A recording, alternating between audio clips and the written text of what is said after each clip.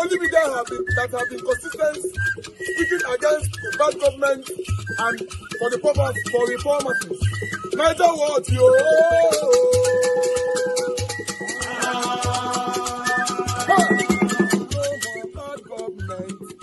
no more bad government. Neither what? No more bad government. Neither what? No more bad government. The only media that have been speaking. No more bad government. The voice of the voiceless. No more bad government. No more bad government.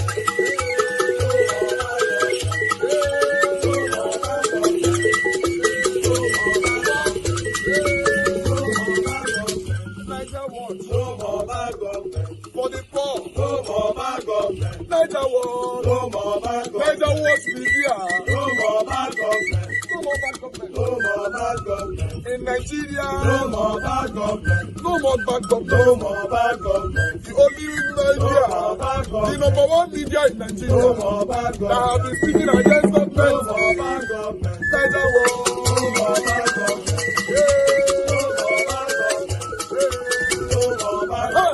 Neither what you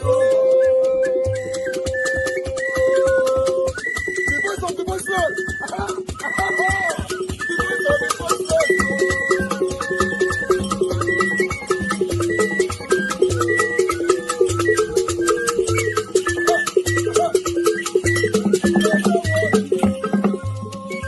Voice for the voiceless. Voice for the voiceless. Neither what media. Voice for the voiceless. Neither watch media. The only media that have been speaking against bad government. Being consistency since 1944. Voice for the voiceless. Voice for the voiceless. Umuwame. Voice for the voiceless. Umuwame. Voice for the voiceless. Voice for the voiceless. Voice for the voiceless. Voice for the voiceless. Voice for the voiceless. Voice for the voiceless. Neither watch you. We have been seeing all you guys have been doing, and he recommending to everyone in Nigeria, saying that you guys are the number one. Neither what you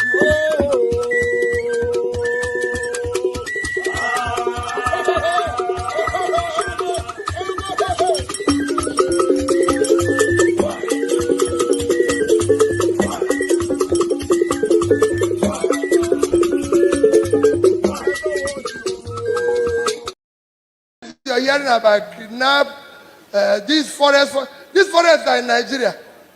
The forest is not overseas. And I say it every day. If people kidnap people and go into that forest, we are going to go into that forest and make sure no animal from there comes out alive. Because the forest in Nigeria. If we are not complicit, of insecurity, it will not happen.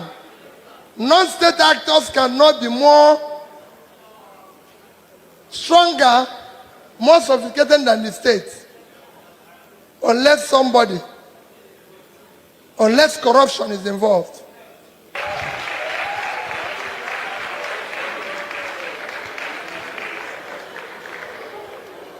Our prelates and all delegates, I greet you in the name of our Lord Jesus. Mine is a very simple one. Number one is gratitude to God Almighty that made it possible for all of you to gather here for this conference today, coming from far and wide and all over Nigeria. Number two is gratitude for the Methodist Church of Nigeria, for their contribution in development in our country today, because you might not know that you do quite a number of contributions by what you do, what you say, and guiding those who are in the support. I apologize that I came in here a bit late. I would have been here much earlier. That was what I was discussing with the governor. Two of us were supposed to take 9 o'clock flight. And when we arrived at the airport and checked in, they said it's been changed to 12:30. And you know, when flights change here, you have no alternative than to be begging that they actually will go that day. So I sincerely apologize. I thank you for gathering, and I wish you the best of the conference. I'm sure God Almighty will guide the conference as always done as usual. I'm happy that I was there in the installation of my dear brother, the prelate, and seeing him here today, I also have the joy. Mine is a very simple one, like I said before. The governor has told you, the governor is my brother. We work closely. In fact, the way I planned to come here before is that we are going to eat breakfast in his house and come here. But after eating dinner in Abuja yesterday, we agreed to come together. But somewhere along the line, it didn't work that way. It's my brother, and I've listened to what he said and all that. I cannot bore you by telling you we are politicians. So anybody who says you go to a place, you don't talk about politics, is not true. Especially as we are the problem of Nigeria. Because Nigeria have no problem. The only problem Nigeria have is we, the politicians. We have decided that the country will not work. You know, it's a country that has worked. It's a country that has been one of the exemplary countries of the world. There's nothing wrong with Nigeria. We have enough land to cultivate the food we need to eat. We have enough human capital to develop like any other nation.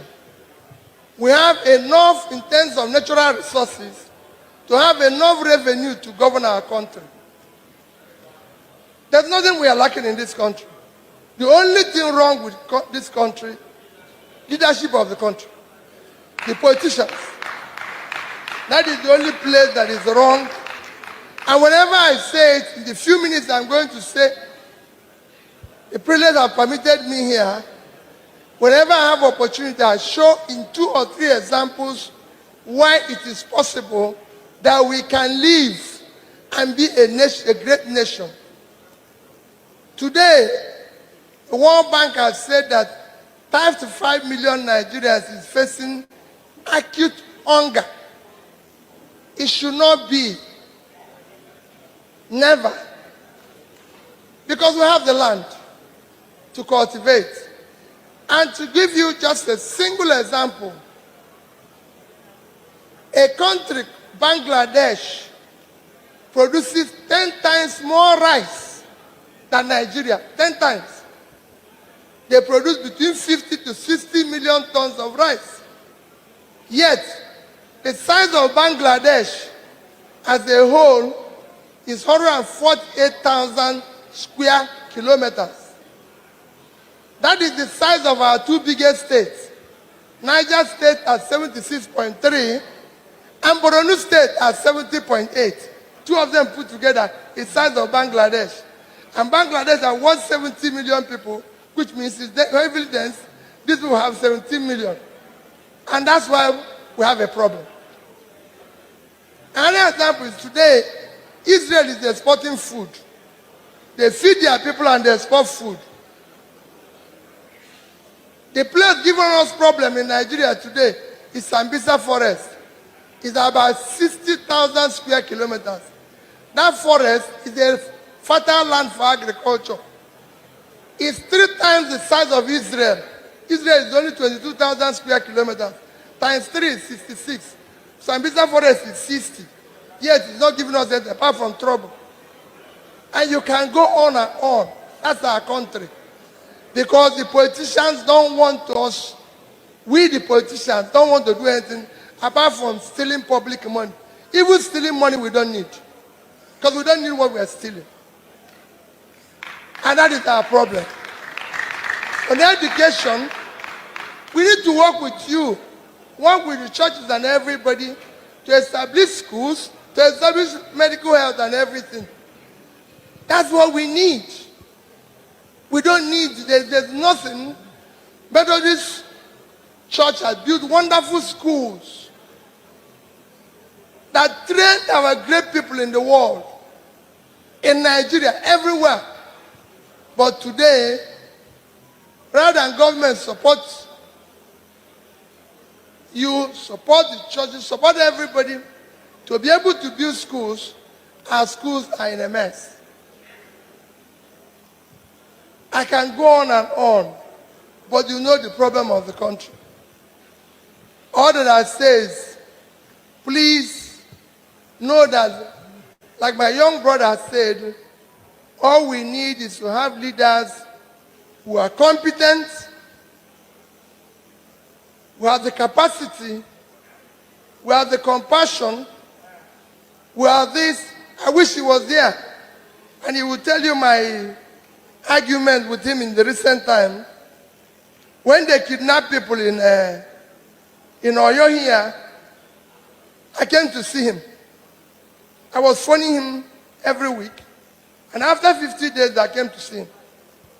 And he told me, and when I said to him, Governor, how is it that is going on and everything?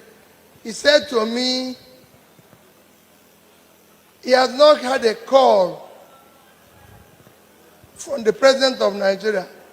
I said, I'm leaving your door. I'm going to tell the president that. He said, Peter, I said, don't worry. I'm leaving your door. I'm going to say it because it's wrong. They should have come to you the next day. All these things you're hearing about kidnap, these forests are in Nigeria. The forest is not overseas. And I say it every day. If people kidnap people and go into that forest, we are going to go into that forest and make sure no animal from there comes out alive. Because the forest in Nigeria. If we are not complicit, of insecurity, it will not happen. Non-state actors cannot be more stronger, more sophisticated than the state. Unless corruption is involved. And that is what is keeping us. So I urge you to remember us in prayers. I urge you, we need leaders who are compassionate, who are committed to changing this dynamic, who are committed to changing Nigeria from these are consumption and stealing to production and making the country work. All this is we are packing. We are not going to go with it. One thing is certain, there's two things you can't buy with money. You can't pay anybody to be sick for you, neither will you pay anybody to die for you. So if you cannot buy these two things, why don't you use public money for public good, where everybody will benefit?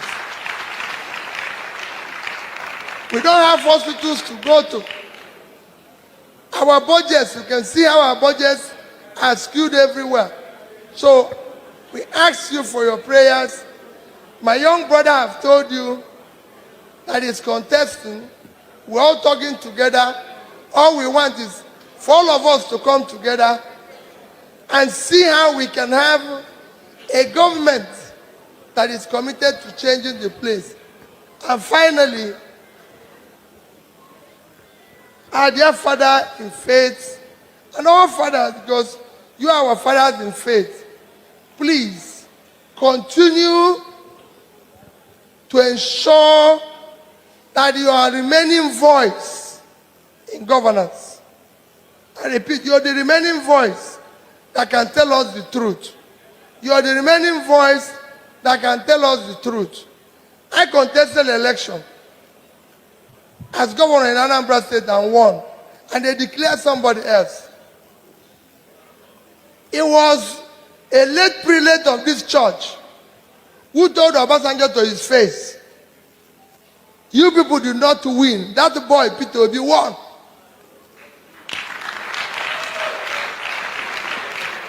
Baba said, you are a churchman. You are not a politician. I said, that's why I'm telling you.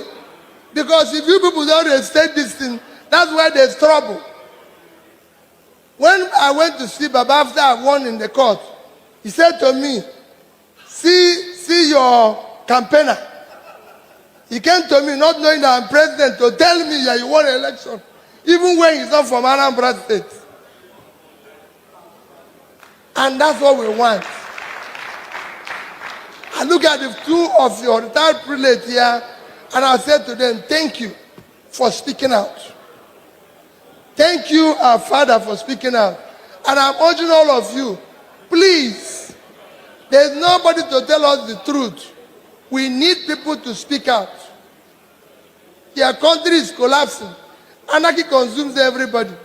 If there's bomb here, it will not spare anybody. The only thing is that if we go to heaven, because you people are bishop, you go to heaven and we go to hell. But here, the bomb will, nobody will come out. So let us please not allow politicians to drag the country into anarchy. Because that's where we're going now. People are hungry. All these things they are seeing in our country is a sign of deterioration.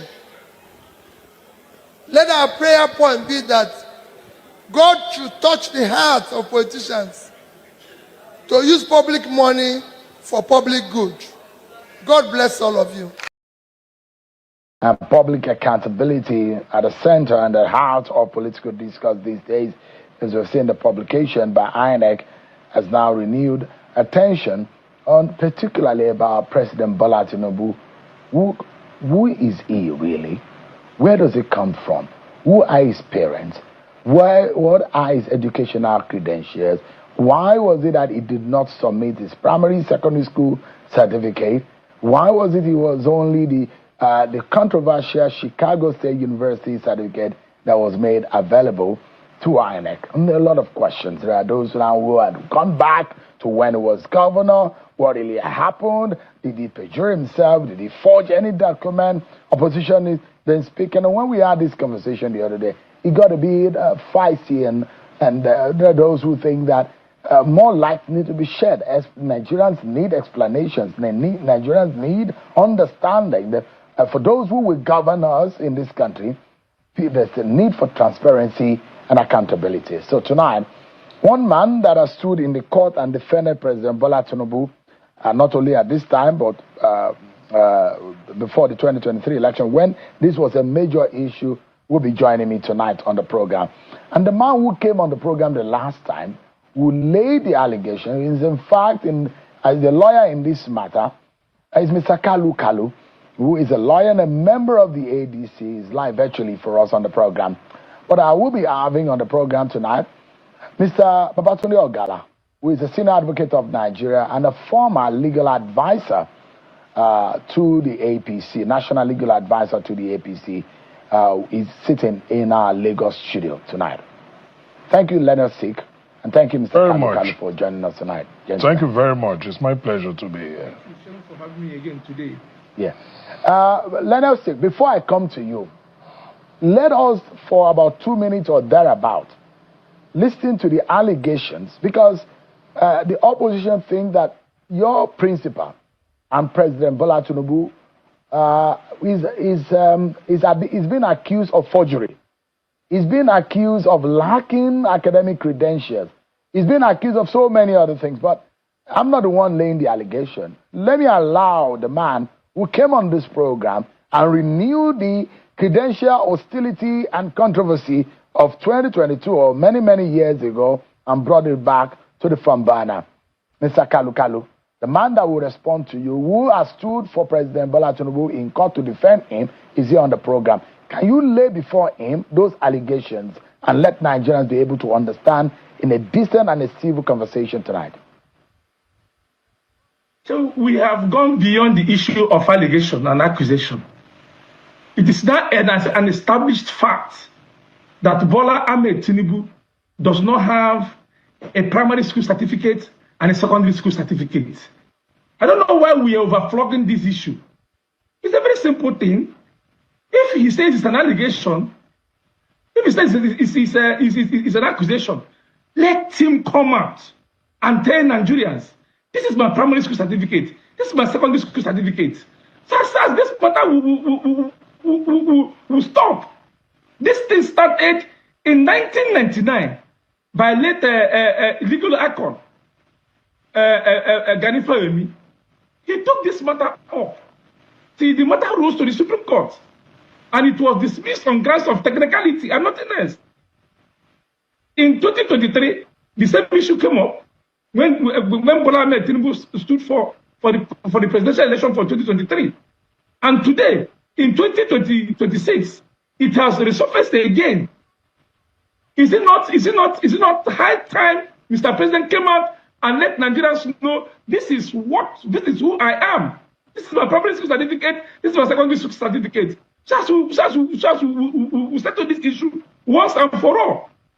Mr. Shehu, in 1999, the Bola Ahmed Tinubu on oath deposed to a fact that while he was on exile, his property was looted and his certificates got missing.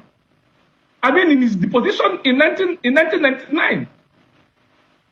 And in the affidavit, same affidavit, he submitted his from INEC from C001. He deposed to an affidavit that he attended one St. Paul's Primary School, Ibadan, which is false.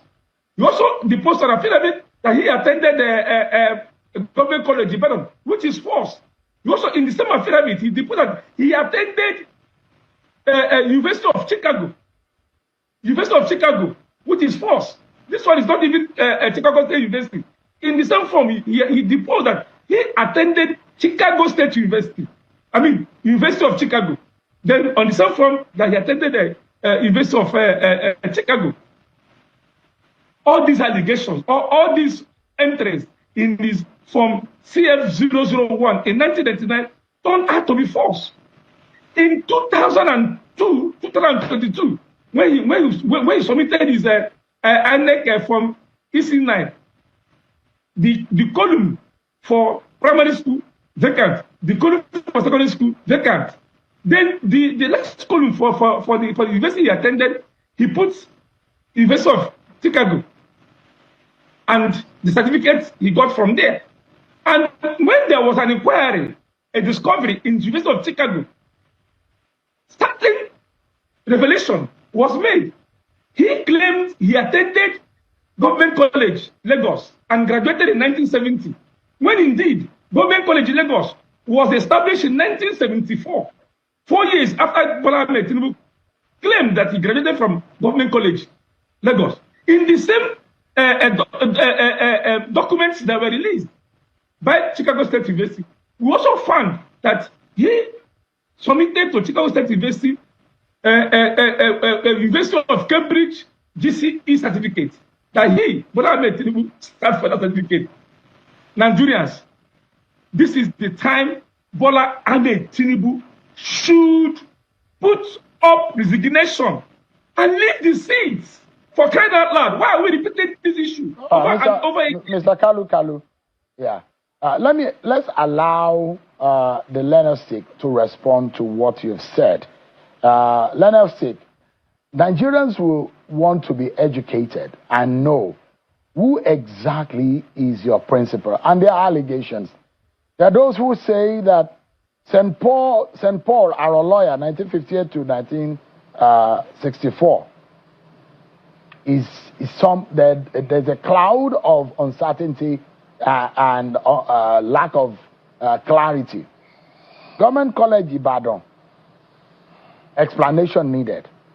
The Richard Daly College, explanation. University of Chicago, explanation needed. Chicago State University, Arthur Anderson accounting firm as a worker there, and Deloitte asking themselves, a lot of questions are being asked about who exactly, the identity, the profile, the education background, the historical antecedent of your principal. All this question makes a lot of people wonder, who is this man? Is he a mysterious personality or what? Can you please educate Nigerians tonight about this man? Sean, for me, I think I would rather not be distracted from the main focus of the issue by going into extraneous matters like you have listed. Between 1999 and 2003, there had been several litigations on this matter, and the courts have ruled. The courts, I say again, have ruled. And taking it from here, the man who just spoke at length here is our regular customer. When I say he's our regular customer, he is our regular customer in bringing this kind of actions.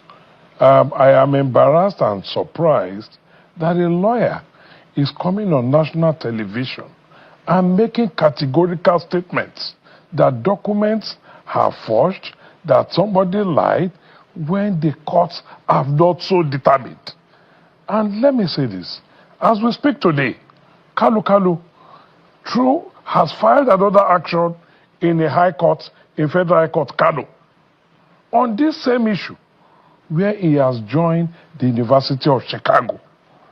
I do not know, or rather, let me not say, I know as a fact that it's most unethical for a lawyer to come on national television to be discussing a matter where he is counsel. These are exactly the questions he has asked, and we are again defending. But before now, in 2022, this same Mr. Kalu that is speaking here filed 5 actions.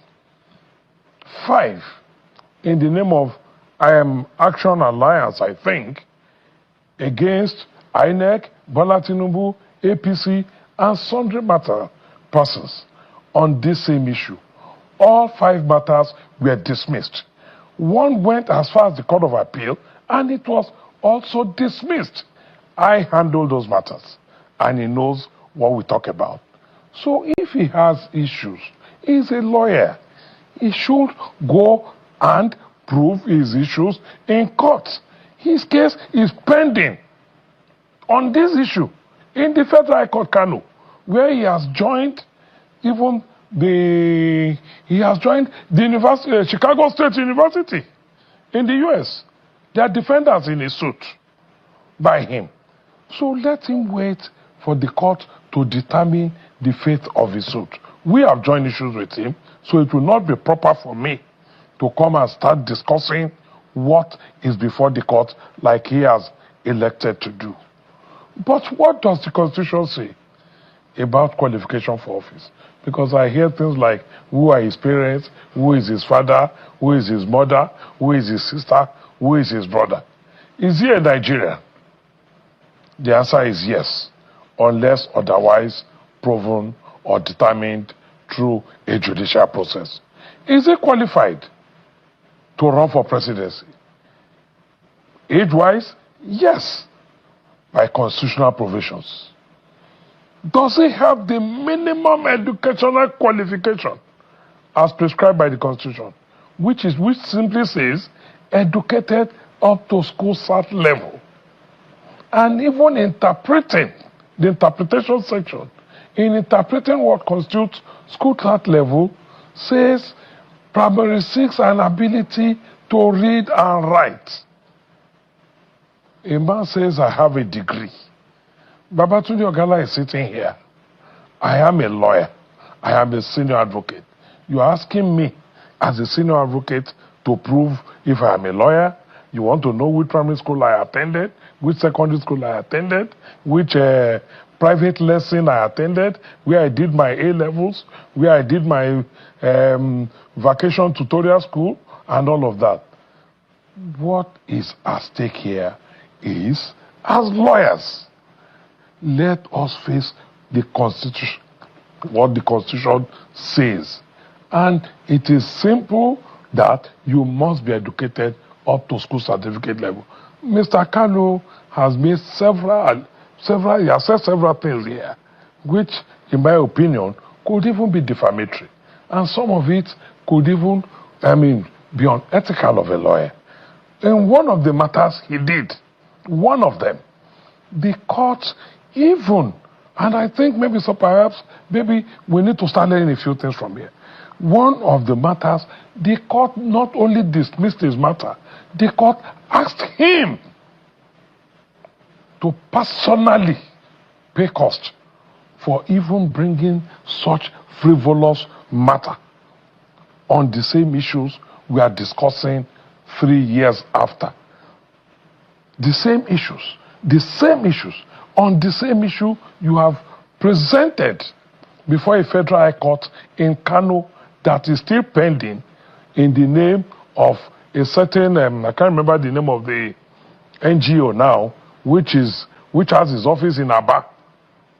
In Aba, yes, Abia State, and his office in Abuja, and the matter is filed in Kano. We have joint issues on that. We have filed our defense.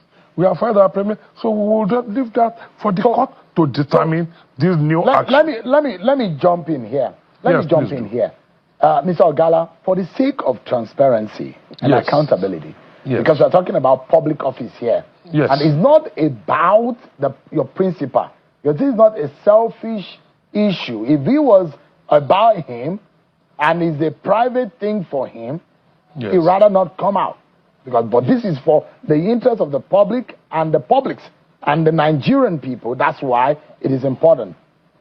Can you tell us what is important? Can you give us a very brief, maybe in one sentence, what schools did your principal attend? Shehu, is it not ridiculous you asking me such questions? What schools he attended? Do I know what schools you attended? Do you know which schools I attended? And you are saying my principal? I can. If you ask me, I can tell you, sir. You cannot even let ask. us speak. And then you go and ask him. Yeah, you ask him. No, Shehu, then ask him. Let us just for a moment, sir. Yes. If I ask you, what school did you attend? Will you be offended? It's my prerogative to provide that information. It's my prerogative. But because you are not a public officer. But as a public officer, even if I'm a public officer, it's my prerogative. The issue here, we are in an election.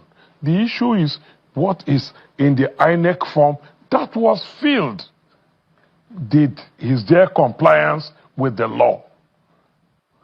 The issue of morality, what the public thinks, this is not morality here. No, sorry, we are talking about a public office and Shehu, here I speak as a lawyer. And the law and morality are not friends. They are not law, is not morality. I speak here as a lawyer. No. When we get to the stage of the campaigns, when we get to the stage of mounting the soapboxes, when we get to the stage of attending debates and interviews, you can ask the man himself the questions directly. Like I said again, you've mentioned Richard Daly College, you've mentioned Deloitte, Chicago State University. That one was, even by his opponents in the last elections, also made all these issues. And so you ought to know what the outcome of that was, both at the Court of Appeal and the Supreme Court. These are settled legal issues. And what I expected us to do is to be discussing much more relevant matters. And whoever is not satisfied with what he has filled, we know the Electoral Act has conferred locus on those who can challenge these things. Let them challenge it. So it is not enough for us to come here filibustering in 1999, late legal like on Ganifa Waimi, matter dismissed on technical issues. And all that stuff. In 2003, 5 matters filed by Kalu were also dismissed. He will tell me on technical issues.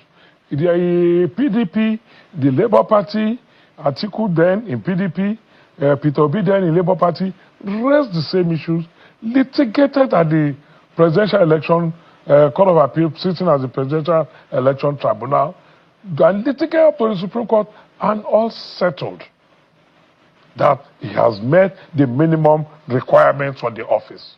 All settled. So why are we relitigating, debating what the highest court of the land has since settled? As to the moral questions, it's not within my purview to start providing answers. To say, it's not within my own purview to start answering questions. Does he eat with his left or his right hand? Or was he a footballer or not when he was in school? That's not within my purview. But let us restrict myself to the legal issues as a lawyer. And those are the issues Kalu has raised today, that he raised some 3 days ago on this same program, which some of us saw online. I'm motivated that, look, we have to put record straight. We cannot just come here. We understand the game. We have gone through it before. We look, I can tell you for free, as long as we are involved, we are not going to compromise. We would defend the mandate. We would defend legally. And yes, go ahead. Yeah. It's a basic principle in law. It says, he who comes to equity should come with clean hands. With clean hands. And in this case, and Nigerians are perhaps, and those who are asking, the reason why this has become a television debate is about if the President Bola Tinubu is the CEO or MD or chairman of a private entity. I'm not sure anybody will be asking that question. And for those who maybe do not know, Mr. Ogala, you probably will not fit it into this description of those who have not engaged or spoken personally or directly with President Bola Tinubu. And is a man whose mental ability cannot be doubted. It's probably one of a few persons, when you sit down with him personally, forget whatever you see on television. I have covered Lagos, I have covered politics in Nigeria for several years. Once you hear Bola Tinubu speak, you will know that this guy is very, very sound. And I'm not sure anybody is doubting whether or not this man has a sound mind. He has intelligence. But if there are questions as to, we want to know this man. He's so loved by his followers. His supporters love him. But if there are things that people do not know, do you think it is wrong for people to ask questions of a public officer? Not only that, for the #1 citizen of this country, why do you make it look like it is a bad idea to question, query, the #1 citizen when Nigerians are unclear about his background? Sheung, I have not, and it's unfair to attribute that to me, because I have not said you have no right or Nigerians have no right to ask questions. They have every right. All I have said is, in my opinion, and I'm entitled to it. And I've also said to you, when it's time for campaigns, when the man mounts the soapbox, when it comes to debates, when it comes on Channels TV, you can ask him these questions. But the legal issues are the issues I talk about. And I'm saying these are things that Mr. Kalu and several others have submitted to judicial scrutiny. I've seen it for the uptime time. He has counsel for Action Alliance. In fact, he's here watching me. In one of the matters, Action Alliance even came to the court to denounce his suit. In one of the matters, penalty costs were awarded against him personally. And as we speak, Mr. Ogala, I'm sorry. Does the president have an evidence of that he went to school? Of this is there a certificate? Sorry, sir. Did the president homeschool for primary school? Did he homeschool for secondary school? Does he have a certificate to show that he was in a primary school, in a secondary school? I have 5 post-secondary school degrees, and I can tell you the years I finished them. And I can tell you my classmates, I can tell you my class of degrees all of that. I've just said to you, the president would answer your questions when you ask him. You can't be asking me. You defended him in court. You have all of the details, don't you, Mr. Ogala? That is why I'm saying the issues in court, we won, we defeated them all the way. Can you repeat what you said in court? Sorry, for those of us who were not in court, can you tell us what did you tell the court in the court as to the educational background of President Tinubu? Is it Chicago State University or the University of Chicago? I won't have the student number. No, tell us, Mr. Ogala. You don't need to refer us to the student number. I will refer tell us, you. You are here with us. It's not just my words against anybody's own. No. Tell us. We are here. We believe you. You will not lie. In the courts. Tell us. You're a respected citizen. In the courts, in 2012-23 election, he filled his form. He exhibited his credentials. Some picked up and challenged it in various courts. And the courts adjudged that the man was eminently qualified for the office he sought. And all these allegations of forgery, He has used the word perjury. He used that word here. He has used the word perjury. He has used the word forgery. He has used the word lies. Nobody. And the burden is on them to prove all of this. And not a single one. To us, Mr. Ogala, Not just a moment, single sir. Clarify to us. Of all Chicago, just for a moment. Who come on TV. Mr. Ogala, clarify Yes. to us. Chicago State University confirmed that President Bola Tinubu graduated in 1979. Yes. At the same time, testimony in the U.S. proceedings indicated that the university could not authenticate the specific diploma submitted to INEC because it did not know how What that proceedings copy are you was talking produced. about, please? Just a moment, sir. I'm talking about the there's U.S. no proceedings when like the matter that. came up in the user. How, Which just a proceedings? moment. How do you reconcile these No, two which issues? proceedings? You are And putting why on should the public proceedings. disregard or regard the matter Which as proceedings conclusively are you settled? referring to, Shehu? Which proceedings said that? That on one hand, he Which graduated in proceedings? Give me the 1979. citation. I was involved. Give me which proceedings said Okay. that. You are the lawyer here. We No, are you the said you just citizens. quoted We are the that public the here. court in the proceedings said they could not authenticate. Which Was proceedings? there a proceeding You pre-2022? will not- I don't have the You details of the don't. case. as So it you are was just at speaking the- almost like Kanu now. No, I'm Yes. asking you a question. I'm a journalist. I'm asking you a question. In the US, in the certain Don't rule the question out on the basis of technicality. The way you have won those Technicality is cases part of the on law. the basis of technicality. It is the law. Constitution we, is we law. just want Electoral knowledge. Act We want is law. information. The electoral process Can you is clarify on that basis? That's Mr. what? Ogala, can you clarify? Clarify that, what yes, now? it finished in 79.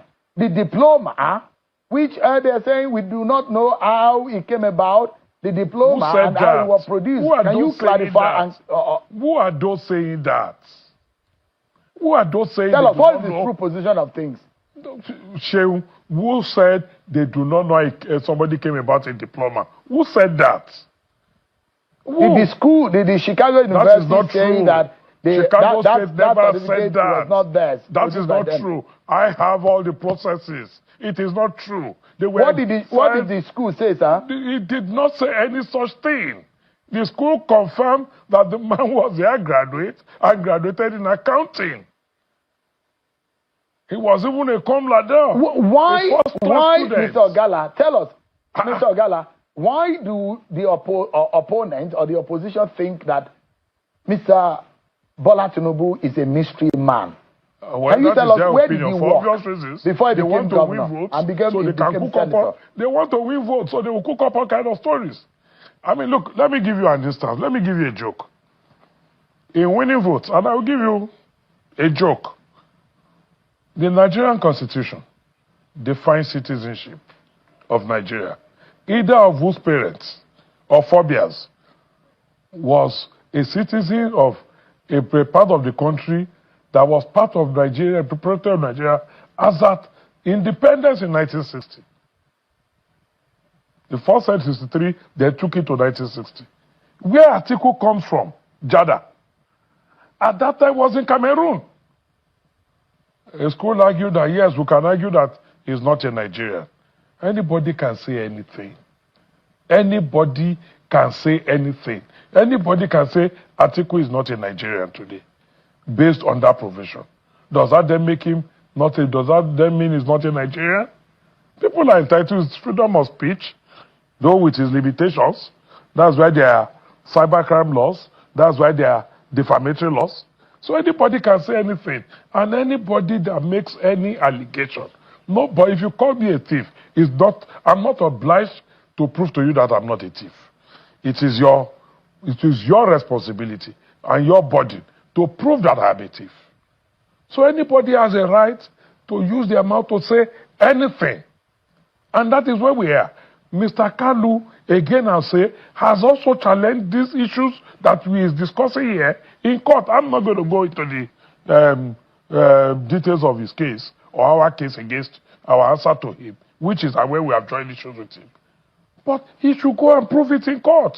In 2020, give me a moment, Mr. Ogala. We're due for a break. All of them lost. Yeah. All of them We're due for a break. Yeah. On this same issue. Yeah. Yeah. Oh, yeah. I wanted you to have opportunity to explain. That's why I've given a lot of time for you to be able to because we are wanting explain. To put because me of on the spot on what is not within my purview and what is not my burden to discharge. It's the burden of those. Is my job to put you on the spot. Although you are not I'm on the spot. It's my job so that you can be able to explain to us. I stand gidigba. Even with my heavyweight, it's going to be tough for you with your small size to push me away. You truly stand gidigba. No, I say Let's with take you, a break, everyone. looking at our sizes, it will be a equivalent task for you to even push me from this stuff, from this spot. You go try small. Don't push me, Mr. Ogala. Don't push me, Mr. Ogala. Giants fall. Giants do fall. Okay. Let's take a break. But when we return, there are more questions to ask about these issues of credential. As I said earlier, it will come to equity. It must come with clean hands. And we'll be asking questions as to the 2027 elections, the options before Nigerians, and the credentials of those who are gunning to lead us as a people. We'll be right back after this break.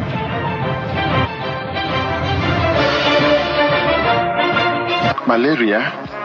Again? I'm beginning to think this malaria is spiritual. Madam Landlady, there is nothing spiritual about this. It is obvious you've not taken the right medication. Luta contains artemether and lumefantrine, and it's used to treat malaria. Hey, Oga Luta, thank you for your intervention the other day. Matter. Submit your... But the distance... You call me JJ. Check first before you... Learned Senior Advocate of Nigeria, Ogala SA. And this question you are asking me to me. That and what exactly are your response to what he said? Shehu, please, because our time will soon be up. This is 7:51 p.m. And this question you are asking me to me is the diversionary, so that I won't be able to touch on those key issues that are germane to this discussion on television today. One, before I come to your question, I need to clarify those issues raised by Learned Senior Advocate of Nigeria, Ogala SAN. One, it is unfortunate that a Senior Advocate of Nigeria will come to a national television and international television to lie to the whole world that there is a ruling or a judgment of court in anywhere in Nigeria that held that Bola Ahmed Tinubu is eminently qualified to run the election.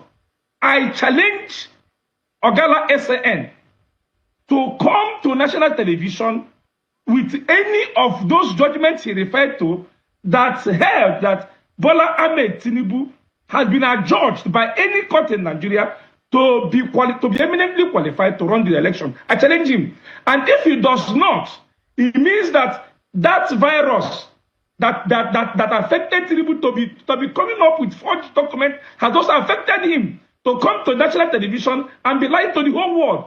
Let me make this thing clear to the whole world. There is no judgment of court anywhere in Nigeria, even outside the shores of Nigeria, that has decided on the merits, the issue of the perjury by Ahmed Tinubu. No such judgment exists anywhere in Nigeria, outside Nigeria. And I challenge him to produce it. That is one. Two, so let us place this thing in proper context. The issue here is in line with Section 1371J of the 1999 Constitution of the Federal Republic of Nigeria that says any person no person shall be qualified to contest for office of president if that person has presented a forged certificate to INEC. That is the grand norm. That is the law. Today, Bola Ahmed Tinubu has submitted forged documents, forged certificates. I will list them now. And you asked him, he intelligently, every senior advocate of Nigeria, in Nigeria, they are all intelligent. He intelligently avoided that question. Which primary school did Bola Ahmed Tinubu attend? He didn't answer it. Which secondary school did Bola Ahmed Tinubu attend? He did not answer it. He spent 30 minutes discussing on frivolous issues that do not touch to the substance in this matter. What is the substance? Did Bola Ahmed Tinubu in 1999 submit forged certificates to INEC? The answer is yes. Did Ahmed Tinubu submit forged certificates to INEC in 2022-2023 general election? The answer is yes. And we challenge him. It's not an issue of I came to national television to be making allegation. I am saying it here for the whole world to know and come to me. So it's everywhere in the social media. You don't hide it any longer. That Bola Ahmed Tinubu in 1999 deposed that he attended St. Paul's Primary School in Ibadan, which is false. Let Bola Ahmed Tinubu and his handlers and Ogala SN come and say it is not false. In 1999, Bola Ahmed just a moment, because of the time, let him be able to let Mr. Ogala quickly respond to those two issues that you have raised. Mr. Ogala, I'm embarrassed. You have accused him of lying. He has made an accusation. Let him be able to defend himself. Mr. Ogala, you have about a minute to be able to. I will tell you, it was the judgment that determined that Bola Tinubu was qualified to run for presidency, right? I would just refer him to his own case that was dismissed. That is one that he filed on behalf of Action Alliance. I will refer to the judgment in the of the Supreme Court in the petition of PDP and Labour Party that challenged the qualification of Bola Tinubu to have contested the election, and the court has said he is qualified, that he made the qualification. So what does he? Maybe he doesn't know about those cases. I can pardon him if he doesn't know. He has made some unguarded statements, with all respect, even accusing me of lying. I will not use such words. I will not use such uncivilized words on national television to say I am lying and I'm infected by a virus. I mean, it's too much my junior. I'm a very senior member of the bar to start joining issues with such pedestrianism. But until a court is a lawyer, and he ought to know, only a court can determine that somebody has perjured, that somebody forged a document. He cannot, I cannot. Sure, you cannot. He can only speculate. He's saying he lied, he forged, he presented. Which court has had so adjudged? Counsel, Kalu. Which court said so? You are not a court. You are not an investigator. You are not a forensic expert. You cannot make such pronouncements. They are at best allegations. They are at best speculations. All right. Let us take just a moment because we need to close the program. Let us take just a moment because we need to close. Mr. Kalu, in 30 seconds, what are your final thoughts? Quickly, we need to close. You see, he said in the case which was dismissed, I thought he would just read a line that says Bola Ahmed Tinubu was adjudged qualified to run in view of the allegation against his certificate. He didn't read it. He now said the Supreme Court will also adjudge Bola Ahmed Tinubu to be qualified in view of his forged certificate. He didn't say it. All I am saying is it's a very simple matter. In line with Section 1371J of the 1999 Constitution of South Nigeria, has Tinubu in any way submitted forged document? And the answer is yes. All right. Let them Mr. Kalu, we are out of time. Let us take your 30 seconds of your final thoughts. Let the federal court in Kano agree with you. Your position in Maybe you have a case pending in Kano. Go and argue your case in Kano now and prove these allegations. Not come and talk on TV. You have a case pending in Kano as we speak, filed by you, Kalu. Go and prove it there. You've had 5 in 2002. You lost all. Gentlemen, we are totally out of time. Mr. Babatunde Ogala, it's good to see you, sir. Senior Advocate of Nigeria, a former legal advisor of the APC. Thank you so much indeed for your time. Mr. Kalu, it's a pleasure having you back on the program tonight on this matter. A lawyer and a member of the ADC. Thank you so much indeed. I thought that everyone's got some clarity and information about these issues. You can make up for yourself your mind and your opinion about the issue. But that's how we end the program tonight. Many thanks for watching. I'm Shinwa Kimaloe. God bless Nigeria.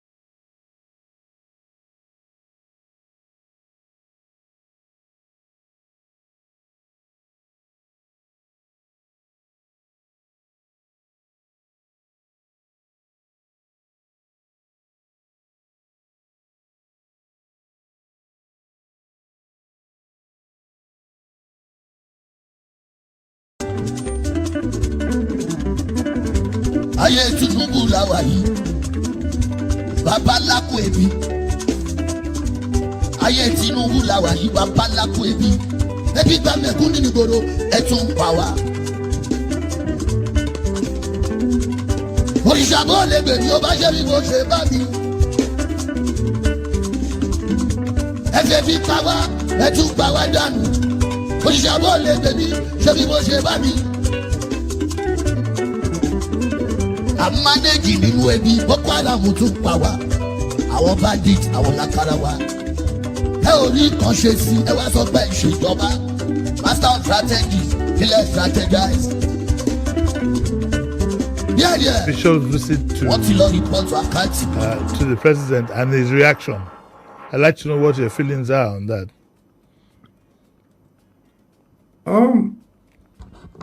Well, I think, and thank you for having me. It's I'm sure one of these days we'll meet in person. I hope so. Yeah. Soon enough. I think it's routine for the president to meet whomsoever he wishes to meet with, and I think the news really is not the meeting, but what transpired after the meeting. And I do not understand whose idea it was for the presidency to set attack dogs after Cardinal Onayeka. I really can't understand what their intent or design was, or whose brilliant idea that was, because that was beyond stupid. And I'm not going to try and pull punches about that. It was absolutely beyond stupid. Now, the meeting had finished. By the way, Cardinal Onayeka was the senior-most cleric in that delegation. Yes. Yes? Although the president of the CBCN is the president, Cardinal Onayeka was the senior-most cleric. And he was simply offering an impression about what transpired. What then followed was inexplicable. The release from every possible spokesperson in the presidency, right? I'm not going to say I necessarily think I would have agreed with even one release, but to have every talking head, every mouth, every set of mandibles in the entire pack going after him, and not just that, you then had Babajide Titoju from TVC. You had, what's his name, this kept man in the nation. What's his name again? Right. The Shekiri man.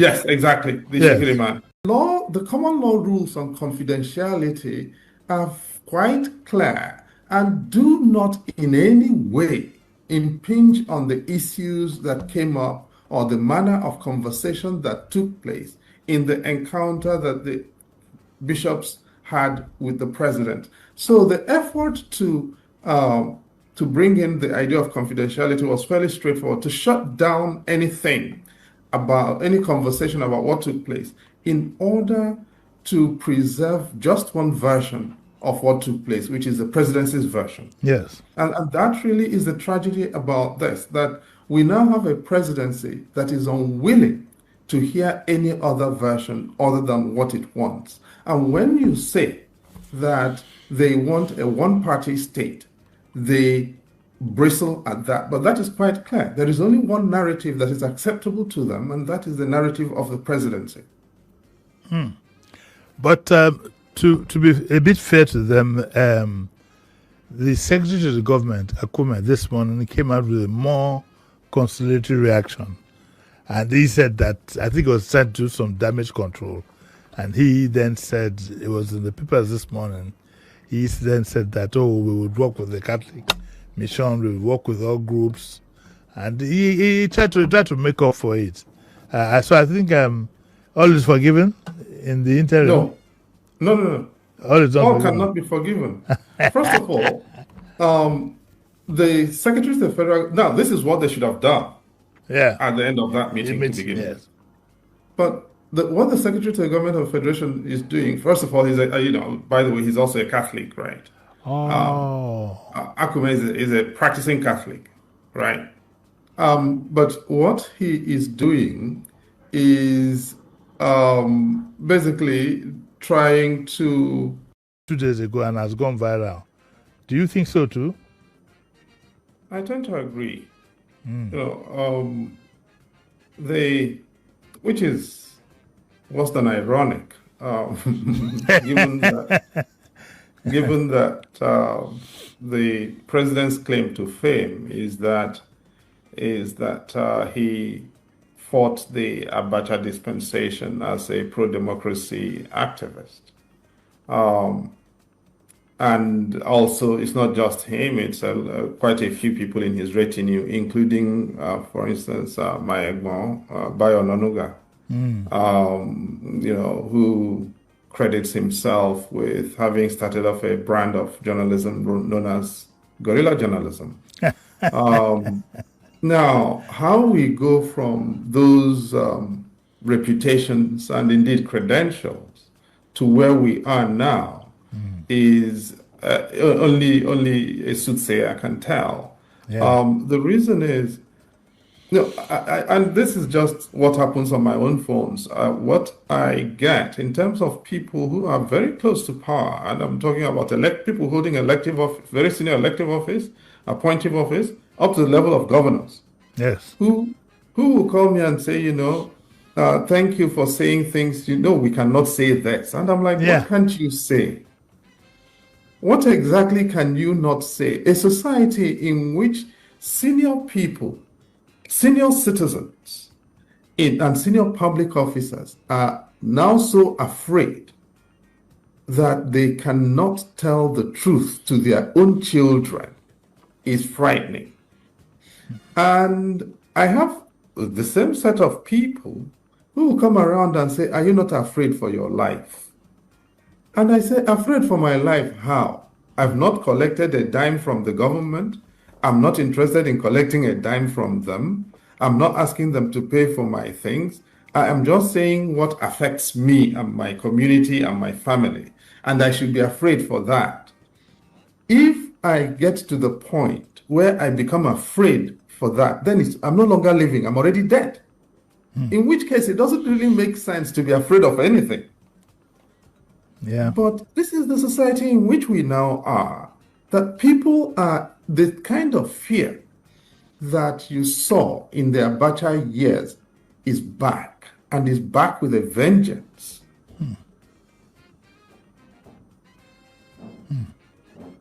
And that's frightening and chastening as well. You know that there's some apparently, if we did have a free and fair system by which people could express themselves, most people will opt for a change. Do you think of the possibility of any change in the 2027 elections as currently manifested? Do you think, for example, that the APC, should it lose the election, will let go? Well, we're in the run-up to an election as we speak. There'll be the governorship election in Osun State in another week, isn't it? Yeah. And that probably should give you a foretaste of what's due. As I've made it quite clear, I was in school with the current INEC chair, and he was my colleague in law school. But I've got to be quite honest and plain in saying that I don't think the current INEC leadership is willing or able or capable of organizing a credible election on the current evidence. On the current evidence, I do not think the current INEC leadership can organize a credible election or is willing to do so or cares about doing so. Secondly, if an INEC were to be interested in organizing a credible election, they should have been scandalized that it was the president before the bishops guaranteeing their neutrality. And he guaranteed their neutrality with the words that INEC has never intimidated anybody. That should frighten all of us. Now, a credible INEC would have issued a statement, at least in clarification or as a follow-up to the president's declarations before the bishop. Before the bishops. I think it is not the presidency you would think is a slightly more elevated office than the office of spokesperson of INEC. INEC. And to reduce the presidency to the level of an INEC spokesperson guaranteeing or mouthing off about the neutrality of INEC is troubling, very troubling. The fact that the INEC has said absolutely nothing in reaction to that should even trouble people a lot more, because the perception that the INEC in the pocket of the presidency is richly abounds at the moment in the country, and nobody is making an effort to dissuade people of that perception. Mind you, we've been here before. In 2007, President Obasanjo wrote the results of INEC. And I hope he's listening to this, and I hope he can sue me for saying so. The INEC was doing collation at that point. After the presidential elections in 2007, go around, there is no result for the 2007 presidential elections. Okay? Why is that so?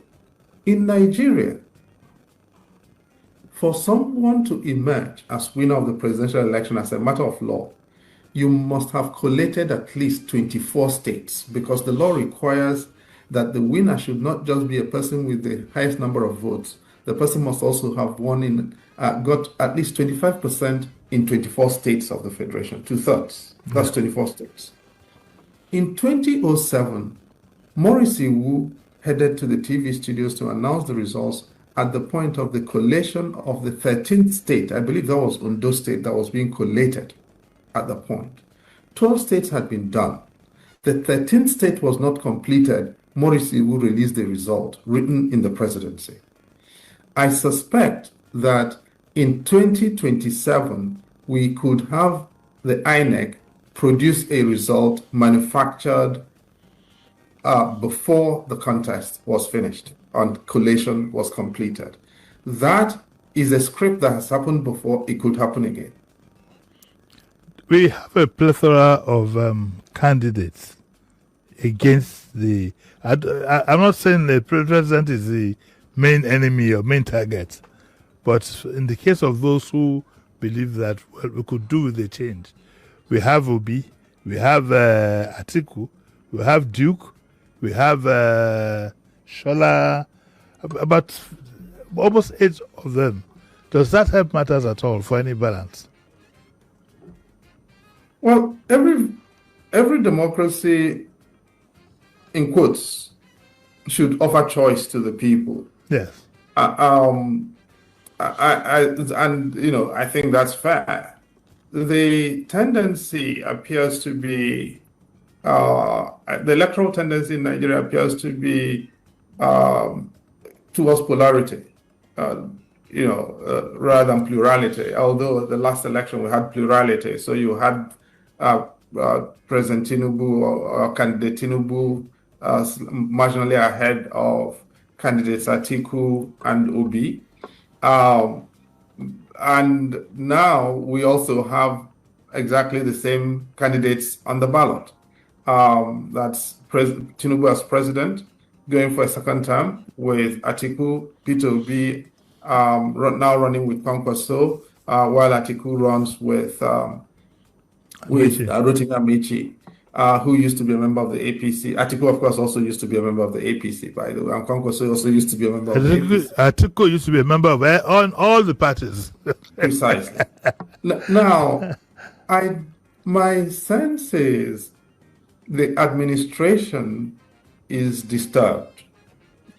I do think that their original plan A was probably to exclude credible candidates from the ballot. Completely. Using the judiciary. And I think that's the only way the script that's played out so far makes sense. I suspect they may have slightly soft-pedaled on that because of the kinds of reactions that have trailed that and the possibility, I suspect, that they may have got some advice or suggestions that this could provide a basis for a scenario that is not conducive to minimum national stability, that this could actually disturb or enrage the peace of the country. And so they have slightly backpedaled on that without necessarily withdrawing the legal jeopardy that the parties are in. That's the most credible platforms, Atiku's platform in the ADC and Peter Obi's platform in the NDC. Atiku's platform in the ADC has gone through the Court of Appeal at the moment, so we'll find out whether the INEC is going to go to the Supreme Court on that. The NDC is still before the Court of Appeal with its own case, and we'll find out what happens with that. But my sense is they may well allow a contest to take place, and if the numbers for those candidates begin to look credible, they will go back to the court system and use the court system to, they will return to that plan A, which is use the court system to expose those candidates to legal jeopardy and through that retain power.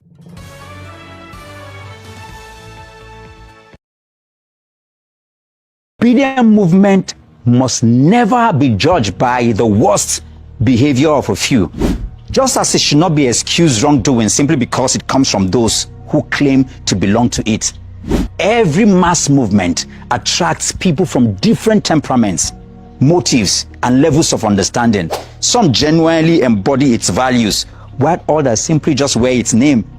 It is therefore unfair to define millions of obedients by the character of a handful of individuals on social media.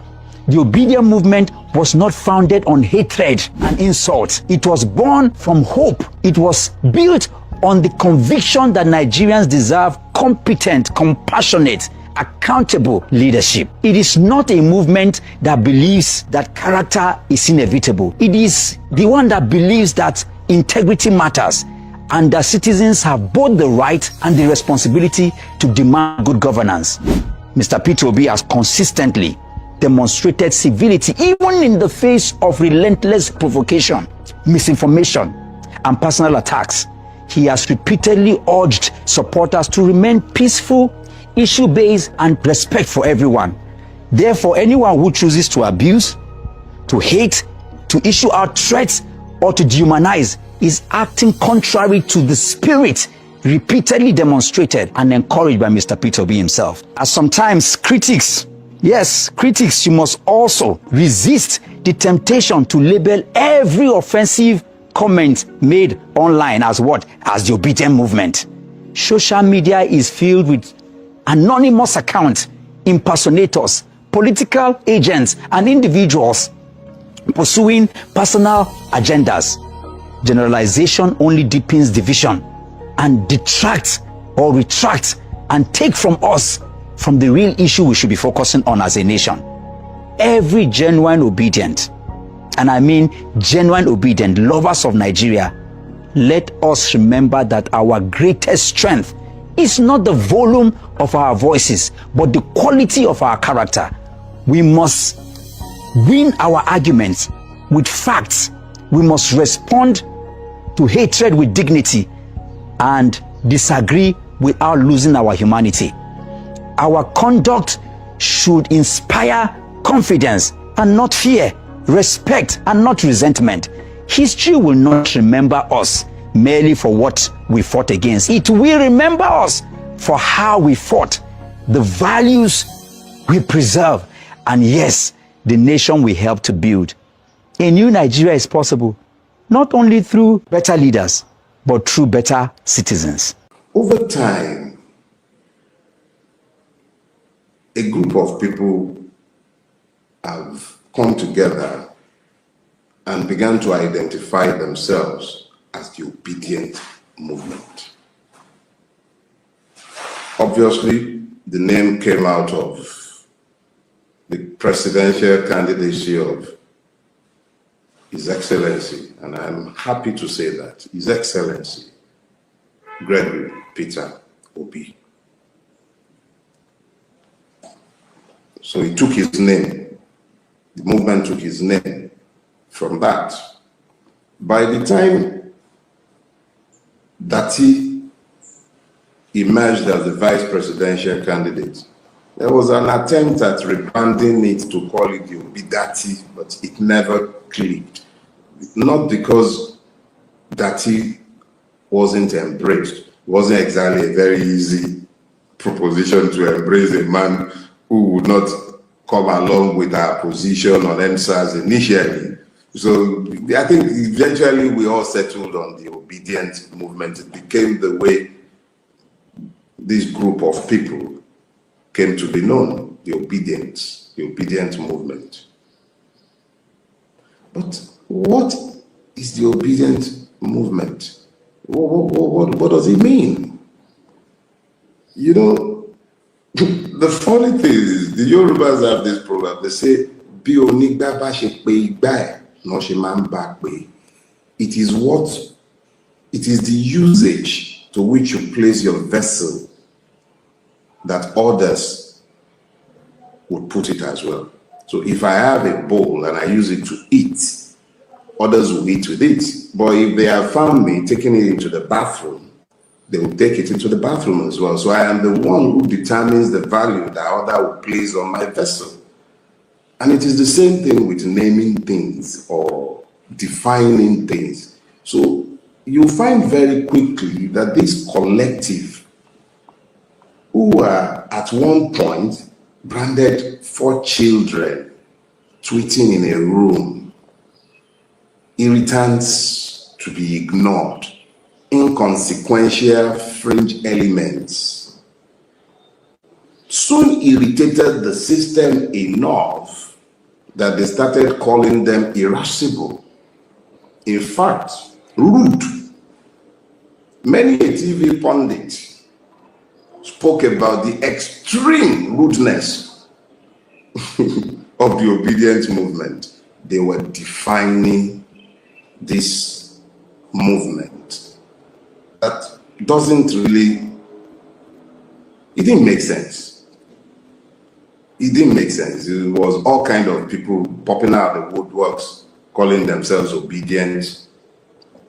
After a while, they said, no structure. It's a structureless, then they will soon fizzle out. And then you guys started with the rallies. And then the rallies snowballed, began to spring up all over the country. They say, oh, it's an Igbo thing. Soon you began to see rallies in the east, in the north, in the west, Lagos, everywhere. Rallies began to spring up. But this does not define the movement. What is the obedient movement? So, what is a movement? A movement is essentially a group of people who have coalesced behind a particular set of ideas. So you can only define a movement by the ideas that it propagates, the ideals that the movement holds there. That means a collection of people have common ideas as to what they want, and it is these ideas and ideals behind which they will coalesce. But that is not enough. Not when it is a movement that considers itself revolutionary. Because I am not part of any movement that is not revolutionary. My purpose is to change Nigeria. So when I looked at the obedient movement, before I settled on becoming a member of the obedient movement, I asked myself, what does it mean? What is the thesis behind which the obedient movement is queuing? I spoke with the totem, Peter Obi himself, a few times. I felt the pulse of the people who were calling themselves the Obedience. And what did I find? They want a different Nigeria.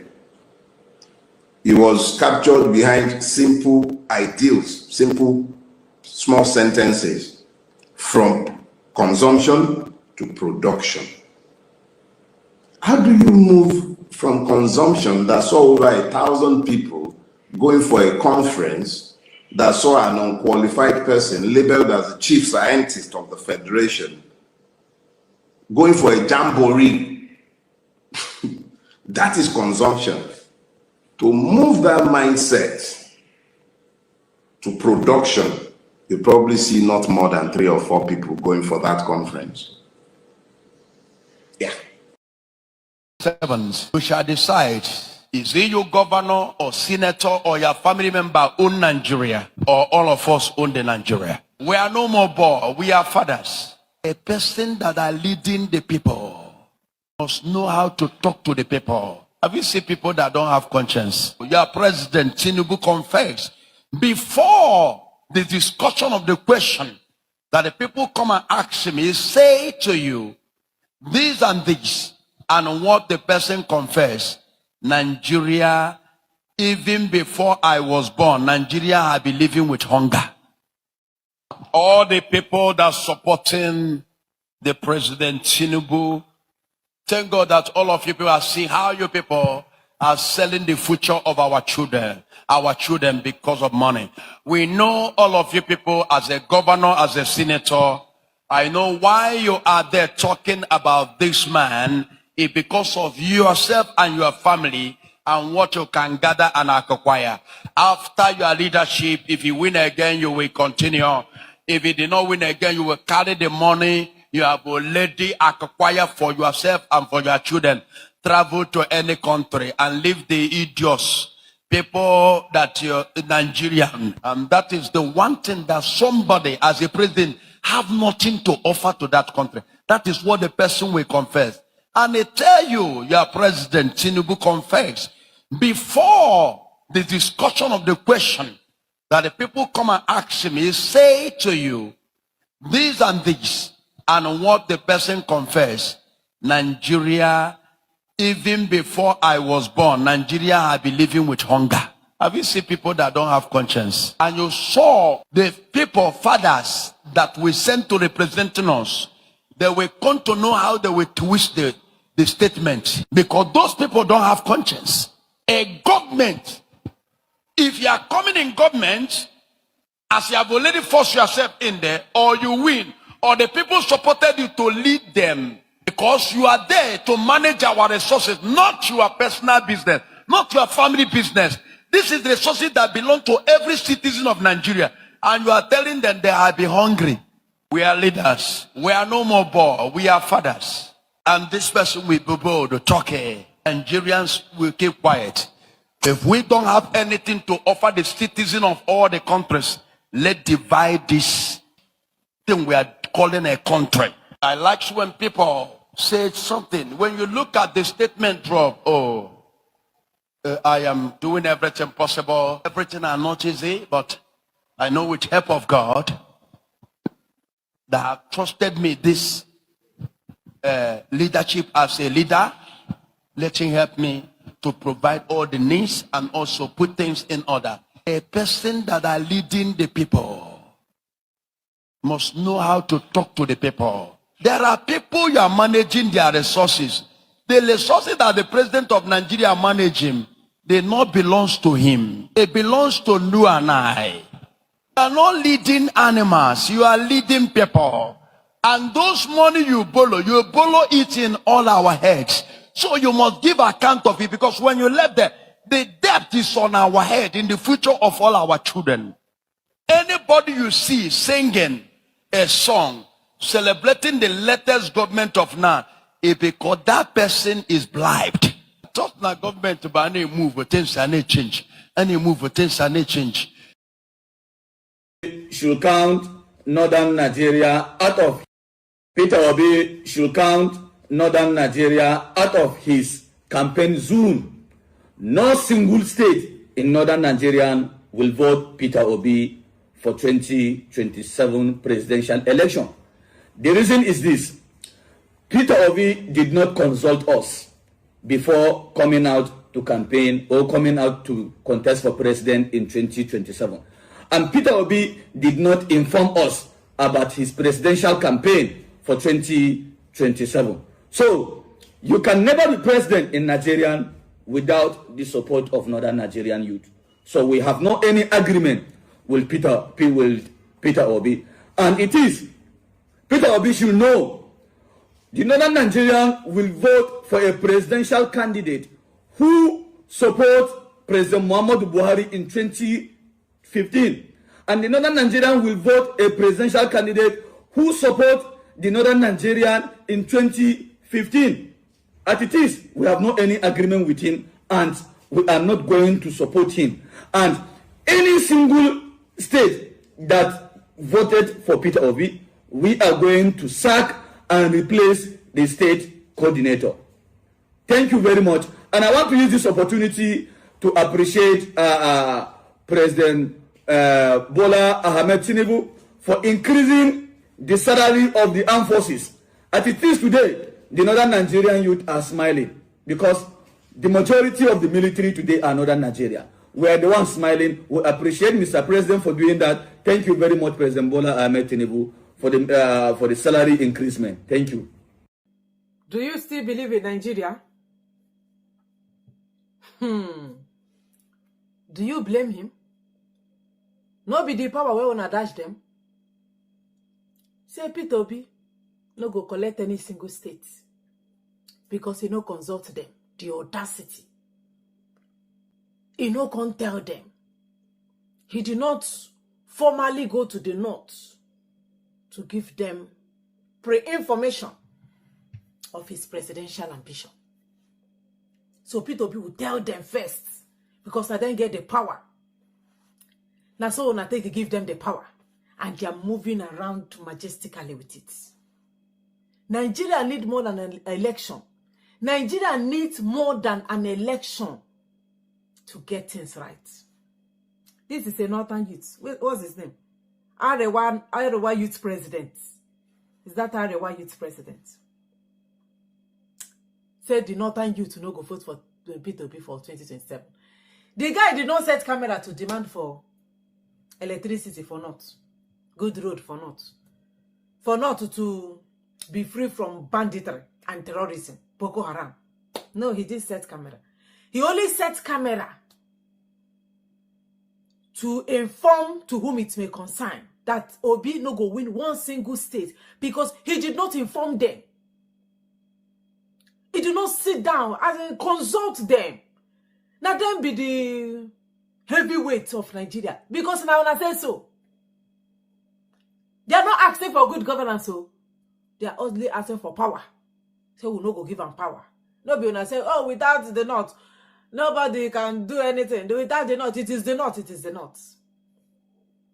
Now why I no believe say Nigeria go work, even if I support P2P. I no believe say it go work. You are sharing country with somebody where mount camera, they tell you that you know come consult them. It's not even demanding for factories and industries to be manufactured, as in to be built in the north where the jobless youth of northerners, they are jobless youths. He did not even say that they have millions of Alamajiri littered around the north without doing anything. He is not asking for what they intend to do for them. And how the North will come out of their own problem, because North get their problem. How will they come out of their problem? No, they have given him his own part of the loot. He don't take his own part of the loot, and they have told him, mandated him to mount camera and instruct Northerners, because the Northerners are the type of people that you are the one, they tell them what to do, they tell them who to vote for. They don't have the mind of their own. Such a thing don't happen in the South. Every Southerner know who they want to vote. Even if we get people who know to get sense, we know to know anything for North, for South, but you will see them deciding what they want, who they want, because then they go market, now then they pay house rent, now then they pay bills, they know what it takes. But Northerners cannot relate. They are not the same. We are not the same. will not be the same. So the Arewa president say the reason why people they no go vote for her because you no can consult them. This is a country that is giving you right to vote and be voted for. That is why I not to blame them. I not really to blame them like that. It is us that want it to be so. It is us that want to allow something like this to continue going without anybody answering questions. There are some people that should be answering questions as to why Nigeria is still standing. Divided, united we stand, divided we fall. Be divided we fall, united we stand.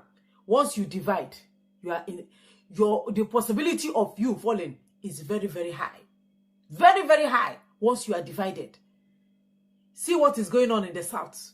Why the northerners are using, oh, people say we will not vote for Tinubu. Let us see now. You have to consult us. You must tell us. You have to come. Tinubu go come prostrate for northerners. Tinubu go, sorry, P2B, I beg your pardon. P2B go come to ban. Go come prostrate for northerners. P2B go come beg northerners. The same person that said that he will bring good governance. The same person that is telling them if I don't do this or that. This is what I am promising you. This is what I will do with the North. The person where they promise them. Everything where P2B they talk is not. He's concentrated on North because he knows that where problem of Nigeria start and where he did. This is what I will do in the North. This is what I will do. The person that has been constantly talking about the promise when he go do for North. As in the promises what he intend to deliver in the North. It is the same region threatening him that they will not allow him to come because he did not do proper consultation. And Una still believe Nigeria. Una still they stand with Nigeria. One Nigeria. It's not that I stand, I know I am neither here nor there. But all of us go finally agree. No, Oga how work. Oga how work. It will not work if you are seeking for good governance. Somebody is telling you about power, that they are interested in grabbing power. They just want somebody. Okay, look at it. That person will support Buhari. That person will support the cluelessness of Buhari. It is the person they not to give their vote. Please, this video not they irritate you. Is this video not making you to feel like to throw up? I'm asking you, how do you feel listening to this Arewa president? This is the mentality of Northerners. This is the mindset of the people where both of all of them they share the same country with. This is how he think. This is how they reason. Why you are asking of electricity? Why on a demand solar panel as an alternative to power? These guys are still interested in telling you that because they were not properly consulted, because P2B did not come to maybe him or that because of that, no, he doesn't have rights. They are not even talking about, oh, this man say he will do this for us. Are we sure he will do it? P2B say he will do this for us. Okay, let's even ask him, what other thing will he do for us? Because right now we are suffering. And at the same Northerners then they kidnap. Now them they suffer of highest rate of banditry. Now see them be the highest in poverty. The same people. Now my brothers and sisters now, maybe I'm not thinking well. Maybe my brain not the work again. Maybe I'm getting brain fog. But can you people tell me anytime when Northerners don't come out to demand for good governance? Anytime Northerners come and say, no, we don't, this cannot stand, this cannot continue. Anytime when Northerners don't come and say, what we have been getting is not what we are expecting. Please, who can help us? Who can save us? Because they not need to be saved. But they are not even, now they're worried. We are worried more than them. They are not bothered. Now them then they kidnap. Now show we they see videos where then they flog them. We see how their children are getting kwashoko in a big 2026. They are not asking for electricity, good road, pipe-on water. All they want is who is going to be the next president. Is it an Arewa man? Is it a Fulani man? That's all they are interested in. Why you are hustling on how you are going to get your PhD, your master's, how you can be better, how you will travel, how you can bring your parents or family out of poverty, how you can travel abroad, get a greener pasture, advance your family, change the view of your family, the picture of your family. Just you want a better life, better everything. Why you are hustling for all this? A Northerner, a Fulani person, A Kanuri man is telling you that they want somebody, the person will support Buhari for 2015, and the same person will Northerners go support for 2026 or vote for in 2027. God, I don't know how it could be possible. I don't know how it could be possible. I just don't know how it's going to be possible. But I don't want to share the same country with people like this. Is it not depressing to continue sharing the same country with the daughter? If you discuss Nigeria problem, these ones are just talking about who to grab power, who to take power. And the person who will take the power is not even better in the lives of anybody. Just power. Yes, they will get few millions. And it's all, that one will just go. And the person who will take the power will continue subjugating every other person. Now, the person where would they share the same country with, whether you support P2P or not, this matter, this matter don't pass waiting, we go sit down and discuss. The matter don't reach for you people to consult, no international bodies to consult. You can't continue sharing country with people like this. So the more you share country with them, the more you suffer. Thank you for watching.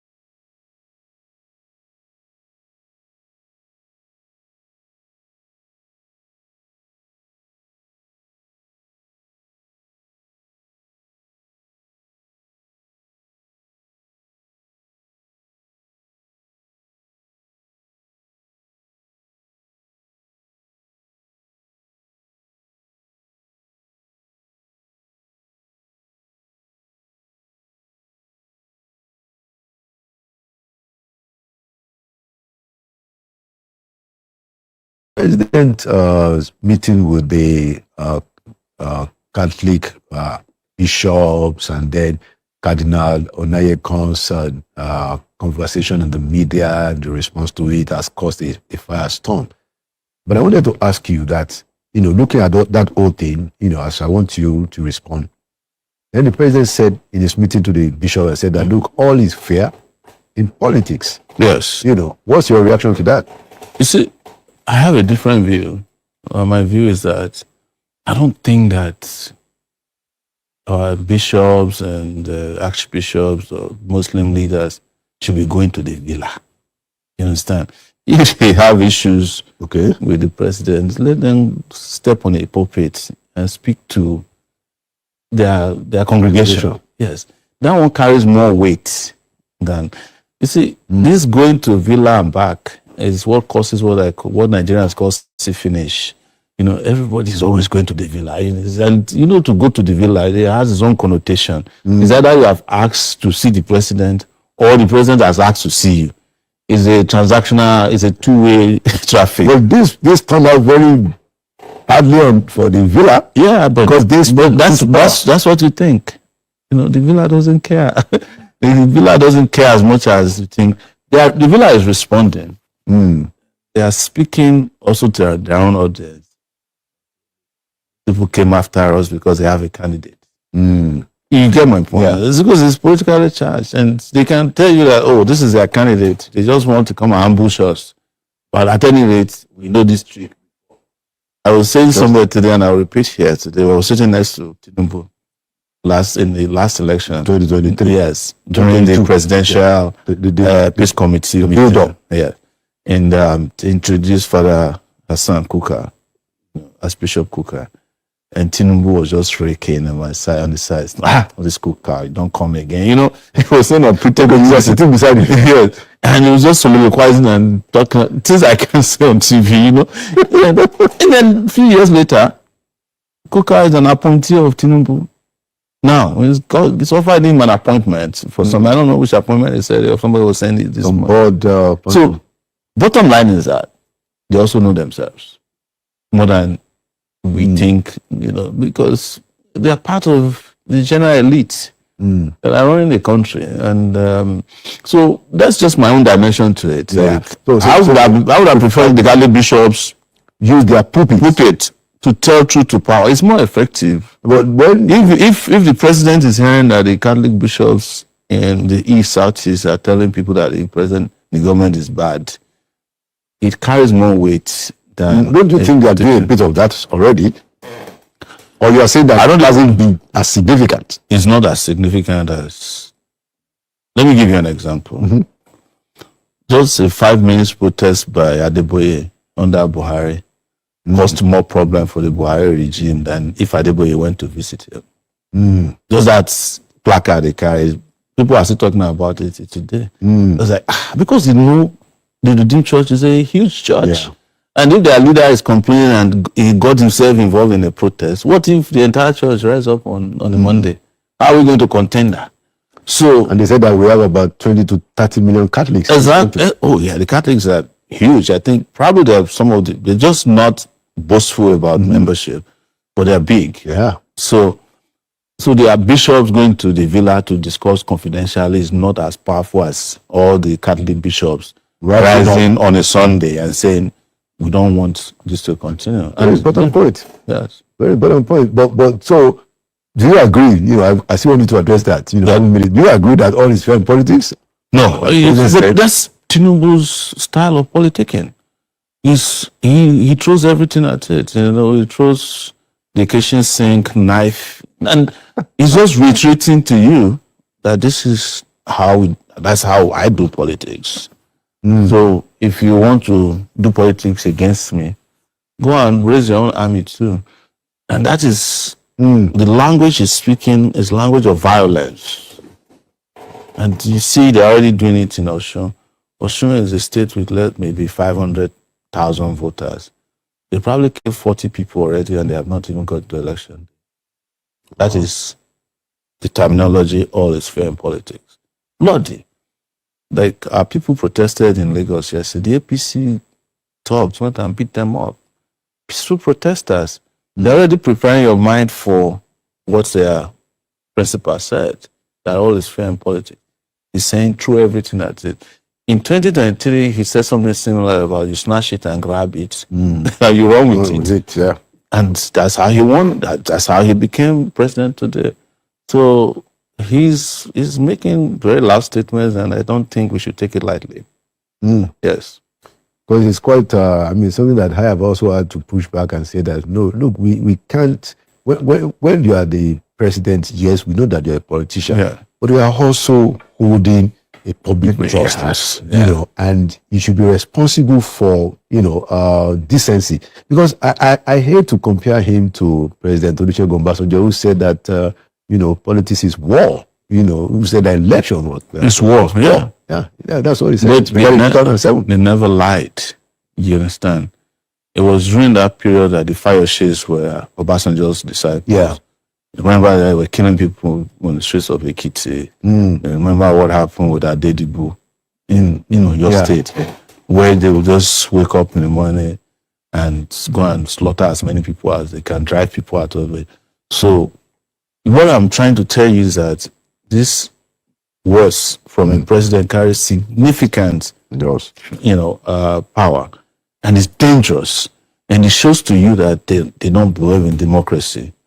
I make the comparison between Nigeria and American politics, and I'm not saying that American politics is not violent, because they try to kill Trump, but yes, the scare on the chopper. No, the shots. That's true. But those ones are like exceptional violence. But in terms of the grassroots, I don't hear that American was killed because they have a different political opinion.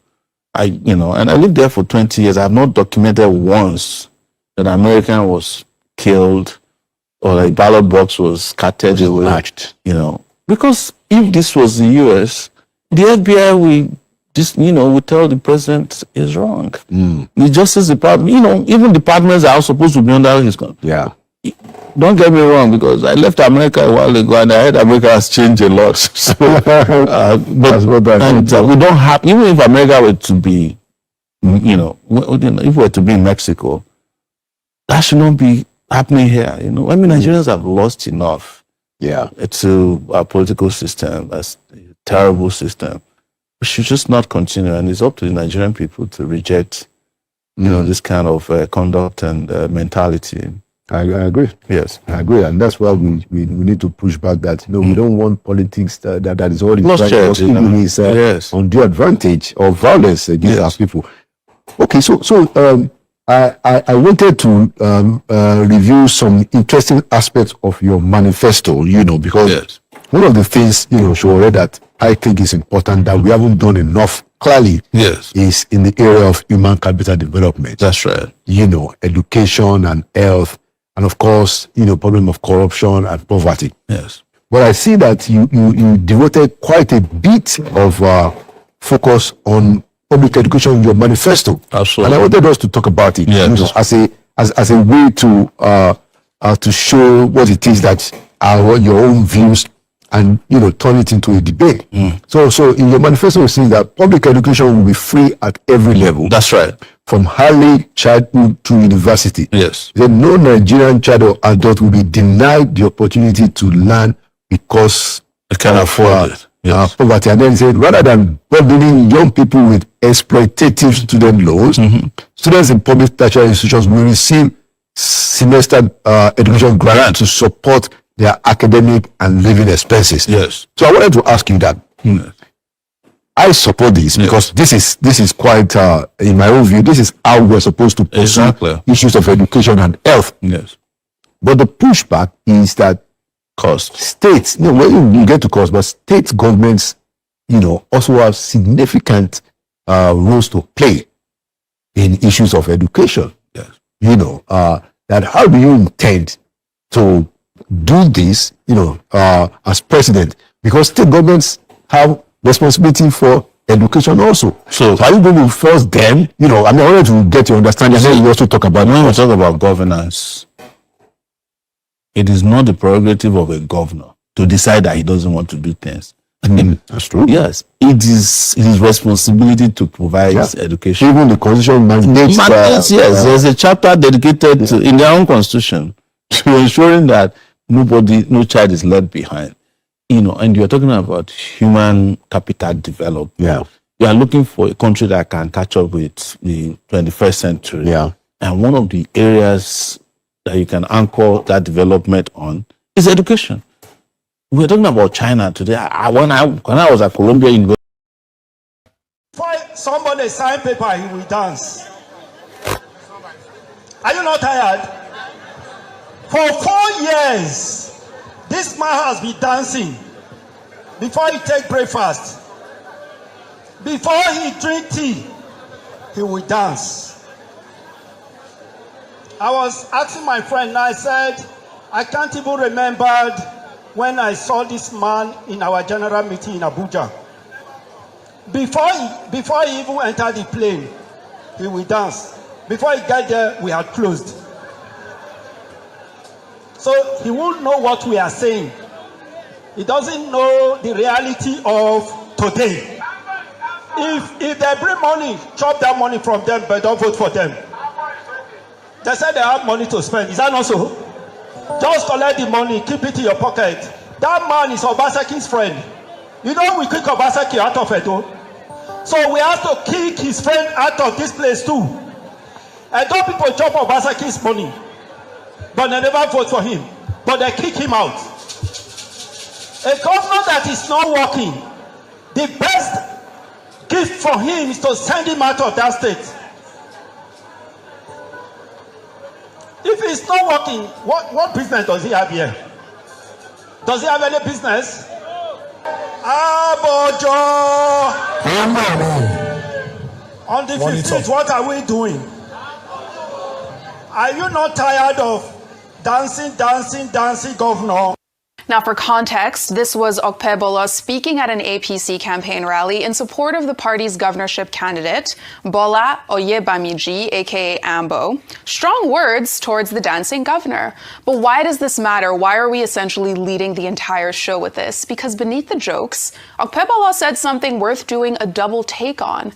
In that clip, he also advised voters to take cash from political opponents and pretend like they'll vote for them. That is electoral fraud, plain and simple. Taking money and committing to voting for a particular person.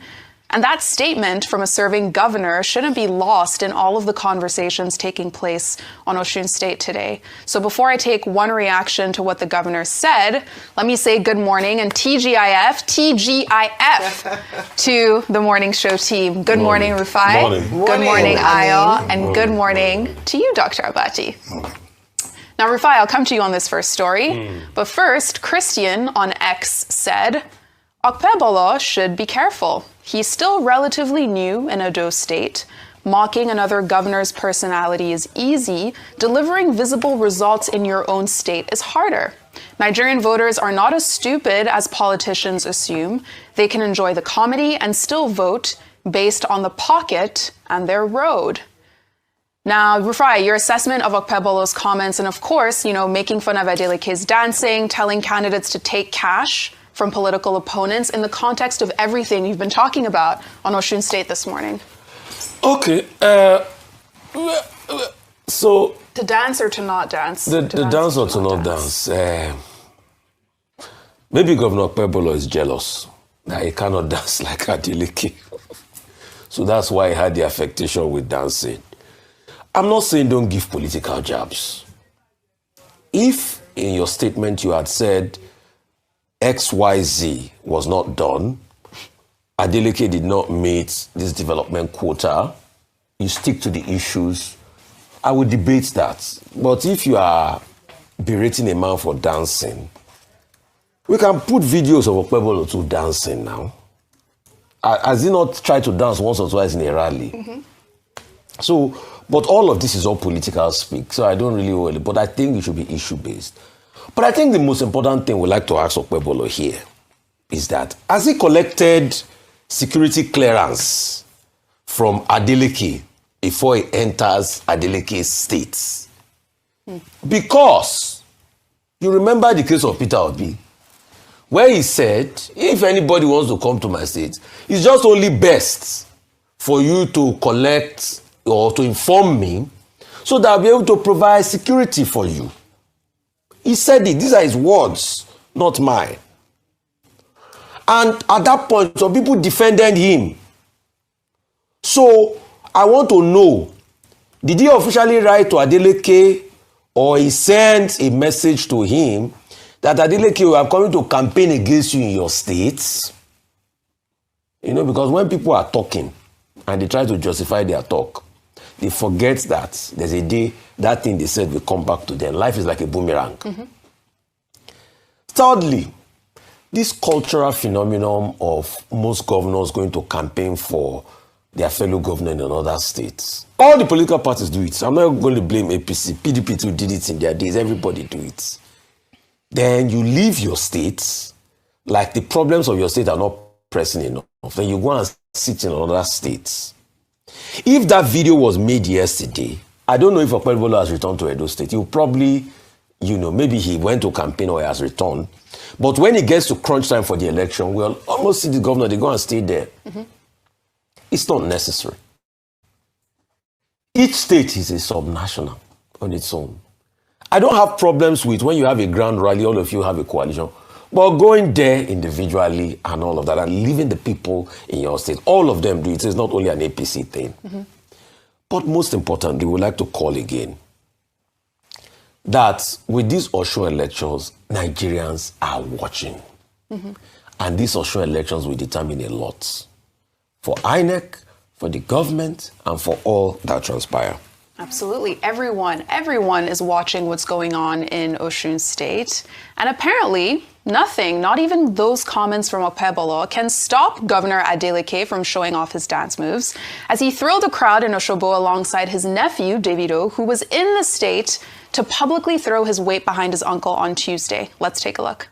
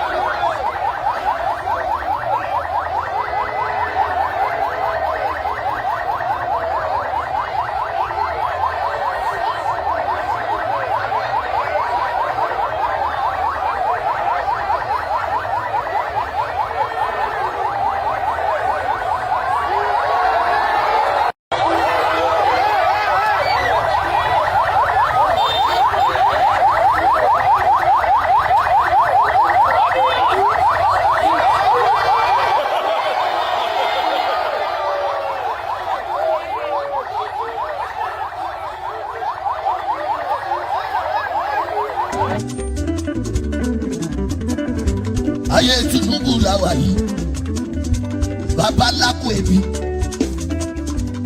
ayé Tinubu la wà yìí bàbá lákò ẹbí ẹbí gba mẹ̀kún nínú ìgboro ẹtún pa wá.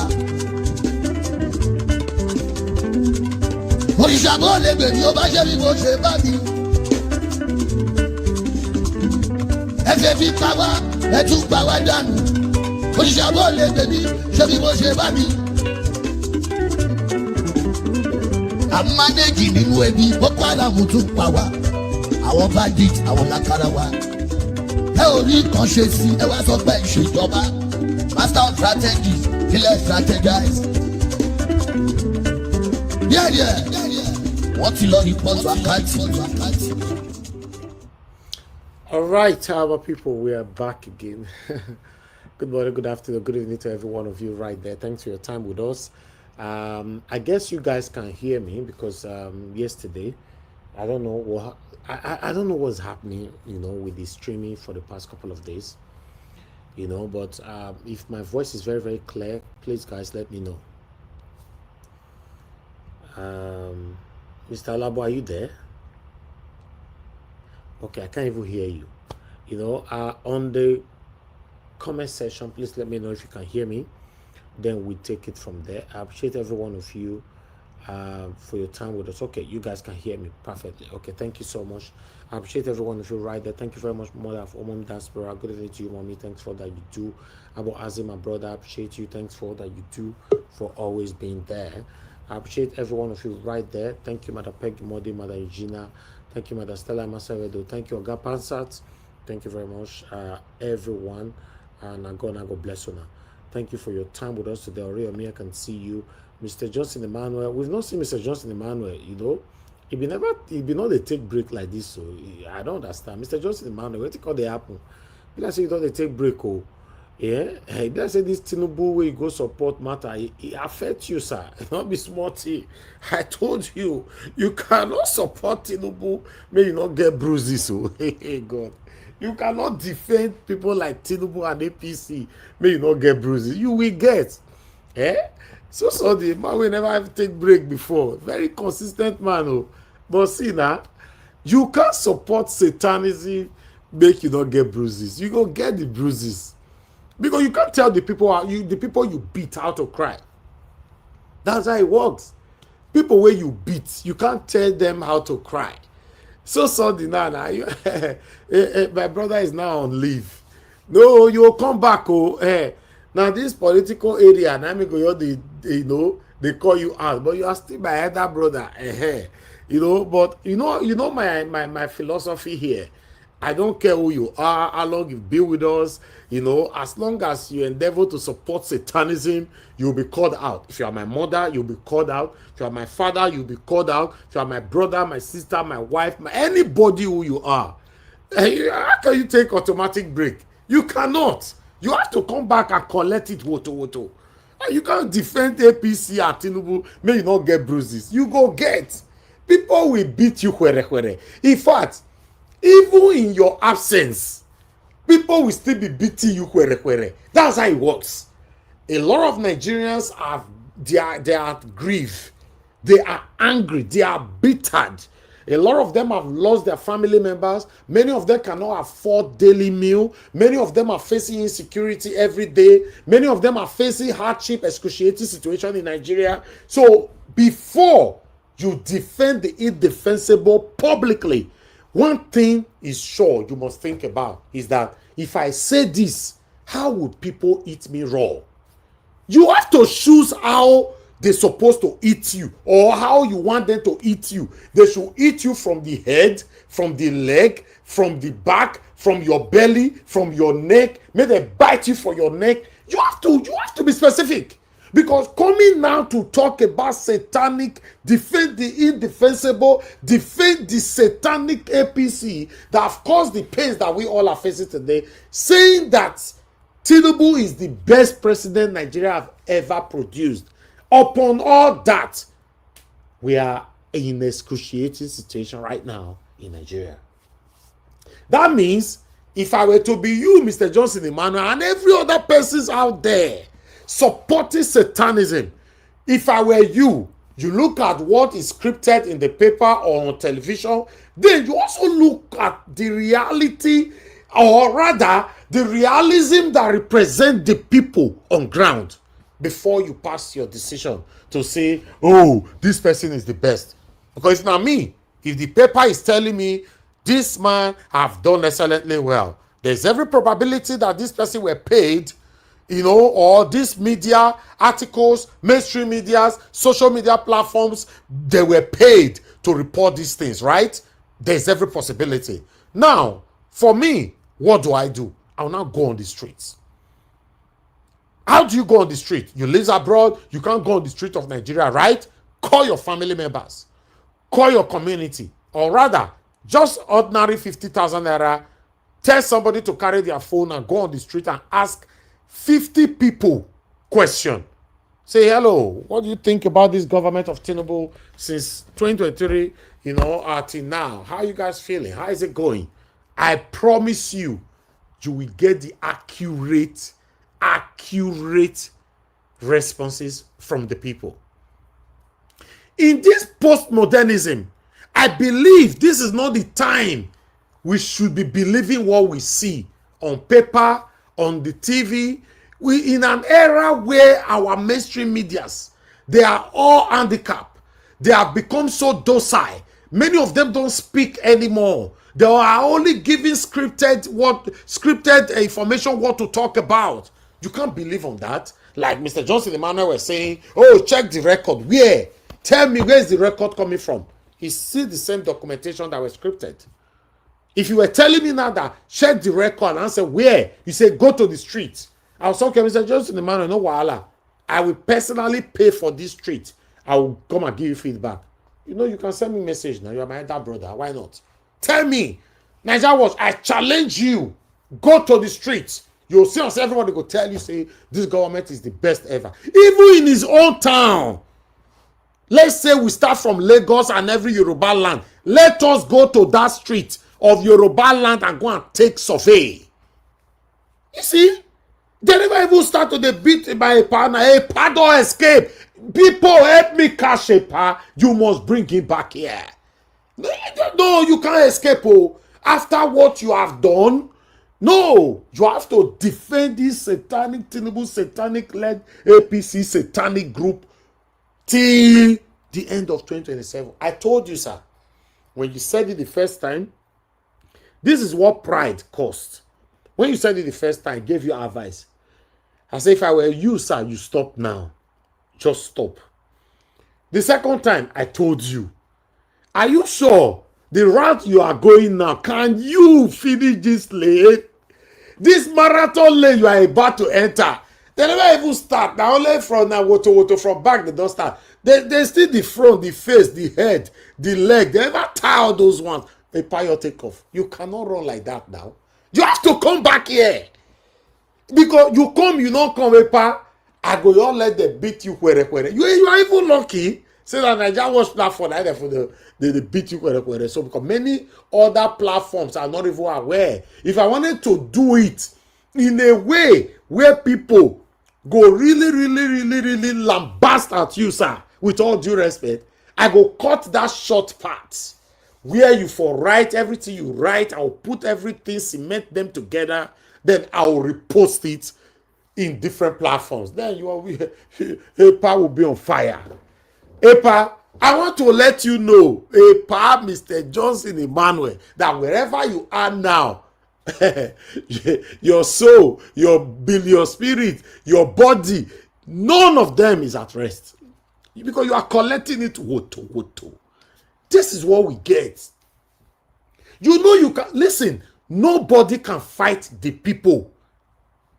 When I was growing up, I know say I be small picky for one a day. When I was growing up, there's this way I was taught that when you are speaking or you want to speak, be prepared at the same time to be listening to yourself.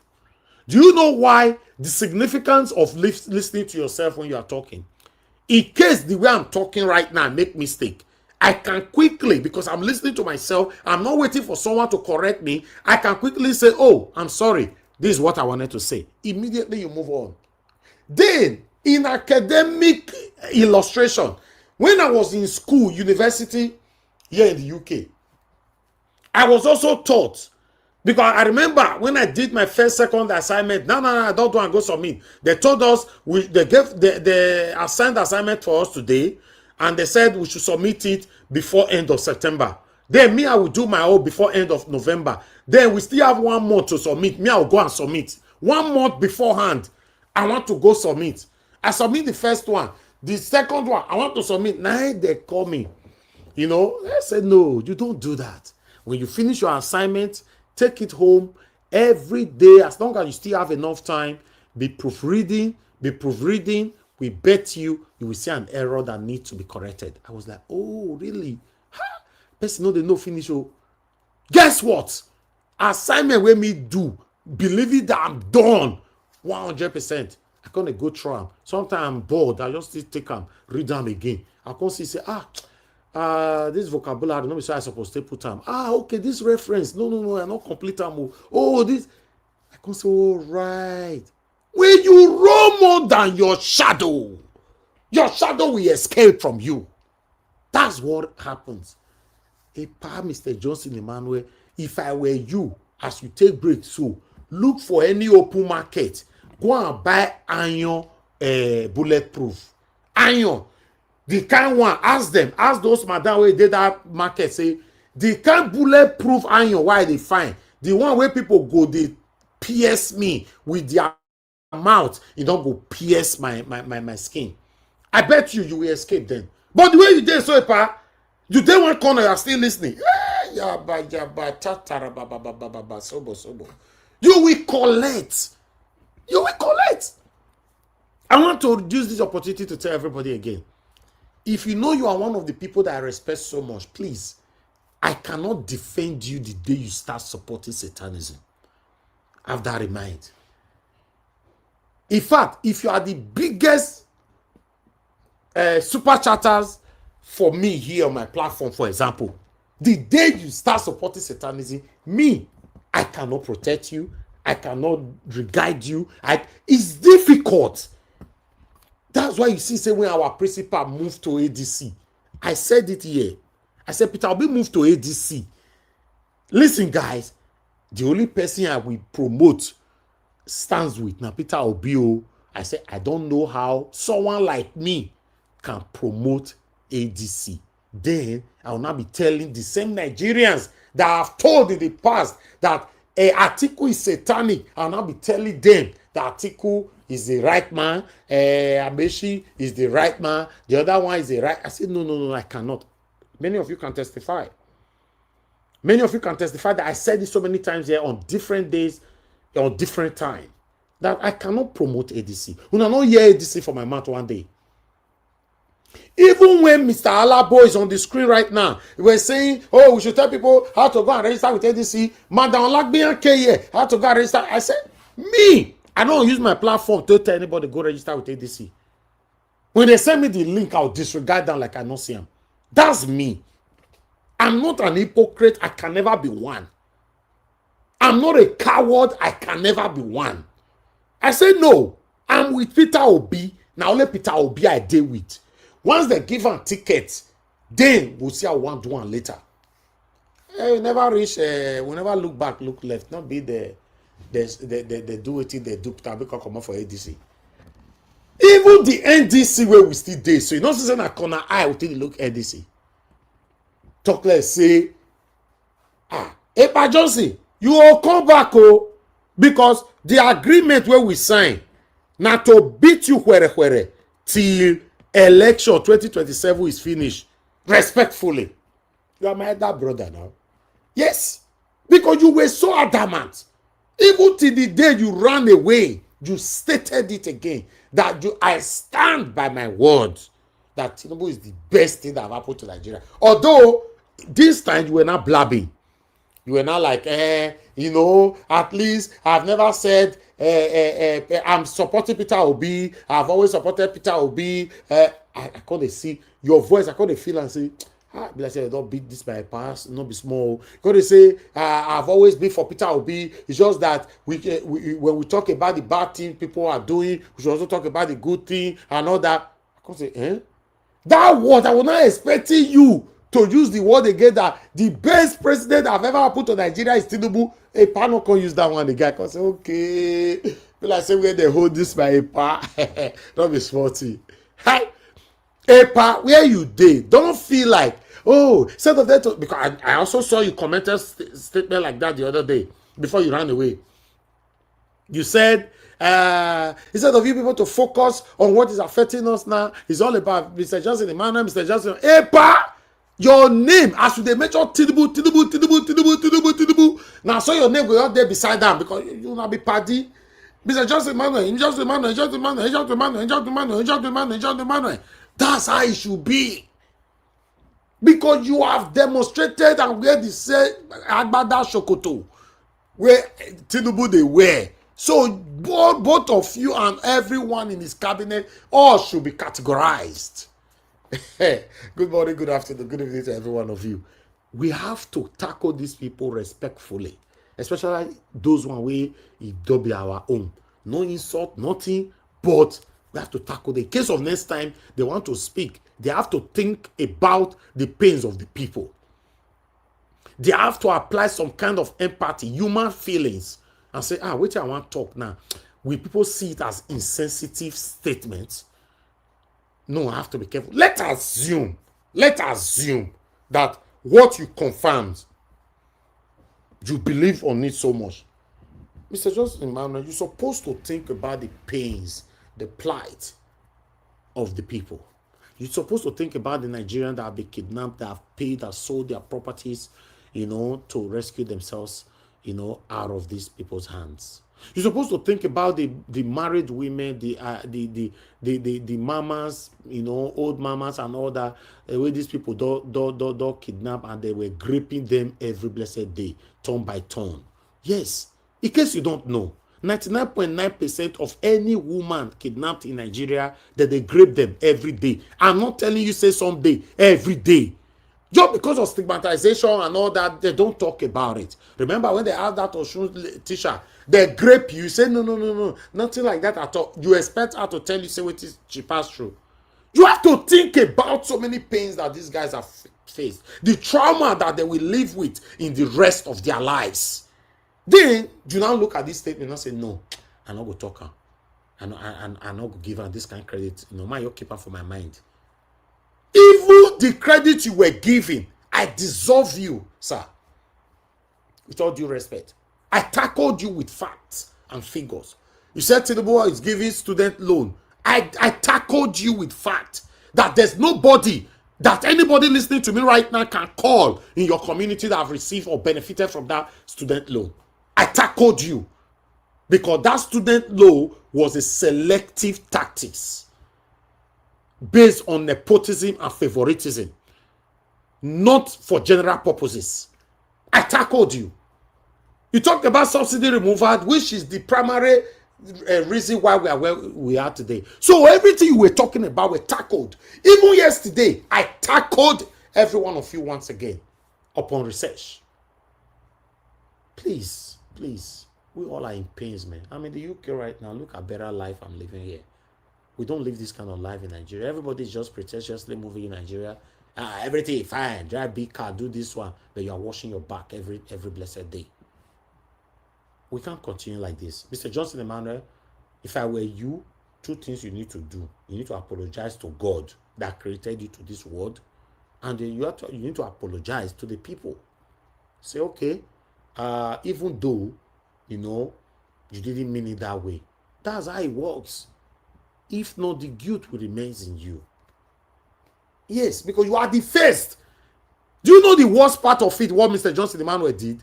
The main people that is really, really supporting Tinubu, the main people, this satanic set of people that if Tinubu die, they won't die for one. They cannot even publicly defend their principle. You will know just 100% they with Tinubu. You can't say no, waiting, those people not fit talk, now me go talk for them. You don't do that.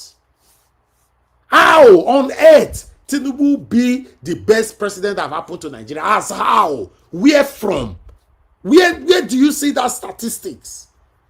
The scripted that Arise channels and every other mainstream media or mainstream articles are given to you? I'd like us to move on. Good morning, good afternoon, good evening to every one of you. We could only let us the first. An election they come, so campaign is about to start. the energy to tackle anybody is available. By God's grace, we are here. I don't need to be paid for this. I've told you guys before, the people that are paying me here are the people, including the Mr. Johnson Emmanuel. Is on the category of my super chatters here. That's the height. That's how you will know that I'm not an hypocrite. I can never be. I can never be. Do you know how many people that if their super chatters do wrong, they fear not going to let them tackle them forever again till they die, not to lose that money? God forbid. I can never be like that. And I refuse to be like that. I refuse to be bought. I appreciate you all. Press on the like, help us to share. Let me quickly take this call. Mr. Ogashimize, please hold on. Let me acknowledge Blessed Lady for the super chat. I'm very, very grateful. Ogashimize, hold on. Thank you very much, Blessed Lady, for the super chat. I'm very, very grateful. May God bless you. So, Mr. Elvis, your type is rare. You will never fail. Amen. Amen. Amen. I like that text. I like that. Thank you so much. Mr. Pansat, thank you very much, and God bless you. I don't know what you write. You say, Ogbeni Elvis. Yeki okolomo odomo ndc ekilomola abada bo alabo agado awa. I don't know what you talk for there. you need to call to the panel, come and explain what you said, Mr. Pastor. Thank you very much, everyone. Mr. Chivize, please talk to us. Thank you, sir. Good evening to you. Okay, Chivize. Yes, talk to us, sir. Go ahead. Yes, sir. Good afternoon.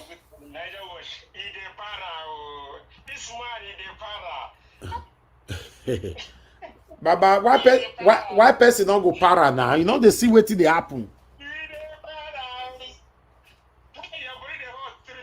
As you said, well, thank you for all you do, Niger Watch. It isn't easy. Thank you for all you do. Thank you, Niger Watch family.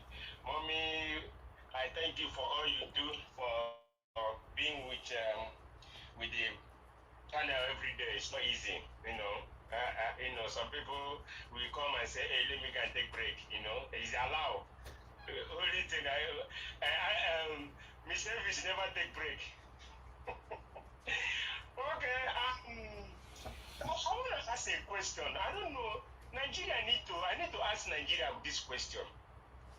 Why is only season of politicians, season of election, that time politicians will know they have people around them. I'm asking this. Nigeria need to ask them questions. Is it when we vote, when they come, they give us money, 1,000, 2,000, a pick of milk or this, that, all this nonsense they're giving, sachet of milk, rice, blah, blah, blah. You have to ask yourself, what am I doing? What am I doing? If really I want to clear my conscience, I have to vote for a person that will bring peace, bring food, bring everything to us, not somebody you will collect 1,000. Entire 4 years, you will be crying, begging for food. Nigeria, you have to ask yourself, are you among these people? Are your parents among these people? If your mother or your father is not well-being, or even your siblings, you have to educate them. Say, please, even if we take this money, or don't take, vote this person, tell the person who to vote, so that let us see if Nigeria will get better. So the season of election is here. Then they will remember everybody. Now they remember you. After election, they get off. They don't know you again. Who are you begging money? Who are you saying, I don't have money? Did you get to the government house to beg money? No. You go to those individuals that tell you, do this, don't vote this person, vote here. Vote this direction. Rather, those people that was telling you this is the area, the angle you will go. After the election, if we start hungry, that you will go back there. Please, you start changing your mouth. It's not good. Then I will tell Sure, I disagree with him. by bishop going, what the bishop, so sometimes when you be one-on-one, if bishop and on the pulpit or their churches, nobody will listen to it. But this thing that bishop did, I love it. I love it. It's one-on-one. Then people will just say what is in mind. Everybody have seen it. Everybody have been on this topic for how many days now, which is good. So you can't tell me, oh, they should be on their pulpit, they should be on their churches and say, no. As they go in there and everything play out and everybody look at it, the whole world saw it. So that's good. I love it. So they don't say, you go the other way around. You can say, I deal with them. Sometimes go with people, go with good thing, not you say go the other way around. But it's your opinion though. Then Edo people, make una go carry una go this una governor. Please, I will use this end here. Make una go carry this una governor. Person that dance, he love dancing. So all this your campaigning, if they give you money, collect it, do this. It doesn't make sense. That's you just All right, thank you. They just a new something in this Thank you. politics. Thank you, Niger Watch. Thank you very much, Ogashimizi. Thank you, sir. A lot of people are calling in, so I need to make sure that it gets to everyone. Guys, calling now. Thank you very much. Okay, Mother Deborah, thank you, ma. Thank you. Hello, good evening, Mr. Elvis. Yes, man. Good evening to you, man. Talk to us. Yeah, good evening to everyone watching. You are all welcome to today's program. I want to support what you just said earlier on regarding Mr. Justin Emmanuel. It's just a shame that, you see, it's very difficult to defend evil. That's the truth. It is extremely difficult. If you are defending what is right, even when you are standing alone, it's not difficult to defend the truth. You don't need to fight. You don't need so much effort because the truth is seen. But when you're defending a lie, it's very, very difficult. That's exactly how it is. Like you rightly said, that even those people that are defending APC, you still see them beating around the bush, still indirectly. Those that are paid to even come on Arise TV to defend APC, you still see them doing it stylishly. Like that other man that Sean was interviewing. If you look at him, when Sean was asking him about Tinubu's certificate and all, you see the way he was diplomatically answering the question. He couldn't even beat his chest to defend that. He was just saying, and that issue has been in court before. Exactly. But then he cannot even defend it because he knows himself that if you don't have anything to hide, why is it difficult for you to be able to tell the world this is where I went to school? And is it not a shame? Is it not a shame? Let's even assume this certificate forgery, or what is it? If, God forbid now, assuming it's Peter Obi, that we don't know his primary school and we don't know his secondary school, oh my goodness. You will see most of these shameless men, if you see all of them, you will see the way they would have come out and make it such an issue. Even Goodluck Jonathan that went to school, that didn't have half of the baggage where Tinubu gets. I know how these people, they treated Goodluck Jonathan now. We all saw it. Oh. All of them come out and we're going after Goodluck. Then today now we have their tribal man that we don't know the primary school he went to. We don't know the secondary school he went to. Nobody know any of his relation. But shamefully, they are still trying to defend it. So you see that even those that are paid, they use corner mouths, they defend, because they know that it's shameful. They know that they don't have anything to use to defend him. But Mr. Justin Emmanuel come out and is defending nonsense. Come and continue to defend it now. Even if you think, wow, but just like you said, can you not see the suffering of the people? Can you not at least still acknowledge what people are going through? Can you not at least acknowledge that? Can you not at least have some humanity? But the truth of the matter is that one thing I've noticed, and I said that last time, that a lot of these people who support evil, they don't have empathy. They have been stripped of human feeling. That's why they don't care. Even if you tell them that, oh, look at what is going on, look, it's not going to move them. I can never forget the day he made that statement. Even when Tinubu said people have been suffering, that they have been hungered before he was born. And Mr. Justin Emmanuel said on the comment that yes, Tinubu is right, that is right what he said. So I'm telling you that this group of people, there's nothing that can touch them. Even this one that he went to hide, maybe he's looking for how to recuperate to come back. But one thing I can assure you is that they don't have a change of heart. They don't have a change of heart too. He will support this evil till thy kingdom come. Except if maybe by mistake Nigeria happened to him. That's the only condition that will make them. We have seen a lot of them now. To Nigeria, all of them. I don't even know where that one is. Mr. Elvis, where did he go to? No, he did the platform where they belong to that side. I guess satanic platform, all of them belong for that side. Now that side they did every day. So he doesn't come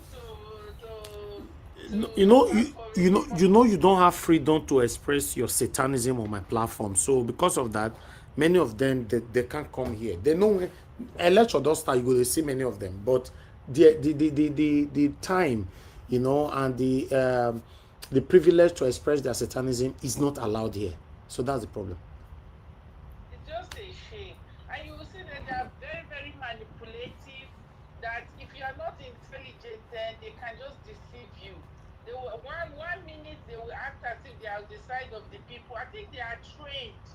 1 minute they will talk as if they are on the side of the people, but strategically they are pushing, they know what they are doing. Emeka, the one we say that they call him King Emeka, that came here to lambast at Tinubu, that he regretted supporting Tinubu just for me to allow him in. He regretted this, regretted that, and all that. Before I throw him out the other day, after I throw him out, they sent me his recorded submission from another platform. I was shocked. We cannot say my people there everywhere. My people is everywhere. They follow everybody anywhere. Tinubu, yes, exactly, yes. I could even play the video here. They sent it to me. I was like, Jesus, really? I'm not surprised. To be honest, I will not be surprised. Even this Justin Emmanuel, I'm not still going to be surprised. I told you that these people are all repentant. I just told you, I said a lot of them are unrepentant. Even this Justin Emmanuel, you would be surprised. I will not be surprised if you will go to another platform and go and be supporting Tinubu. No, I don't. I would doubt that. I don't think Mr. Justin Emmanuel will go that length. No, he will not. He will not. You like to give people benefit of the doubt, but I tell you, most of these satanic people are unrepentant. Even the day that this Emeka came, I didn't believe him. I need to be honest with you. Yes, Black Panther did not believe him. Black Panther was already tackling me. Even me, I did not believe him. I need to be honest with you. I was watching that day. He came to say, oh, he regretted supporting this. He came pretending as if it's just to manipulate you into giving him an audience. That was what he did. And as soon as he started gaining some audience, you can see how quickly he started indirectly. They cannot repent. Mr. Elvis, believe me, the only thing that can make them repent is when Nigeria happened to them. Okay, thank you. Me, that's the only thing. They cannot repent. Thank you, Mother Deborah. Let's talk to someone else. No, it's just a shame. And let me just just round up with the northern person who said that Peter Obi cannot get any vote in the northern states, not mine now. My question for him is that if Peter Obi does not get, who loses? Exactly. Sometimes when they make such comments, it's so annoying. Not mind them. Some of them will come and say, "Oh, And Peter Obi then poor pass for the whole Africa. That is the thing. Eh? Okay, the one that they have been supporting, what good has it done to them? What has it benefited them? So if Peter Obi no win now, who can lose? Now Peter Obi lose, Abi. Don't mind them. When they make such comments, as if okay, with everything that is going on now, is it Peter Obi that is suffering? Is it Peter Obi that they are kidnapping every day? Is it Peter Obi that is sometimes when they make such comments, it's just so annoying and so foolish. So okay, let them go and vote their own people that they have been voting for all these years. What benefits have they benefited from it? What has Peter Obi got to gain or lose? Even if Peter Obi does not win, let's even assume Peter Obi does not win today. Is Peter Obi going to suffer? Is it Peter Obi that will suffer, or is it Nigeria that will suffer it? All right. The Yoruba people that play tribal cards to Thank you. Tinubu, how is their life today? Are they enjoying? Thank you. Let's stop all these things. Thank you so much, Mr. Elvis. Thank you very much, Mother Deborah. Thank you, ma. Yes, ma. Thank you so much. Thank you. Okay, let's take another call, my people. I can see more people calling in. I'm waiting now because if you want to talk to us, just keep calling. Okay, we have Mr. Joseph Orji. Thank you, sir. Good evening to you. Mr. Elvis, I greet you.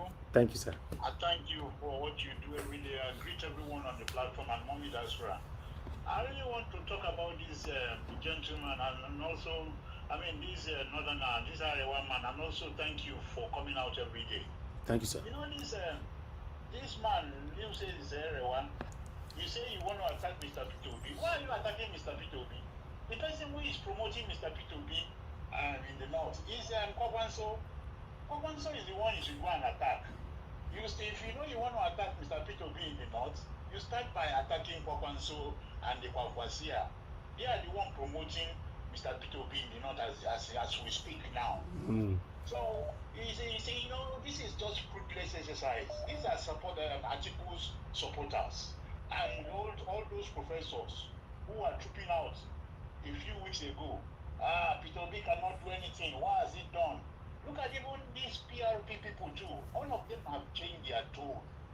They've all changed their tone. The professor himself have kept is already mooted. Let me tell you, Mr. Elvis, on a serious note, I like you. Rabbi Kwakwanso is doing a human's job in the north. I'm telling you. The euphoria in Kano is going to cut across the whole north, particularly northeast. I'm telling you, the whole thing is growing seriously. The support is growing seriously, particularly amongst young ones in the north. And they are really taking this thing serious. To the extent Kwakwansia movement, even in the southeast, is already balloon. They are all over the whole place campaigning, trying to get everybody's support ready before the campaign starts. The guy, he has done a great job. I'm telling you, Mr. P2B has made a good choice for having Kwakwanso and Kwakwansia as his vice. I'm telling you, it's a great game for Mr. P2B. I thank God for this. Thank you. I really thank God. I'm telling you. Mr. Elvis, I want to thank you. Thank you, sir. Thank you, I can't believe this. Every day. You don't have public holiday. I not get to. I know you'll get. Every day. I don't get. It's the only way I can do my part. It's the only way I can do my part. Second to none, I'm telling you. Every day. Thank you, sir. This is serious. Thank you very much. Thank you, God sir. will continue to protect you, sustain you, Amen. and also Mommy Diaspora and your family, or your wife and children. God Almighty, Mary, mother of our Lord Lord Jesus Christ will continue to protect everyone within your family. I'm telling you, you're doing a very good job. You're doing a very good job. I really thank you. Thank you very much. That's all I want to I'm grateful, sir. Yeah, thank you. Thank you, Mr. Joseph Oji. Yes, sir. Thank you, sir. Okay, callers. You know, where are my panelists? You say this habit when I go there, you come around 12 or gas CM and co. You know, una go stop am o. Bola your kukuba call, bola bo talk now. Una go carry me go 12 o'clock. You know, make we save our energy till when the lecture starts. Madam Olagbiyan, are you there? Okay, Madam Olagbiyan, it seems like you are not there. You know, Madam Emmy, I'm returning your call back quickly. You know, Madam Olagbiyan is nowhere at the moment. Let's see if Madam Emmy is there. Guys, press on the like, help us to share. We are very, very grateful for what you guys are doing. Thank you very much, Madam Emmy. Please talk to us, ma'am. Yeah, good evening, Mr. Elvis. Thank you, ma'am. Good evening to you. Thank you, ma'am. Those in the comment section, only diaspora and just watching. Yes, I just want to say something to Nigerians that it is time now for everybody to try to put their work, their best in, because this is the time that the whole secret has been exposed based on what people didn't know about the people we used to call elites. Look at the Sun actually on national TV trying to defend Tinubu's certificate. Disgracefully. This is not the school you will go to. Certificate again, you want to go to court because you bought all the lawyers, everything is now go to court. Now that they are saying go to court now, I want to say something. Now everybody is aware, Nigerians are aware now that this man has done forgery. So what is the way forward? Are we going to keep quiet or something has to be done? Because we are all aware, it is there in the open. Are we going to let it slide or will let the constitution take its course for Tinubu to leave that office immediately? Because something needs to be done. Not just talking on the street, media and the heads there.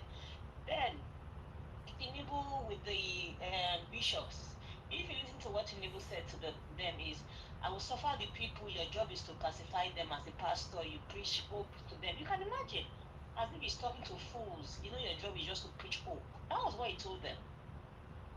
And that's what Abati, that old man, that has sold his soul to the devil, thinking he's educated. Tinubu has exposed so many people that we used to think are reasonable human beings, educated people that are elite. Unfortunately, now we just got to find out that because of Tinubu now, they've all been exposed. Number one is Pastor Adeboye, and what's this man's name? Beloved Norris, that said they should give Tinubu 1 year. Now, he still hasn't come out to say anything with regards to how Tinubu's government has actually, been really bad. Then the northern guy that came, the northern leader, the so-called northern leader, instead of him to come out to tell Nigerians that he has been bribed by Tinubu, and he's looking for someone to give him more money, saying the person that supported Buhari, meaning Tinubu brought Buhari to power. So he's trying to sell narrative to the northerners that they should vote for Tinubu, but he didn't want to come out saying they've actually increased the soldiers' money to what is 100,000 naira with regards to what is going on in Nigeria with the poverty. You can see those people, they don't even know what they want. The youths. I just don't understand, Mr. Elvis. When I analyze what is going on in Nigeria, sometimes it's very annoying and it's unbelievable.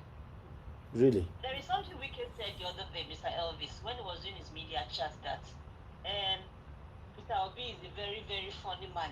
Obi actually went to, that Obi went to IDP camp for his birthday. You can imagine somebody that doesn't have empathy. Who goes to IDP camp on his birthday to celebrate? You can imagine what his mindset. So just to tell people that WK and APC, anybody they are heartless in government, they have nothing to offer to the poor. So if you know your common sense is to vote them out and make sure they actually suffer afterwards. Because have you heard of what happened in Abia State, that the money they were collecting, the past governors, Alex Otina has actually cancelled everything. The money, security and everything for past governors, he has actually cancelled everything, that once you finish, no more money for retirement, because you've taken enough money from the state. Now you are putting so much burden on the state again. I don't understand how politicians they sleep and wake up. According to Peter Obi, they take money that they don't even need, and they see people on the street. And oh, Mr. Elvis, I can't even say more. Thank Thank you you. so much. It's really Thank you. annoying. Thank you, Madam Amy. God bless you. Thank you. Okay, let's try Madam Olagbia once more. The last time though, because we need to move on now. Madam Olagbia, we're calling you back again. Thank you, man. Good evening to you. Yes, man. Good evening to you, man. I'm fine, man. How are you? I'm fine. Oh, talk to us, man. Thank you. Mommy diaspora, how are you, mommy? Thank you for all you do for us. My our super chatters, we thank you for what you have done today. Thank you, my panelists, wherever you guys are. Please come in, so that our guys can go and have his rest too. It's Friday, okay? It needs to be with family. Comment section, I thank you all. Okay, miss, I wanted to call yesterday, but I was so busy and I'm at work now. But big time, I said let me quickly call you and correct something that was said yesterday, especially concerning that Balami guy. All right, Balami, good radiance to bad rubbish and bad rubbish to good radiance. Like somebody was writing in the comment section, my darling friend, God's grace says that we have lost one again, we are losing people. I pray in the name of Jesus, as many Balamis that PO has around himself, that we have in OK movement, that we have in obedience movement. Father Lord, today remove them in Jesus' name. Amen. We don't want people like Balami around us. Balami who left with his scandal. Initially, he wanted to be the DG of obedience, and they didn't give it to him so much that he left with. And he didn't just leave. It's not that he went to the station because obedience dragged him on the what's it called, on Twitter, because he went to visit Tinubu's son. He left us almost a year and a half ago. And he left because you said he was bragging. I have one anger in London and this. Yes, that's what he was looking for. And he went back home. So he was never with us. And that's why I pity people all the time when people don't understand what that man goes through. A lot of backstabbers, a lot of betrayal, a lot of spies that we had in obedience, from Labour Party to everything, you know. So Balami is not somebody, as a matter of fact, allegedly somebody that donated 50 million to Obi's campaign. Allegedly, they said it was Balami that collected it, and he did not give account of it till tomorrow. So people like Balami, please, God's grace, we don't want people like that around PO. So don't say that when people leave us, there are reasons for them to leave us. And when they leave us, these are the people that I think they're going to follow Obi because of what they're going from him. And Obi does not give shishi. He uses his money to so see the hospitals and everything. So please stop crucifying PO all the time. I see your comments most of the time, and you say they are coming for you. Before you say anything, please find out the facts before you start saying stuff. We don't want people like Balame around us. We want a new Nigeria, people that are not fraudulent, people that will not steal our money, and people are doing so much for the movement. Look at what Oga Elvis is doing. Oga Oji just said now, you are not resting. This man is giving his all to Nigeria, giving his time.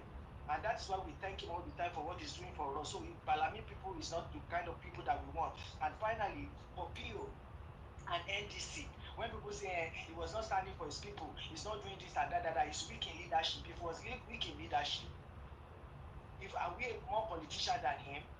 He governed the state for 8 years. If he was not a politician, will he succeed? So it's so disgraceful and so shameful the way people demean PO when he makes decisions. And for them to give you the NDC ticket, presidential ticket, without anybody dragging it with you, don't you know a lot of compromise would have gone down?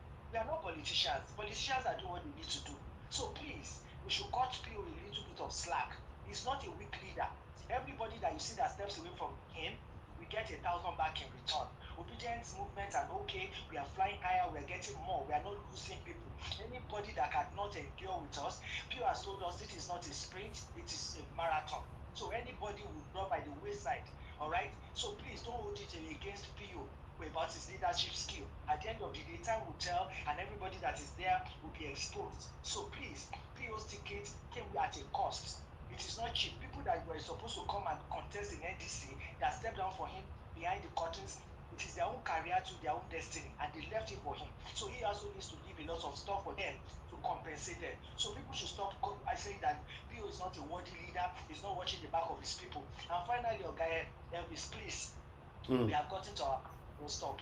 NDC is your final bus stop. There's nothing you can do about it again. So the earlier you start promoting your principal at NDC, you've submitted his name and father so to put to the INEC. That's what we have been. No, they use my corner eye, they look. You better say I go soon finish looking. Don't worry. I trust you. I know about guys, you know. Yeah, will tell you the truth. Before we said no talk. But you see the person who they talk with, I don't tell you that. Now long spoon we they take talk with this person. Now small, we just they move just small. They keep our secret, they move small. Immediately they upload our name now. Hey, don't go INEC. We can't shake but this small. You remember what that lawyer said when he was doing the interview? That they can even still use court against us or something, but that is when the power of the people will come. Just like what they did to ADC. And the last thing now, ADC has won. Because they've started talking that Tinubu wants to change one nation and everything. So he's a bit careful, and that's why he's releasing some things, and that's why we cannot afford to keep quiet. Look at when people shouted concerning the money in Osun State. He has told them to release it. That's why that is very wrong. Okay. Not in a military whatever. So please, that is what I said. I should come and correct. PO is not a weak leader. Everybody that left us is because of a reason. NDC is the party. Two Finger is it. And Balami, I pray again, Organis, in your life, may you never come across anybody like Balami in Jesus' name. Amen. And Johnson Emmanuel, my brother, wherever you are, come. We miss you. We love you. But Tinubu is not the best president in Nigeria. Thank you, Organis. Thank you, everyone. I appreciate you all. Thank you, Bye. ma. Thank you, ma. All right, guys. I think we are done with callers. I would like to take this final article here. Thank you very much, Love Maduka. Yes, the article was actually here waiting for us to take it as well. Yes, article cries out. Article raises alarm over mysterious credit into his private bank account. Former Vice President Atiku, African Democratic Congress ADC presidential candidate Atiku Abubakar has raised concerns over what he described as a suspicious and unauthorized payment into one of his private bank accounts. Maybe the one user want to tag and down. I know say if they do all those things, so if he has again, the former vice president said the account was strictly private and its details were not in public domain, raising concerns about how the information could have been obtained. How did unknown person obtain the confidential banking details of a private citizen? Yes, article cries out. So for that one, I'm just going to leave that one right there. I can't read everything. You know, in fact, when I got a credit article account, when I don't know, they see Nigeria Watch account for every day, they put that for screen.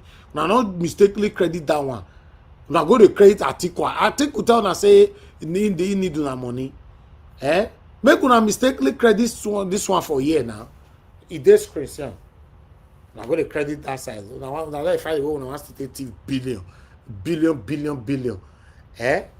See, the one way they screen for you, not credit, I'm going to credit article. I appreciate you all, my people. God will bless you. Now, thank you so much, Osborne, for the Oscar Blackburn. Sorry, for the super chat. I'm very, very, very grateful. God bless you. May your pocket never run dry. Thank you very much for all that you do, guys. Press on the like, help us to share. Before I call on Mr. Alabo, I would like us to quickly take this here. For those of you finding it difficult to super chat us here and you don't know how to do it, you know, Welcome to Niger Watch Media. Today, how to super chat on YouTube and add your bank card. First, click the dollar icon under any live stream. Then, choose your amount and type a message. Next, add your bank card to authorize the payment. On the computer version, here's a live stream, okay? You see this little money icon right here? You click on that. It gives you two options, Super Sticker or Super Chat. If you click on Super Sticker, you get all these little options. There's a pear-man, this little alligator, cat, people. There's different options here. It's different limits. Each emoji has their own money amounts. So super stickers, you can only send up to $50 at a time. And then what that does is it puts it at the top of the screen here. At the top bar is where it will be. So your channel, your name, will show up at the very top for a certain amount of time. So the more money you send, the longer it will stay. Now, it won't show you how long on the super sticker, but I'll show you here the difference between a super sticker and a super chat. So super chat, if you click on that, you see a little thumbnail and it says 0 seconds, okay? Anything under $5 will have no time, meaning it will go through the chat and it will just disappear. If you want your message to stay at the top, you have to send $5 or more. So the least you can send is $1, says 0 seconds. $2, 0 seconds. $5, 2 minutes. $10 for 5 minutes. $20 for 10 minutes. $50 for 30 minutes.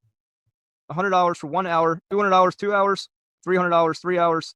$400, 4 hours. And the max is $500 for 5 hours. Now, there's also a limitation for your words. So if I wanted to say, this is a really cool live stream, you see as I'm typing at the top right, there's a limit. There's a 350 character limit. Let's get it to 350. I'm going to show you something real quick. All right, so 350 characters for 5 hours. If I bring it down to 4 hours, look what happens now. It limits how much I can say. Now I'm down to 330 characters. Take it down more. 3 hours, 310 characters. 290 for 2. 1 hour, 270. 30 minutes, $50 is 250 characters. So the lower the amount of money, the less you can say for a super chat message, and the less it will stay on the screen. The higher the amount of money, the more you can say, and the longer your message will stay on the screen. That's it. Thanks for watching Niger Watch Media. All right. Thank you very much, my people. I appreciate you all right there. Thanks for your time with us. Before I call on Mr. Alabo, we take this part here of Mr. Peter Gregory Obi, then we take it from there. It's just a short video though. 1 minute. The first money he gave us was what we used to lay the foundation. So even if you are stopped at that moment, So I can't stop until it's completed. you I can't stop. are I must be part of it till it complete. Thank you so much. That's We are trusting God that September next year. You didn't see what happened with Oka? Yes.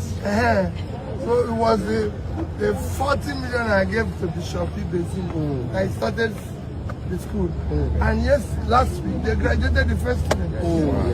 So that's what I want. When you graduate the first student, then I can go. So I trust God, September next year you will be here for the opening ceremony. Thank you so much. Thank you, sir.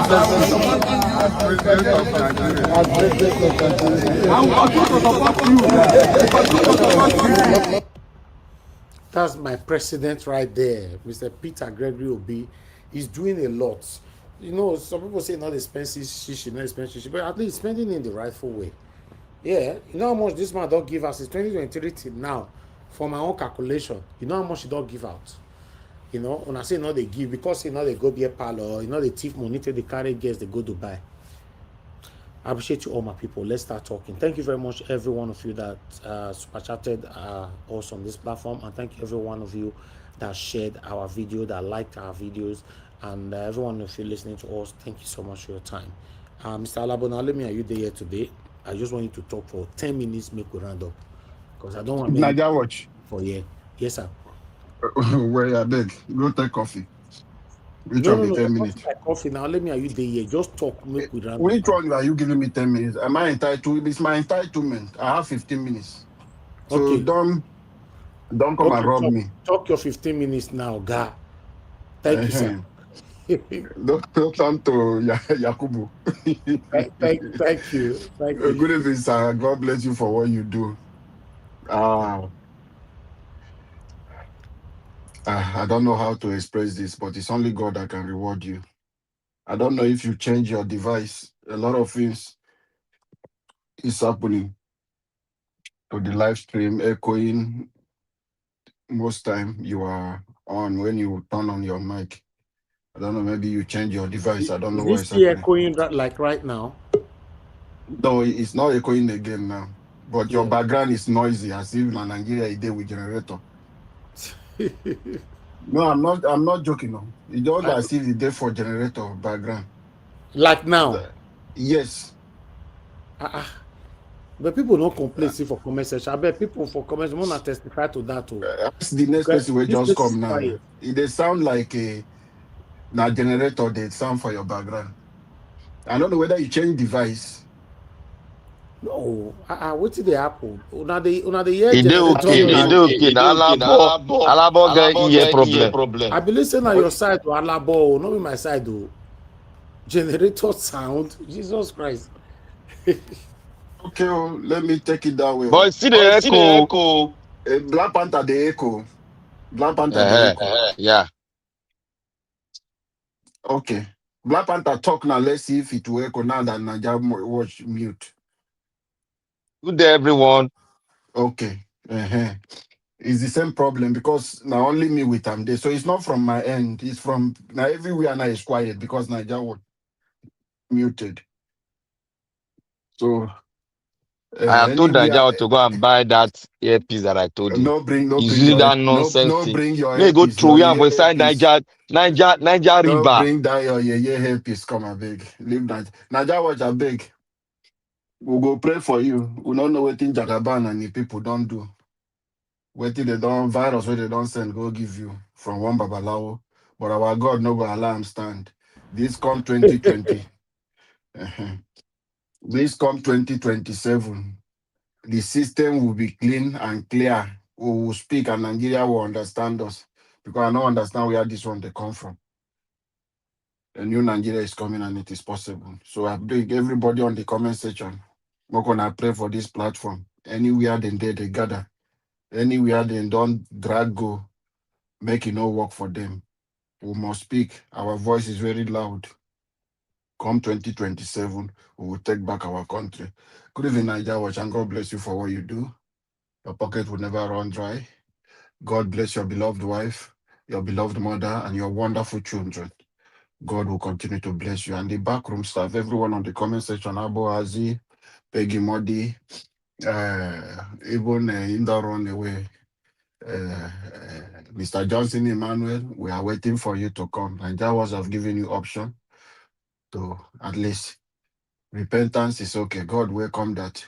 Repent from your evil ways and join the positive side of life so that you will be proud to be part of people that build a better Nigeria and make it come to reality, which all of us are believing God for.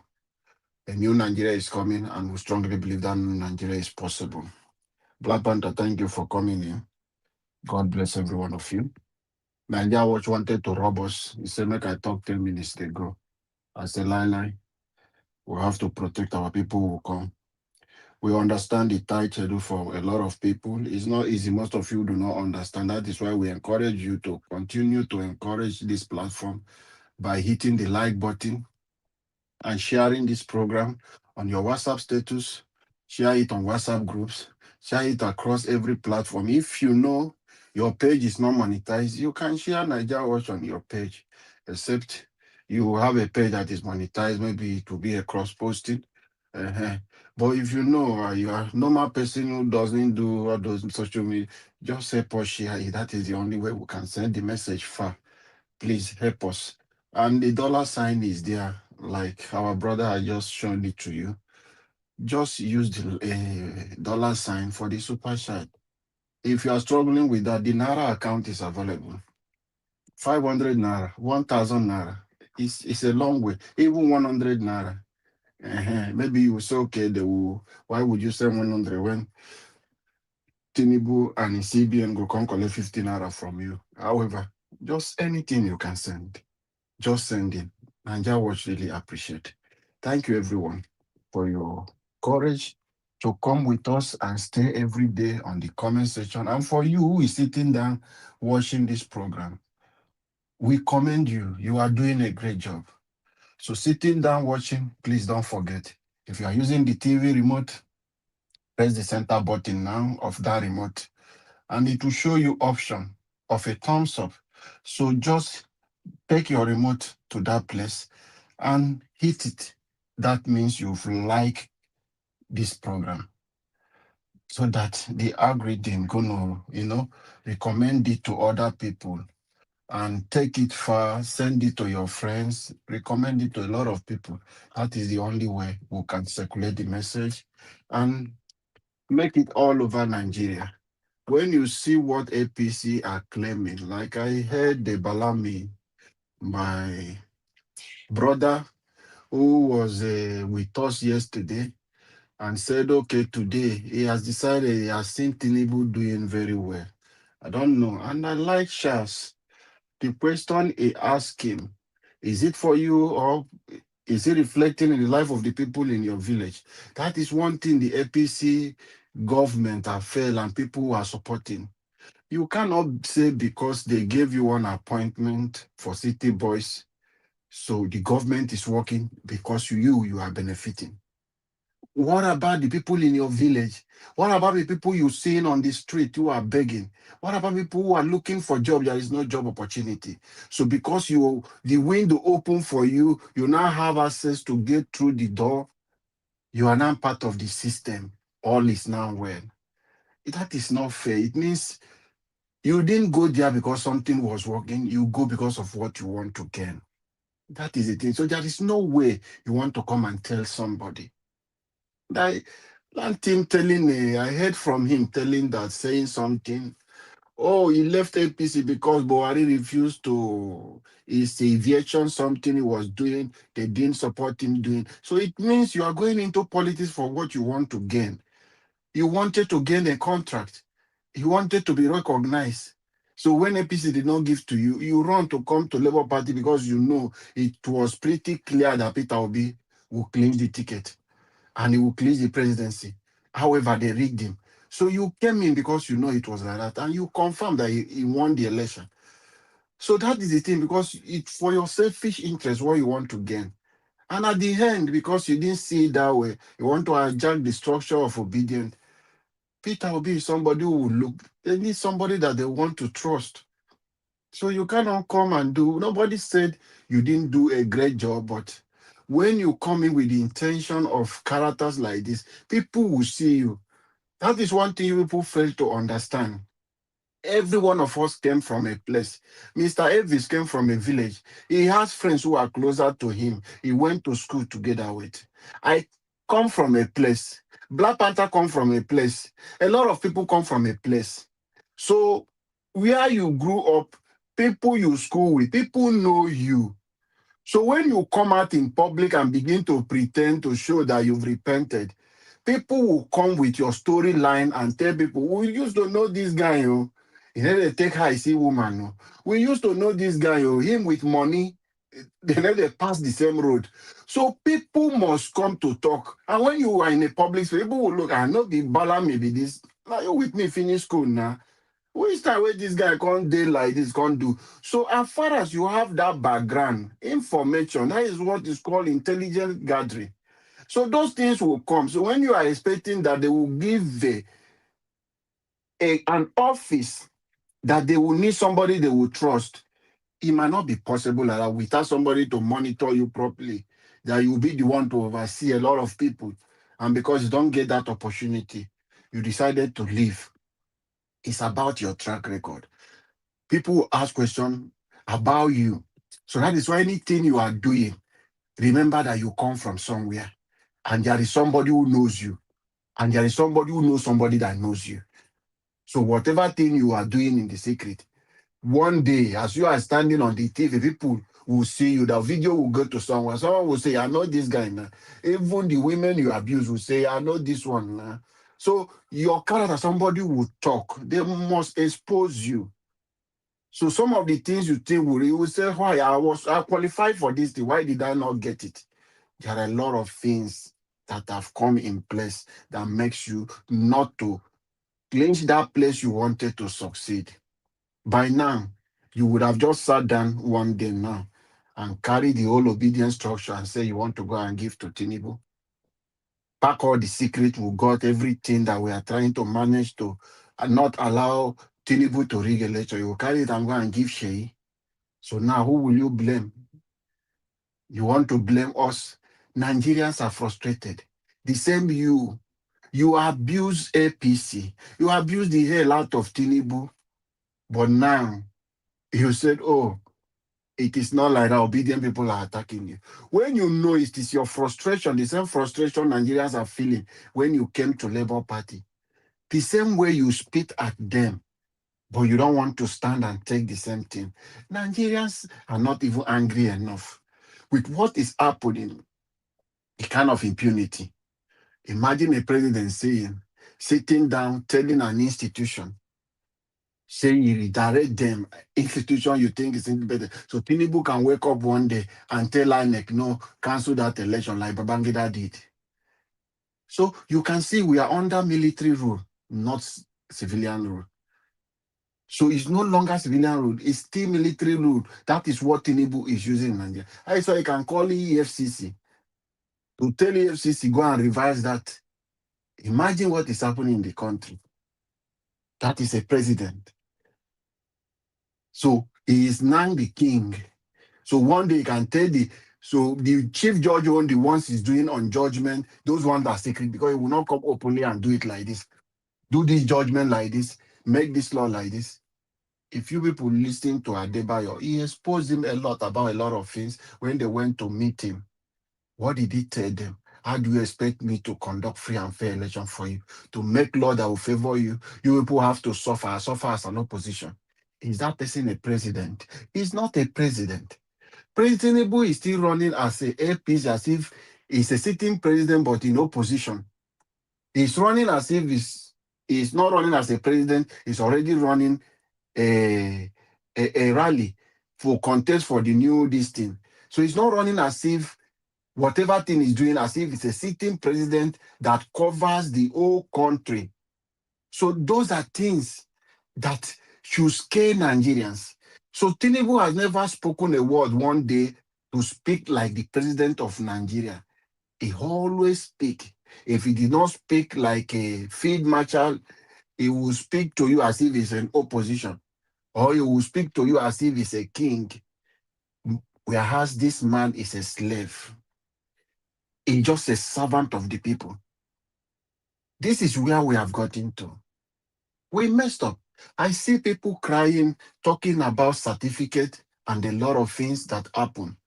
This is where we have gotten to. A man like this, Nigeria do not even know who was his mother or who his father is, who his brother is. And the more this guy support him, use Lagos money and the drug money and buy people, that man that has a watermelon head will stay every time. People used to think that that man, like Nigeria, is a man of integrity. That watermelon head man that stays in Tinubu channels and be talking with that in big round head. You would think it's this thing. I'm waiting for him after Tinubu will leave office. Let me hear him speak of integrity again. I don't even want to mention that is watermelon head. These are characters you see, they will stay with talking down on bishops and be talking rubbish, all for Tinubu to come back for 2027. It is not possible. We will not allow him. I pray for that man. What do they call him? Whether Olaka or what? I can't remember his name again. Who is saying is one of the Tinubu lawyers. But I say one thing I want to tell him is that I pray his children should be useless like him. His children should be foolish like him, as it is. So I want to see his children not to go to school, not to attend education. And if this man has encouraged waste money to send his children to school, I saw the money that this man wasted. It should be a waste and his children should be useless. They should not be useful to him. You will stand and question Nigerians for asking a public office holder, our president, to tell us when he attended primary and secondary school. Why is he presenting forged and fake certificate? And you are telling us we cannot do that. The president cannot come and declare and be accountable to Nigerians. And I'm asking this man, this useless man, can he take a fake certificate to UK embassy? Can he take a fake certificate or employ Tinubu with this fake certificate? Can he allow anybody, if he has a chamber practicing today, if he has a chamber, and they will be calling him learned, that man is an idiot. That man, nobody should call him that kind of thing. Learned what? Learned, that one was just even respecting him, thinking it's not your colleague. That man is very stupid. It's not qualified for him to come. Why did he even go to school? When you can come and defend nonsense. How can you come on public TV and be defending the indefensible, telling us that Tinubu do not hold Nigeria anything to say? That we should wait. What an insult. How come we got to this place that people would think like this? This man, I know, he sent his children to go to school. Why did you not buy certificate for them? Why did you not force it? Why did you encourage your children to go to school when you think what Tinubu is doing, Tinubu is right and the way it is? And I pray that your children should be as useless and that you have full certificate. If since you have a chamber where you promise, the chamber where you promise any student, any young lawyer who wants to come to your firm to work, will you employ somebody? Would you employ somebody with fake certificate? Will you take it seriously, lightly with that person? You will not take it lightly with that person. So why would you be telling Nigerians that those kind of things is inconsequential? That it doesn't matter. We should wait during election. Tinubu will come and tell us. Did Tinubu attend to speak to Nigerians when they asked him 2023? Did he attend any debate where they want to ask him question? Is it not only campaign he will be going to speak nonsense, blah, blah, blah, blah? Did he attend anyone? You are telling us to wait for somebody you know that since he entered, he has not had any conversation with the Nigeria people. You are telling us to wait. If I have access to know who your children is, I will continue to pray for them to be useless, not to be useful to you. They should be as useless like Tinubu. All your money you spend for education for them to be useless, so that you will know how frustrated Nigerians are. You don't know that Nigerians are frustrated, and you people will come and be doing this nonsense. People are not happy. So when you say people are coming after you, they are insulting you. You are not even seeing enough. If you are in the shoe of somebody who will wake up in the morning, he doesn't know where breakfast will come, neither lunch, neither even dinner. They don't know where the next meal will come for their children. If you are somebody who has woken up, see his children crying, his wife breastfeeding without eating, this is happening in Nigeria. Would you be saying this nonsense you people are saying? And this rubbish statistics you people be saying how much in the foreign reserve? You are having how much in foreign reserve and people are dying. People are hungry. There is no job. Well, what are you putting money in the foreign reserve for? For what? How does that one affect the life of Nigerians? How does your foreign reserve affect the land of Nigeria? Subsidy removal, how does it impact the life of Nigerians? Your loan you say you are giving, how many people are students that have access to those things? So what policy has Tinubu have done that have given a positive impact on the people of Nigeria, that people will say, okay, will have access to these good things that Tinubu have done, apart from spending our resources, using it to buy phone for you people, buying rice with the sticker on. The same money he can use, that phone is buying. He can build a factory where Nigerians can manufacture the phones. He can improve the factory of the rice people who are producing rice, the rice pyramid, all of them. He can help them and support the farmers. He is not putting those money, investing it in those places. You are using the same money, you will import rice and be sharing it to Nigeria. How foolish are you people? How foolish are you people? You are sitting on the resources of Nigeria, but you fail to use it to impact the life of Nigeria positively. To help the Nigeria people build factories, encourage SMEs, do something that will reduce poverty, encourage the company that is really standing. The more they are standing, the more they will give people job opportunity. Instead, companies are folding. People are going into poverty every day. And you are telling us Tinubu is working. Tinubu is the best thing that has happened to Nigeria. Well, I will not argue the best thing for you. I don't know what you mean by the best.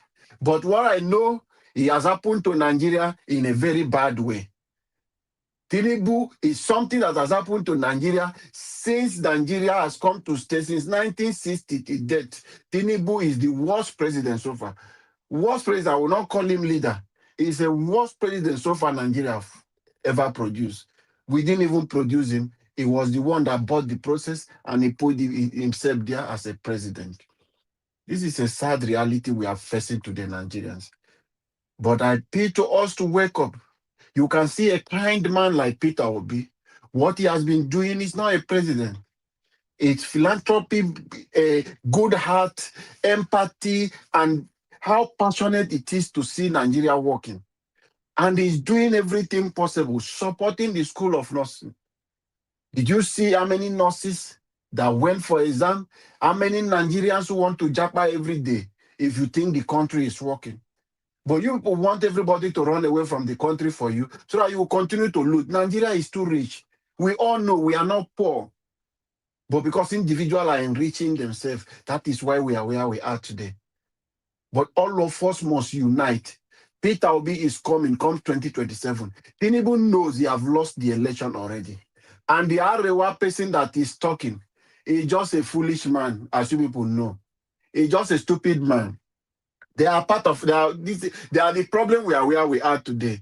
Remove the knot from us. When I say remove the knot, I might not remove Plateau State and Benue. Some of them, you will not add them to those people who are more useless.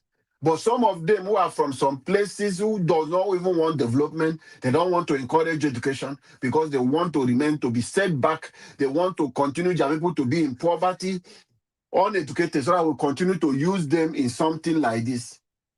Can you come out on national TV, put a camera on your face, and be warning people that you're saying that nobody will vote for another Nigerian because you call yourself an Arewa youth?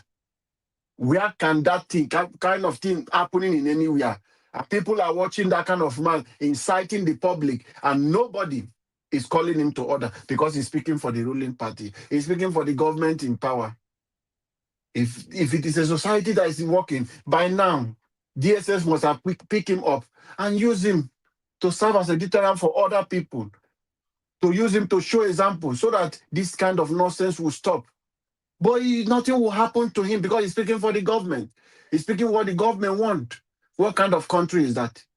How can you develop hatred for individual? A man who is coming, if Peter Obi lose or he did not win, but God forbid, if Peter Obi become president, don't become president, how does it help your life? How does it do you?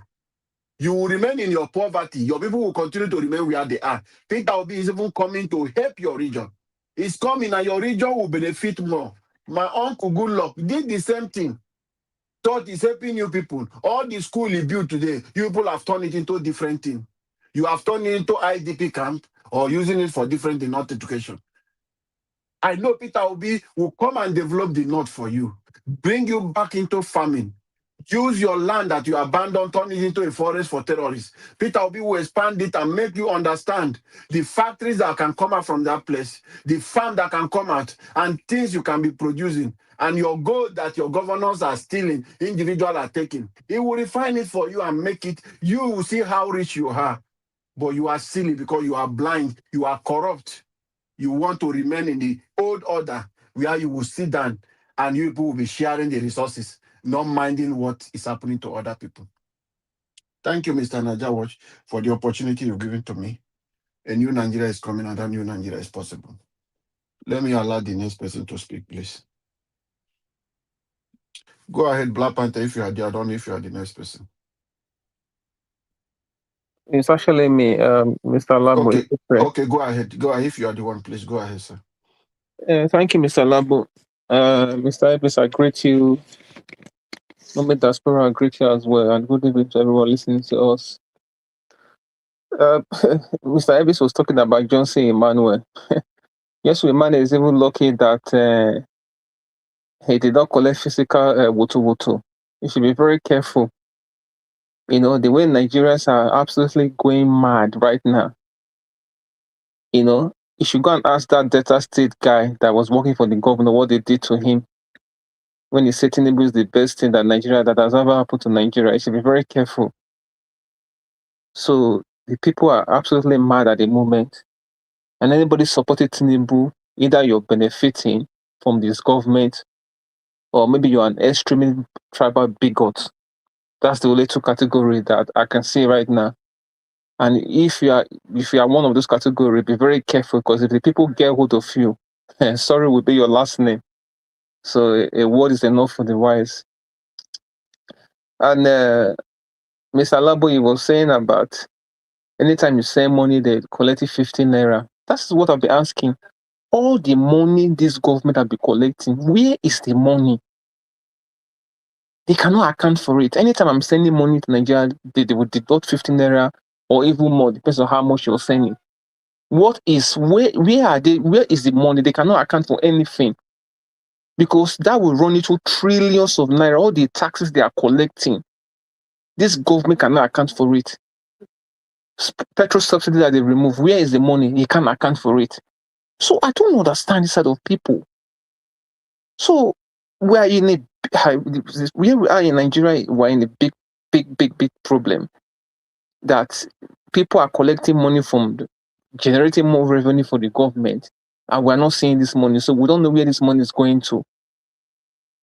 Again, I'm asking him, where is the money? I want to see some accounts where this money that this government be collecting, where is this money going to? They cannot account for it. And I will say as well, anybody that was supporting Peter Obi in 2022-2023 election, and you certainly say that the person do a 360-degree change, or maybe they are going to support APC, they were never true supporters of Peter Obi in the first place. They were there, they are opportunists. That's why you will say Nigerians are chancers. They will chance you. They were there to come and grab what they can get for themselves, thinking that Obi would have won it, and they will position themselves and get what they want from themselves, their immediate self and their immediate family. That is who Nigerians are. A lot of Nigerians are like that. And I'm sorry to say, nobody in his right sense that was supporting PO was out of the sudden will now switch to support APC.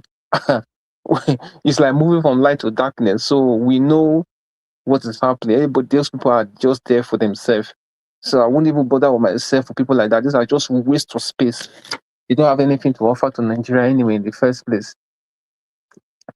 And I was watching the video of Lisa when he was showing the video of that Arewa guy, that the guy was speaking that Obi did not come and take permission from them or blah blah blah. Again, this is what I always say, that for me, Nigeria is not workable. I don't know why we are deceiving ourselves. We are different people, for God's sake.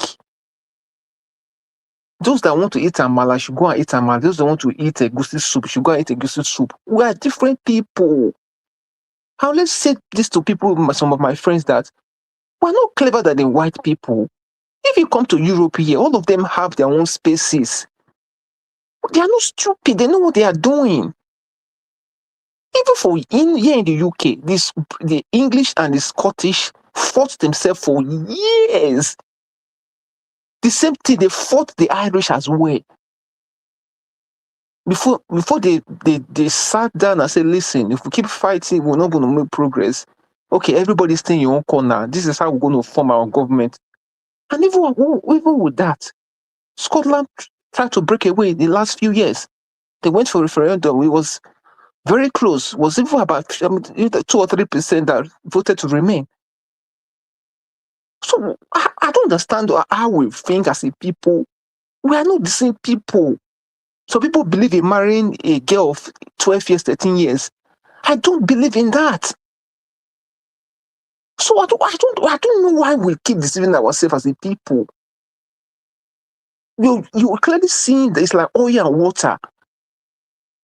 So people in the south believe they can make decisions themselves. So people in the north, people tell them what to do, and they will follow what someone will tell them what to do. We're not the same people. And this is what what's his name of the guy was telling Zeke that time. The Sadana was telling Zeke that let us do our own thing. You know, I don't know. I don't even know how to explain this to people. I don't understand what is it that we don't get. Nigeria is unworkable. For me, it's either a total dissolution, breakup of that country, or we come together and decide how we want to govern ourselves as a people. With a new constitution, we'll set the rules and how we want things to work for us. This current form of Nigeria is not going to work. So I don't know. But we just keep going around the circle. Okay, look at what has been happening here in the UK.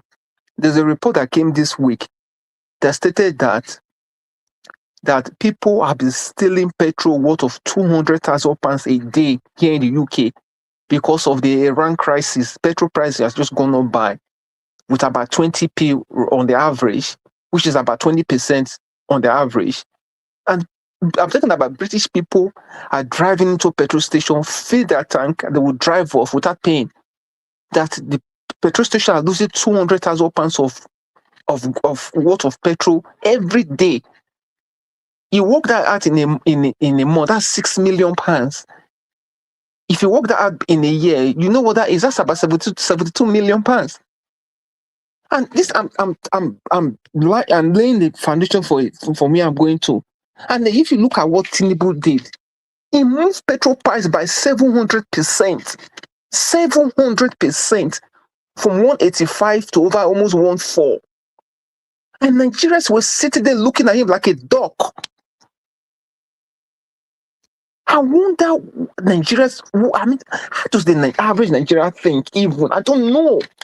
Nigerians were just there looking at him. Somebody that is decimating you, making your life a hell. You people were sitting there looking at him. So, like I said, there's something wrong with the typical Nigeria, and I don't know what that is. Something has to give. And then, again, if Nigerians don't rise up and fight for themselves, nobody's coming to save us. Nobody is even interested in what is happening. If we like to require ourselves, nobody is interested in that. Too. Only we can free ourselves. No Yoruba person is coming to save you. If anybody is coming to save you, you're just deceiving yourself. You're on your own. So we must do the right thing. I know most Nigerians believe in miracle, but this is not the time for miracle. We have to do the hard work. Knock on your neighbor's door. Ask them what this country is it working for them? How do they want their children to live going forward? We must do the hard work. And I saw the video of Davido talking yesterday. Oh, talking to Hope Uzodinma. Oh, my wife is from Imo State. I mean, that's one of the most ridiculous that I've ever seen in my life. Almost begging to say, please don't come and manipulate the election here in my state. You know? And this is what I always say about the typical Nigeria person.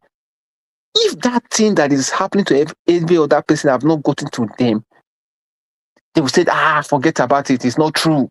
No. It's not like that. It's like how we're talking about this insecurity. People will say, it's not as bad as the way you're saying. You're just making it big. Until they kidnap his father or mother, he will come out and be shouting as if his vein want to burst out from his forehead. Because you know why? The thing has touched him. And I don't know why we are like that as a people. Something is not right with us.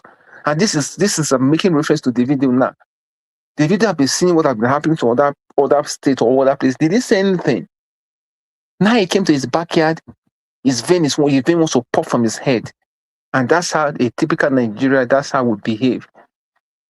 And again, if you look at what has been happening in the UK, I was listening to ABC today.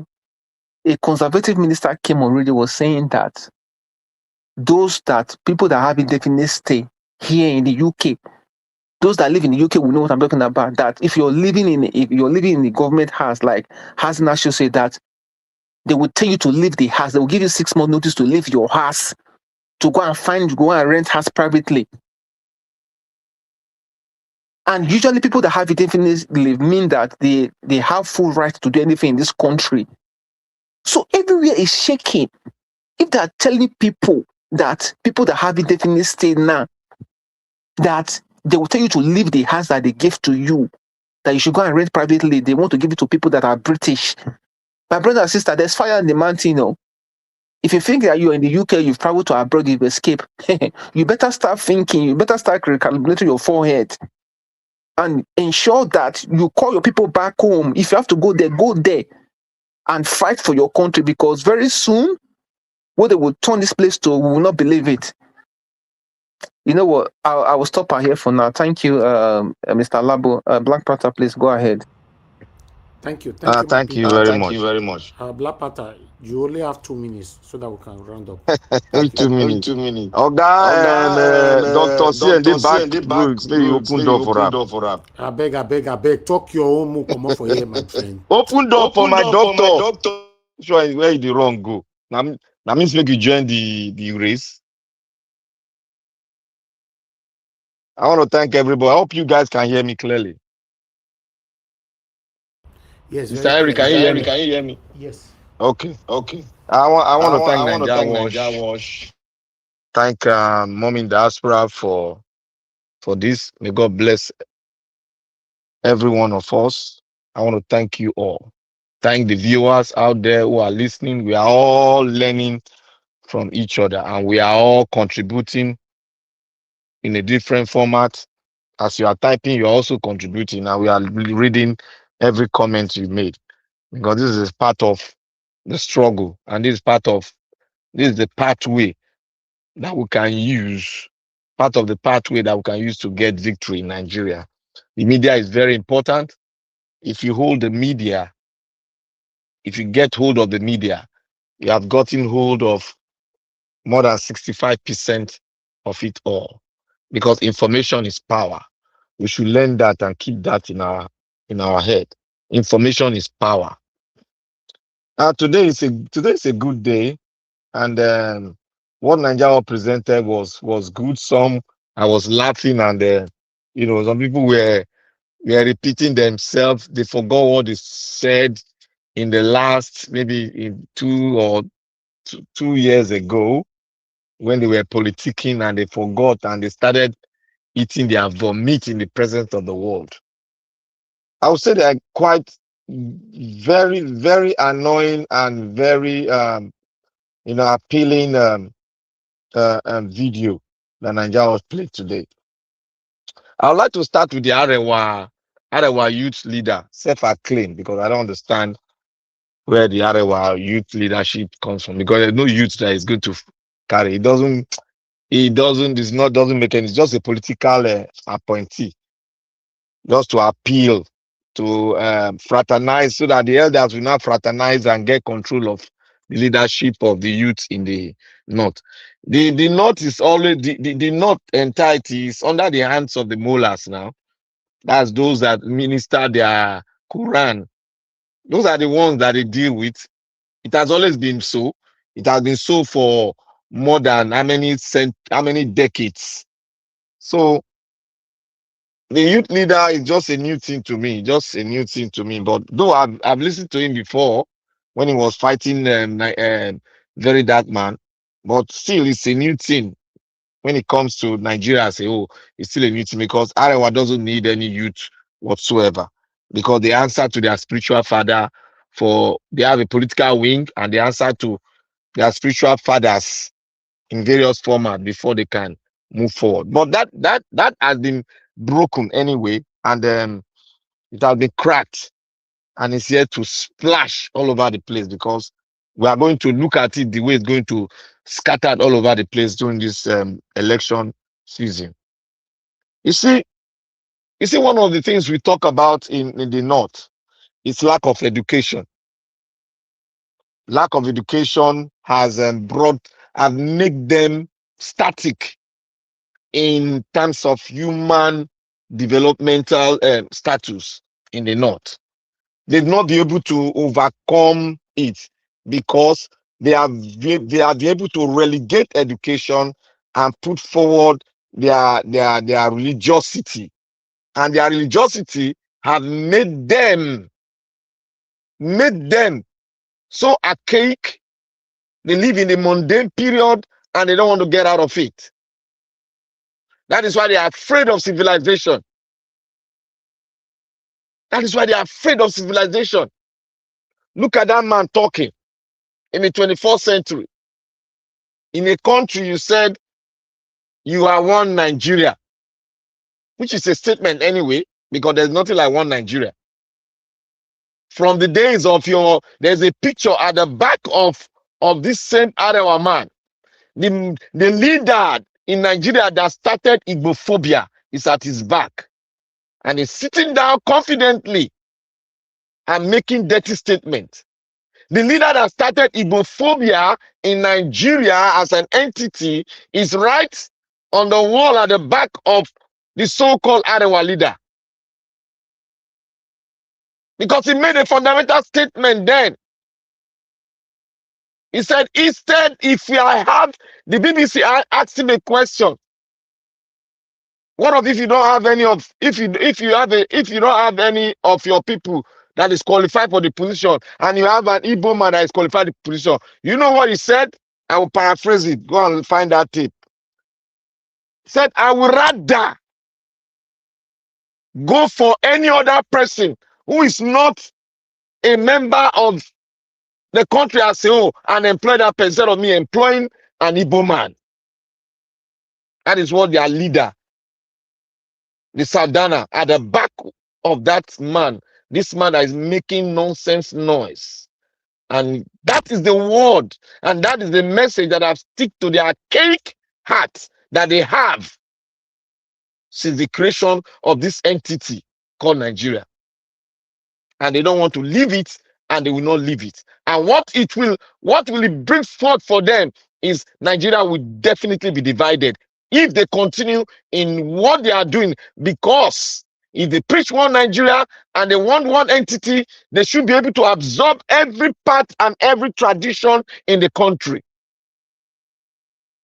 This is why we have been saying that Nigeria is not a country. Because in an entity, in a state like Nigeria, we should be free to speak. We should be free to associate, and we should be free to seek for vote from every part of the country. But look at him. Lack of education, lack of civilization have made him to begin to speak against his own person that he called a member of the state called Nigeria in quote. That is the abnormality we have in Nigeria. And when we speak as scholars of history, as scholars of this democratic situation in the country, people will just keep deaf ear and they will glue to one Nigeria. There's nothing like one Nigeria from the creation of the country. I will say it's even the East that is trying to force it. But they paid dearly for it in forcing the one Nigeria. They paid dearly for it. They have now realized that it is not going to be.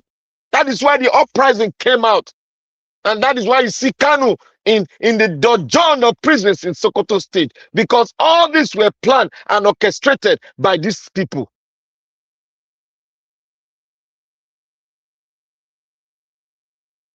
We need to refuse this.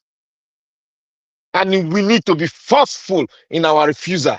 Because if we are not forceful in our refusal, we will end up in a way whereby we will continue to think like this.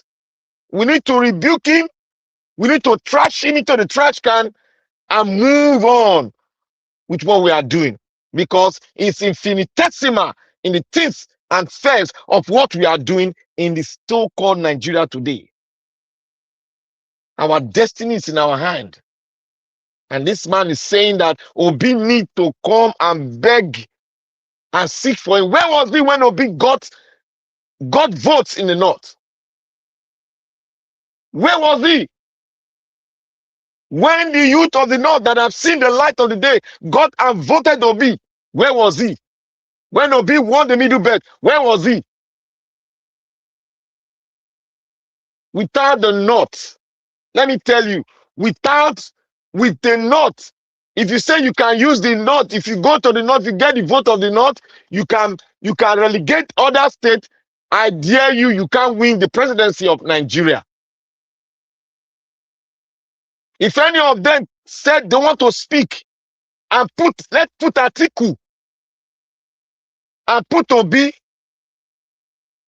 in the ball, let us see. Let your own north gather together and vote Atiku. Without the rest of the country, you cannot win the presidency of Nigeria, quote and unquote. So your words are mere words. Your words are not written in the four wall of anything. Your words are on the air. And when we blow, when the wind comes, it takes it out.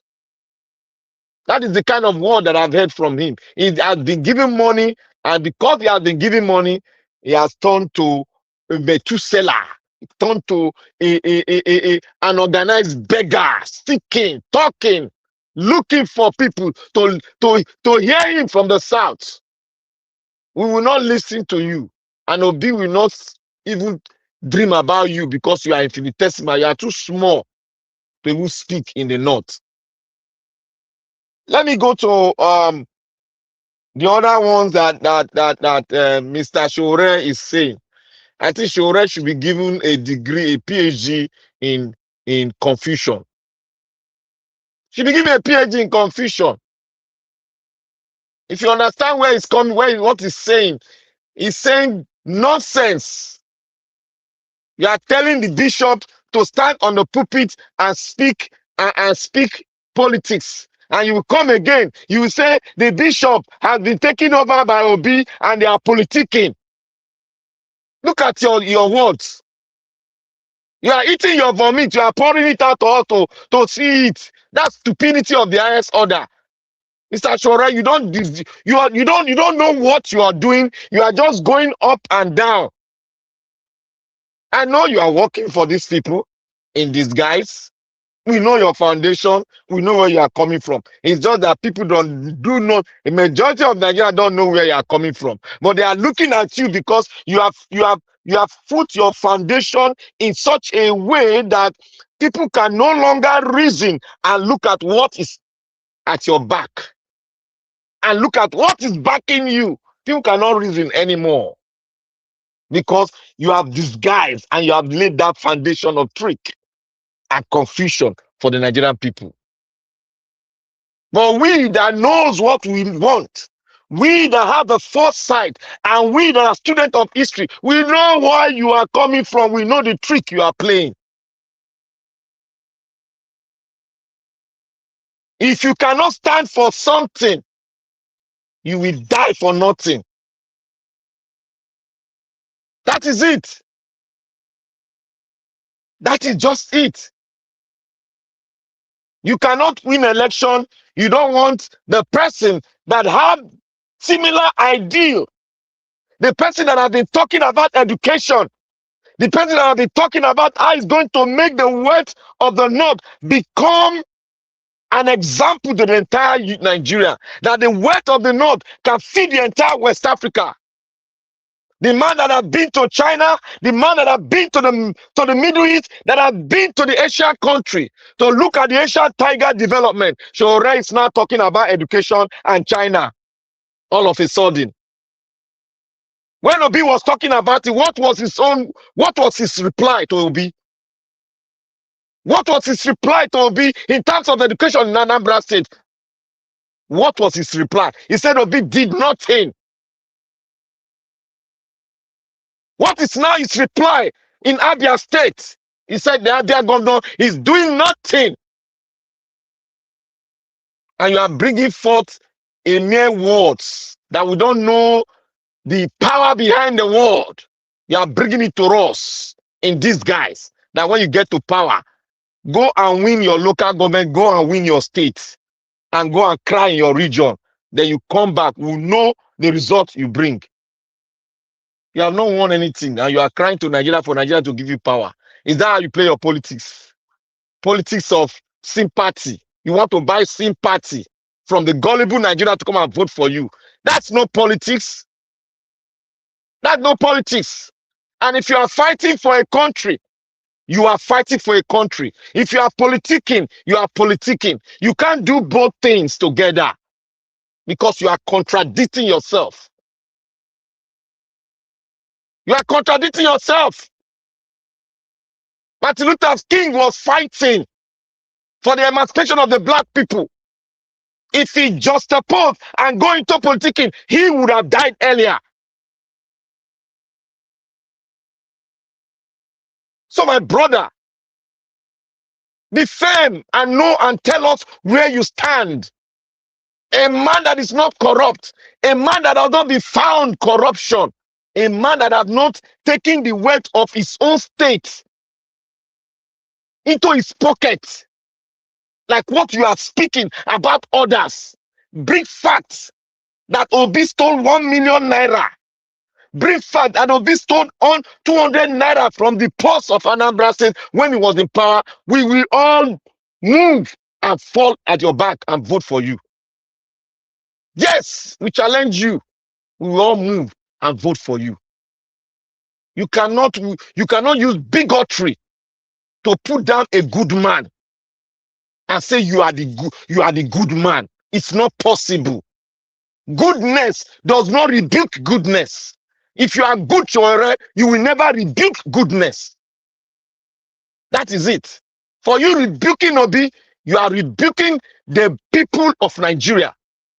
Because Obi is the prayer that Nigerians have been praying for. Since independent, Obi has been the prayer we have been praying for. A man that is clean, that is not corrupt, that will wipe out corruption. Obi has been the person. But you, we have found corruption in you. It's in that your so-called Sahara. It's the wise men like us can do serious looking. We found it, and you cannot defend it. You think we are fools? We are not fools, bro. We are not fools. We follow the dollars. We follow you very closely. We watch you. And we use what your antecedent to look at your presence and make a fact and conclude on you. You have been deceptive. There's nothing that we can take from you that will benefit because you rebuke the good person. Goodness cannot rebuke goodness. They interwove and be greater so that people, generation will see them and copy them and be like them. That is what it means. It affects the life. It affects the body system of anybody. If you come close to goodness, it affects you from the fiber of your being. It will affect everything. That is what Obi is. Because he's good. People have found goodness in him. That is why it's attracting the ears of the down and crying Nigerians who are crying to survive. That is it. So please, just relegate yourself and be on the back wagon and start just be looking, because it has shown that you are just joking. Look at the presidential candidate you brought in Abia State. The one you brought in Abia State, the lady you brought, that we all know. That shows the level. That shows the level. That shows the level and your character. That's the person you brought. It shows the level and the character. It doesn't show a good character. It shows the kind of person you are. Now you brought somebody who is like a sycophant, who is like somebody that has a delusion. You brought him to become a governor of his state. For a governor that has been working tirelessly to bring about greatness, to picture Nigeria in the world, that Nigeria is still working, not that you kept it down. Nigeria, I want to thank you. I want to thank you very much, because you are doing a great job. Despite we cannot touch on everything, but I found a stunt that Chore is playing, that many people go back to his history. You will see that what he's playing is just rubbish. If he cannot accept goodness, then let him go away.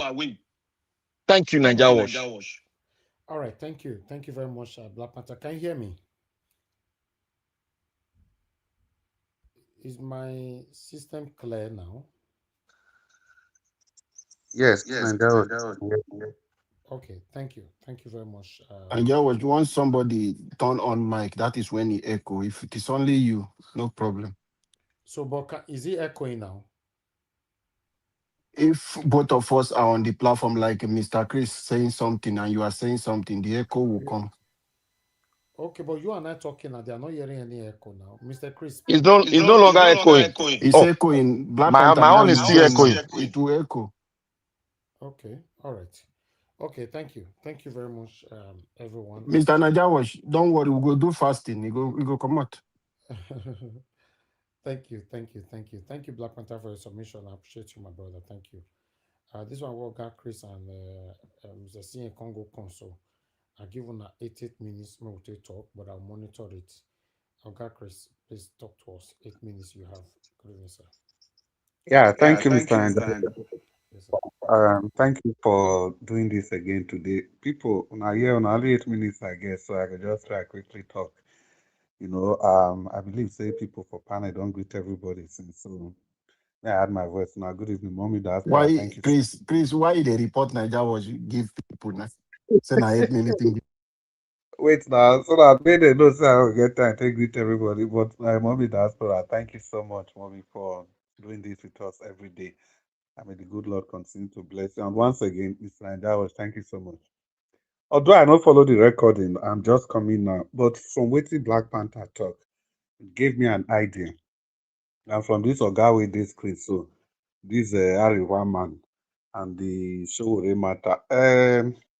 You see, I go start with this Arewa man. You know what they pay me sometimes where they go say our founding fathers. Who be our founding fathers? So somebody like Saldana of Sokoto, that will call that one our founding fathers. See what Black Panther they explain us now. You see this man, we they talk about one Nigeria. This man say for him to employ, not be Yoruba person or not be any other person.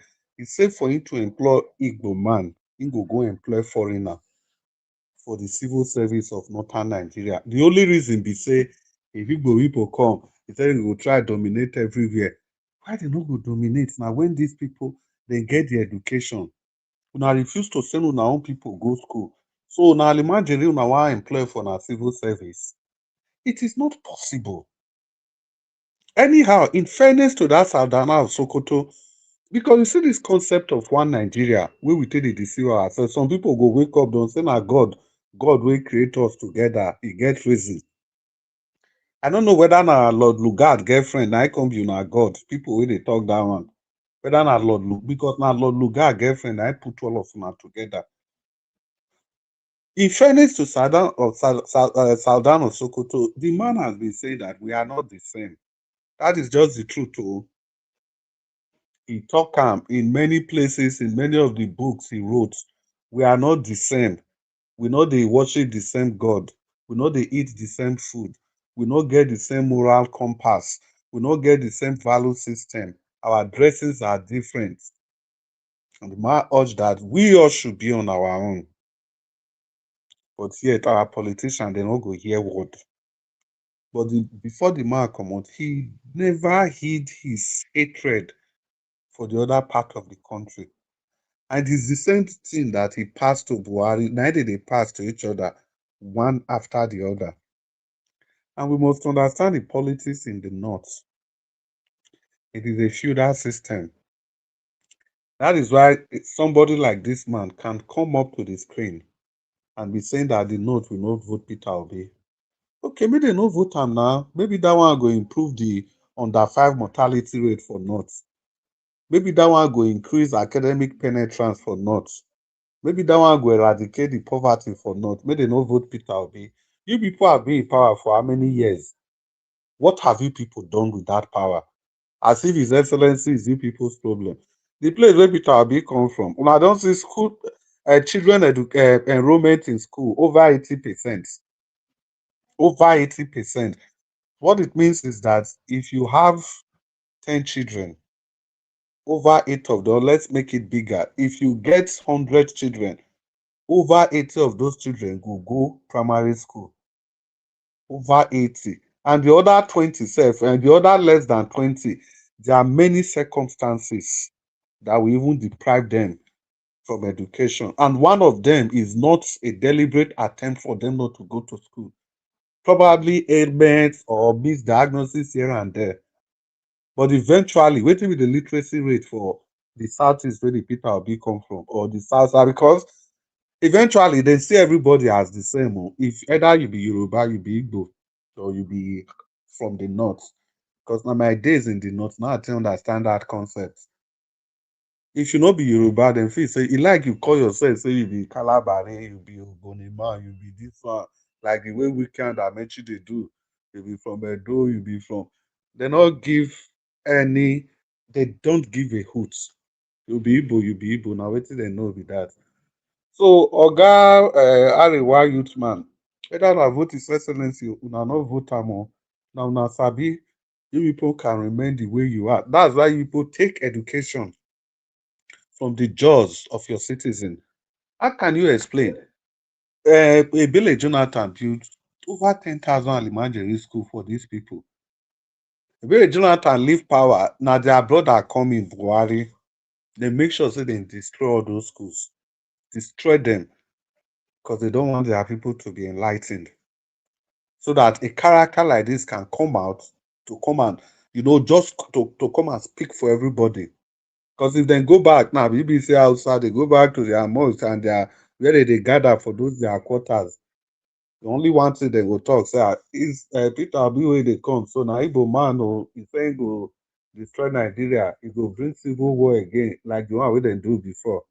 That's all they need to say. And people cannot research further. They can't read, they can't interrogate with social media. And the end of the day, they'll just go with the flow. As for Showore, I'm sorry I'm in a hurry. Una see Showore. Black Panther, you've been on this platform for years. We've been together on this platform, but there was something very profound that you mentioned today. I think that is the best, one of the best words I've ever heard you spoke. You say goodness cannot contradict goodness. I'm just paraphrasing, which sums up everything. If Showore actually has any iota of goodness, good governance in him, no be for dey on the front wey go dey castigate His Excellency Peter Obi. Let's even assume say na regular politician na Showore dey attack. It's okay. But you keep attacking somebody like His Excellency Peter Obi, not just because of who he is, but because of the fact that this man, all those things they accuse him of, they are all falsehood. You cannot link a penny to this man. Make una go check year by year, because if I dey talk, I go dey refer una to Google. May no be like say person dey bamboozle una. Year by year, una go check the list of corrupt governors wey EFCC dey compile year by year, year by year. Peter Obi name never even dey under scrutiny. You know wetin be scrutiny? As in, okay, we dey suspect this person. He has never been suspected. His administration has never been reviewed. Not to even talk of say you want to go put name for that list. 36 states of the federation and the FCT. Now 37 now, as Oga Alabo talk. They don't make am 37 now. That man name not there anywhere. Then go release list names of governor from the Babangida Ali of Niger State, Lucky Gbinedion of those days, Depriya Lamesia, all of them of those days. Odili, may we not mention those names. All of them. This man name not near anywhere. And yet, now only this man, Oga Showore, go dey feast on, dey feast on, dey feast on. So sometimes, how can you even really be blaming Tinubu and co? If Tinubu and co, these people, they are in opposition, they want to remain there. They don't want somebody like Peter Obi to come in. Even the way where they take they castigate Peter Obi, not even reach the way. We show a Democrat, a freedom fighter. They went to the castigate Obi. Well, I'm not surprised. Because when people say that 2015, Showore join people wey Buhari use, una go dey say na lie, but Showore don't talk am with your own mouth. He said this vice president of Nigeria was working for him in Sahara Reporter. Yes. And that was the period why this man was the governor in Borno State. I'm not telling you what I read. I saw Showore in an interview. This interview not be 10 years ago, not be 5 years ago, not be 5 months ago, not be 5 weeks ago. Just like 2-3 weeks ago, yeah. Showore open him mouth, talk, say, Shettima, they work for him for Sahara Reporter. Say any information wey he need, that time go call Shettima. Then Shettima was the governor. He go call Shettima. Shettima go tell her. So you see, all those things wey show already published during Ebele Jonathan time. Shebi una don see where the information they come from. Because Shetima, if you be governor, you go dey attend Federal Executive Council meeting. You go dey private to some secrets. So it's obvious all those top secrets wey show already get na from Shetima. Now use the man talk am. He said it in an interview. So that kind person, how you want to work with that kind person? Well, I come late. Mr. Nanjarosh, thank you so much for the opportunity. I know it says still past 8 minutes. God bless you and God And bless God everyone. bless you. Okay, thank you, Mr. Chris. At least you noticed I gave you more minutes than the 8 minutes. God bless you for acknowledging that. Guys, if you are listening to us, press on the like, help us to share. Let's listen to Augustine. Augustine, it's good to have you on the show. Good evening to you, sir. Talk to us. Thank you, Niger Watch. Good evening, everybody. Those on the panel, those that are left, and those listening, those on the chat contributing in one way or the other. Greetings to each and every one of you. Actually, I know I've been quite absent in recent times. You see, Niger Watch, please, I would like you also to stray. I'm not the only person anywhere, but sometimes, hand on heart, I cannot be around 7 o'clock you open. Me go there 4 5 hours, I no show up until maybe 2 minutes to go. No, it's not in my character, and it's not like that. So when it happens like this, I believe I'm not the only person. Most people are like that. But what matters is showing up. What So matters is please, showing up. at, So please, at why is it echo now? Niger watch, mute yourself, I beg. Okay, so what matters is showing up, and at all cost, we won't leave you on your own. We got to try. They show up, everything considered. Now, you see the headline. There are only say certain things where we have to, because of the type of society Nigeria is, the level of civilization or the amount of ignorance in the society is. If you leave certain things, think that it does not necessarily, it doesn't need attention. Some people may think it's true. They will go by it. When somebody say P2B cannot win one state in the north, the person talks as if this state is like 19 seeds of granite you can hold in your hand. If you don't give anybody, you won't take. Who is this person even? These are people that P2B is putting his life on the line to come and save. What Amadu Bello couldn't do for them. What Tafawa Balewa couldn't do, not to talk of Gowon. Or is it Mutala Mohammed? Abacha couldn't. Shagari couldn't. Even Buhari, the one they say Baba, he left them worse than he met them. Before Buhari, North wasn't lamenting like this. 8 years of say Baba, may Gaskia, may this. Now look at. Set them backwards by a century ago. Now, Abdul Salam cannot. Babangida, no way now. The only person who tried to even devote in time for the North is President Jonathan. And look at what he got in return. It was Jonathan who, Yaradua herself couldn't. And this is why the North is dragging Nigeria to be the poverty capital of the world. What you cannot do is what somebody is volunteering to come and do for you. And you, rather than you even be praying to God, say thank you, and you are talking. One thing those are people like that man should know is this. So many things have sunset clause. We cannot continue moving like carbon chain. Whatever the North, they go they vote for what? P2B is Nigeria's last chance. Or let me say Ndibo last chance. All these people that you see obedient in Ndibo, these are followers of Nnamdi Kanu. But when they realize that, look at the first Igbo man embraced by the entire country, people say, well, let it not be that somebody who is not my brother has seen good in me. Somebody who is not my brother has seen good in my brother. Who am I to be the obstacle?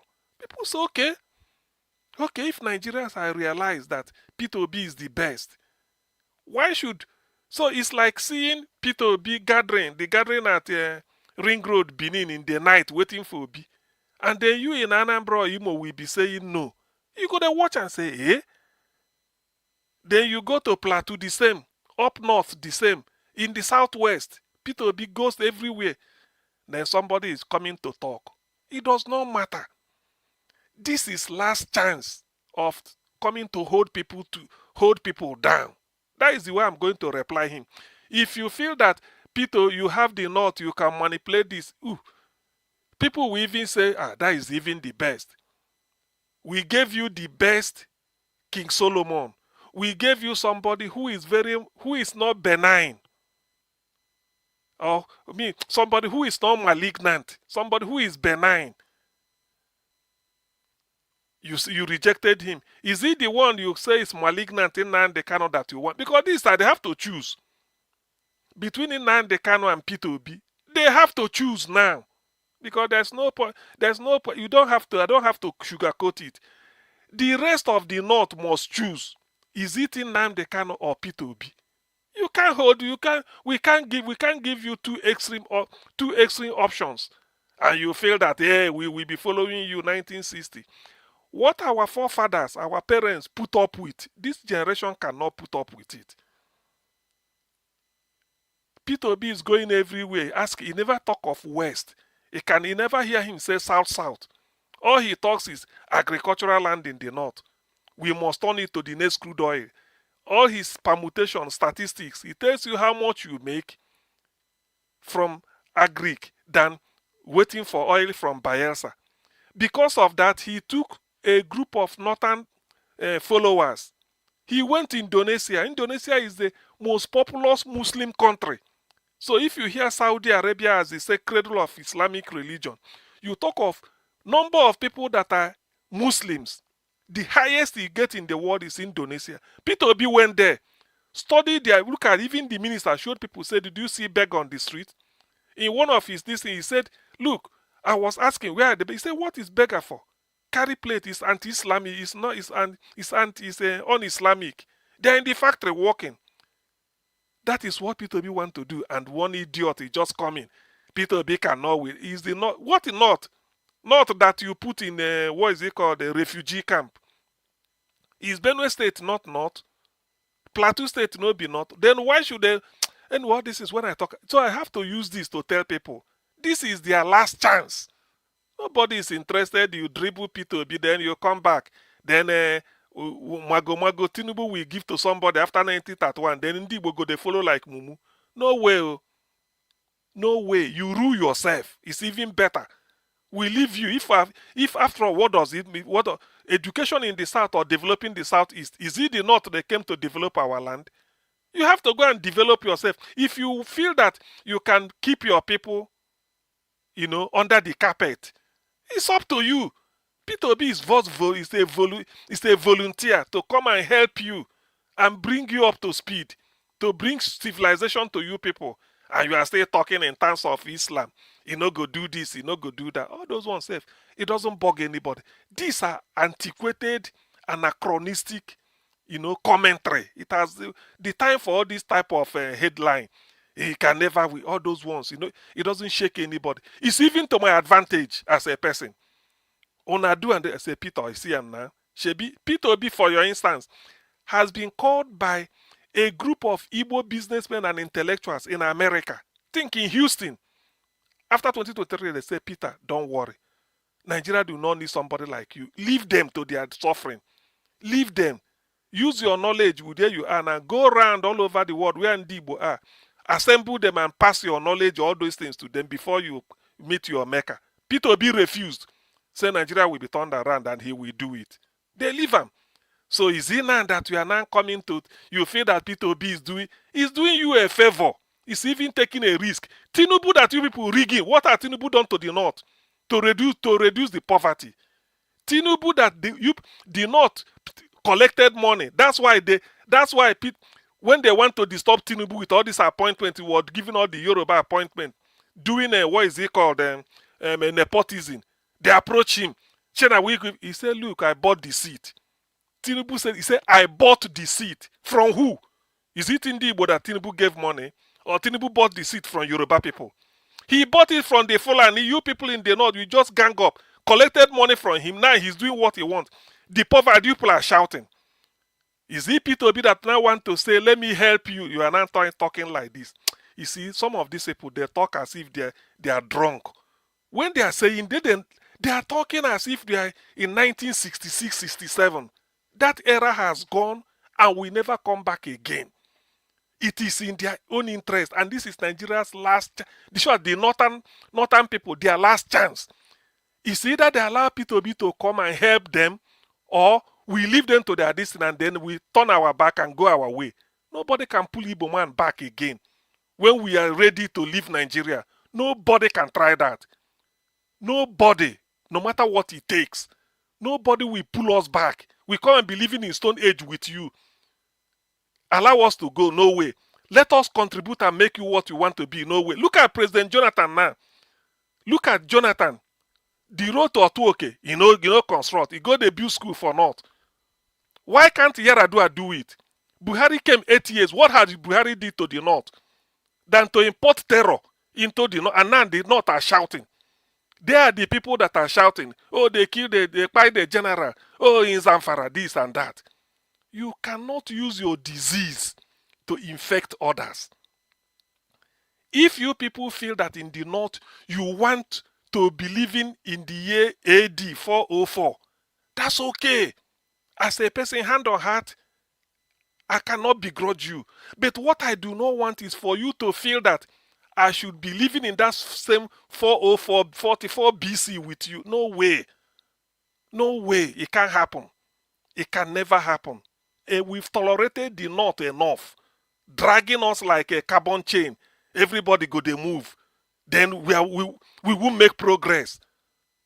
No way. It can't happen again. So it has nothing to do with Islam. That's why P2B visited Indonesia to tell people, say this is Islam. Oh. Morocco is a Muslim country. Look at how advanced they are. Look at Egypt. Are you talking of Algeria or Tunisia? These are countries moving. Tunisia, yeah, don't be like London. They then I mean, go there, go see. Yes, I once worked with a Libyan doctor. He wanted to go back in UK here. I said, oh boy, which one you they go back? We stayed in one place, in one flat. He said, why are you? He said, why not stay here? At least make some money. He said, no. I said, in pediatrics, they want to commission one machine because they want to commission it. I think the head secretary then, Andrew Ronsi, want to come and commission it. I said, this is opportunity. He said, no, that machine, I've been using it for past 1 year before I came here. I said, that one? He said, yes, we have it in Libya. I shouted. He started showing me the picture of hospitals in Libya. Some of them are better than the one in UK. So, you see, these are Islam. Saudi Arabia has good medical. We forgot in Dubai, where they reign. Dubai is a Christian country. Dubai is a Muslim country. So Muslim, why is this that? Why? Yes, now Dubai is not Christian. Dubai is an emirate. Why can't Dubai be like? Why can't they from Kasina go and copy Dubai and do? When they come, they just believe that if Igbo man want to develop, or maybe German or Southern or Yoruba man, you drag them down with one type of we go they do it. No way. Feudal system must come to an end with P2B. It's either they allow the man enter and reform Nigeria, or we leave Nigeria the way it is for you people and then go away. But this time, nobody will come and point a GUN. You must come back to keep Nigeria one. It's a lie, yo. Gowon is regretting it, but he won't come and talk.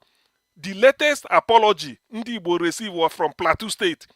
A governor apologizing that they were deceived. Yes, into what the war. Nigeria refused to apologize is doing it. To apologize. So this is for those people that are talking in the. You can't come and hold anybody down.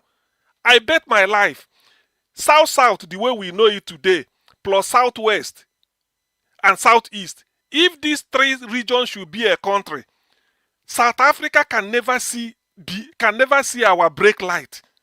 The most developed part of Africa, I think, is South Africa, then Egypt, or maybe Morocco. Both of them combined cannot see our brake light. I'm telling you, They can't. So the fact that we all of us are in one type of Lugard amalgamation, then somebody will just be riding rubbish, talking down on people. Look at a riffraff. Niger Watch, thank you very much. Let me stop here. Sometimes when I'm annoyed, I will go back into history and then remind these people. But they should know 2027 is a make or man for them, not for people like us. Now Thank you. their last chance with this now. All right. Thank you, Augustine. Thank you very much, and God bless you. I appreciate you. Everybody on the panel have given their submission. We need to have our final submission now. So I'm going to give 30 minutes amongst those of you on the panel to just talk within yourself for 30 minutes so that we round up. You know, starting with Mr. Alabo, 30 minutes, everybody. Thank you. Mr. Alabo, you're not there. Okay, Black Panther, go ahead. Thank you, Niger Watch, for giving us this time. I want to speak on the lawyer who is a partisan politician, the lawyer to Tinubu. I've forgotten his name. He looks like it's like a Kongi man that was talking. I can't imagine an SAN. That is why I said there must be a revolution in categorizing the lawyers, in grouping the lawyer. You say one is SAN, one is ordinary lawyer. They should just scrap that thing out of the book. And SAN cannot say Tinubu does not have a certificate. And SAN is telling us that the school, Chicago University, have not told them that this certificate that Tinubu brought to Nigeria is not their own certificate. What is the SAN talking about? That the judiciary has judged and made a final judgment that Tinubu's certificate is authentic. Where, which law, which court of law judged that case? Is it not on technical ground? Ordinary case of show your certificate. The judiciary we have in Nigeria, they are using technicality to pursue, to prove that a certificate is real or fake.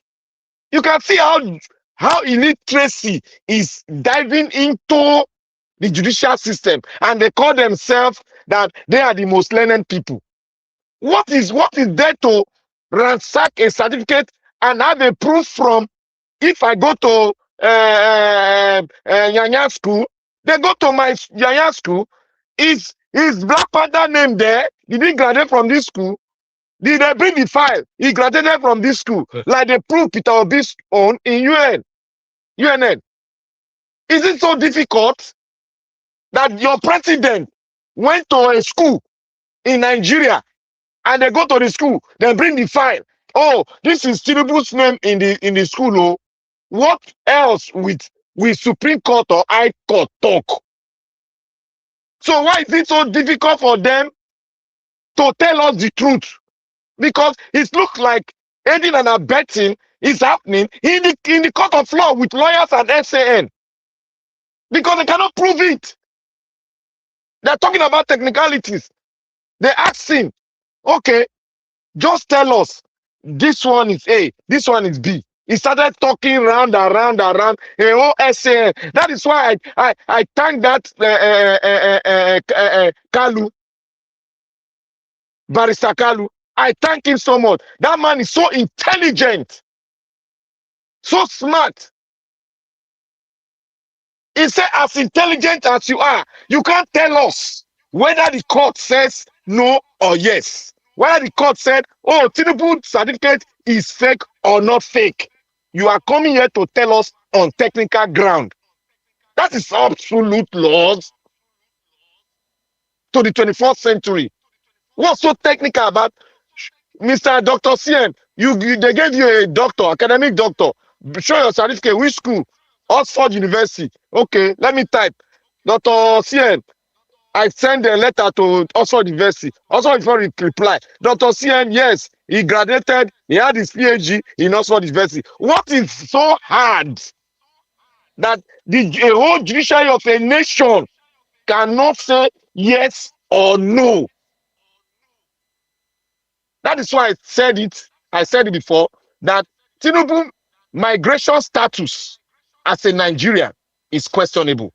Until Nigeria rise up to that occasion and address the issue of immigration status of an average Nigerian, we will continue to get this, we continue to have this. A stranger, we continue to be in that bunker in Aso Rock forever. If the Nigerian people don't rise up and update the immigration status of of every individual in Nigeria, we'll continue to get strangers. Strangers will come to rule and becoming a nightmare to every Nigeria, quote and unquote. Nigeria, we must rise up because we are not yet a country. We have not spoken. We have not written an agreement. The only agreement in the 21st century that we have written, we have signed and sealed, is in the hands, is in Aso Rock, a blueprint that was adopted by every region in Nigeria, with GJ commission and yet to be brought up for us to say this is our constitution. They are keeping it from us. We must continue to ask for that constitution because every region sign and seal it. We must ask for it for them to bring it out. Thank you. Well, thank you very much, Black Panther. You see, issues are because I think more like now that we are approaching the election, and from every indication I was discussing with some group of people 2 or 3 days ago on let's say on the balance of probability, P2B is a clear choice of the people. We know, even international community, they know that P2B is just like he's standing on the door to get in. I think it's now incumbent on us because, or not even, let me say somebody like me, I'm no longer talking of maybe do this or do that. That what P2B should do when he gets in. For Nigeria, the way it is, that map to remain like that, a lot of things has to be done. I remember P2B saying one time that he's running to reduce the power of the presidency. That is what he should. So that 4 years will be action-packed. That will redefine Nigeria. So many things will leave the presidency because what we are doing is just feudal system. And that is what is stagnating Nigeria. No growth. If you like, bring a saint with the way things are. Everything must be a surgical, that is surgery, real surgery is what they are going to do. What they call restructuring is not just a mouth. And I'm saying this in the interest of everybody listening. The presidency or the executive at the federal level should not control more than 5 or 6 items. As simple as that. The rest should go to the regions or to the states. If you don't want it, well, it's up to you. Nigeria can never go low below what it is now. We've left the mountain top. We are now at the valley. When you get to the bottom, the only thing left is to climb out. We can't go beyond this. We've seen the worst. So P2B coming in, we can't, like Albert Einstein said, you can't solve a problem with the same imagination that created it. Something like that. We can't be using the system we've been using that brought Nigeria to this nonsense. Then we still want to be practicing it that way in the hope that things will change. It won't change. A new vista, a new pair of eyes, so to speak, is what is needed. What Nigeria needs is this idea of putting everything at the Abuja center so that whoever gets there will not be dishing. If you look at this area, you say, yes, this area, yes. They gave me 10%. You give them this. Oh, this area gave me 71%. All those nonsense must stop. P2B should not do. The moment you get it within 3-4 months, like Professor Zeko may say here, our constitution should be in place that will address all this nonsense. It's whether you like, if you like it, you key in. If you don't like it, then those that want to live a civilized life can go and live their own civilized life. Those that want to remain Nigeria the way it is and fall, they start mounting a bogus this or that. You can, nobody stops you. If not that a white man joined the people together, of what use? How were we living before? Because the Nigerian question has come to, Nigerian situation has become so depressing, so deplorable and very shameful that Nigeria, we look at the way they talk about Nigeria. Every country, Togo is better than us. Benin Republic, tell me the country that is better, Nigeria is better than. You might guess, you might think before you remember one or two or three. Yet we have everything. We keep borrowing money when we have resources everywhere. For what? And then we don't know what to do. Is it what we are going to continue? Is that what we are going to continue? We can't. So Peter B coming in is just to tell us, to look, this is the way to go. For those who want them, okay. If you know one time, simple. Then the issue will sort itself out. We can't continue moving like carbon chain. Every year we lament. Look at since we became the poverty capital of the world, since Buhari, and it's continuing till today. How are we gonna get out of it? With the same idea of every year we do budget. We budget 380 billion for Federal Ministry of Health or 500 billion on paper. Then you release that 8 million for the whole more than 37 federal hospitals in Nigeria that train healthcare professionals, doctors, nurses, scientists of different types, pharmacists, everything. Then that is what you give them. No. You see, we just have to take a hard look. In doing this, you don't need all this sentiment of some people talking as if the whole of the world is in their pocket, like James Hadley Chase wrote, "The world in my pocket."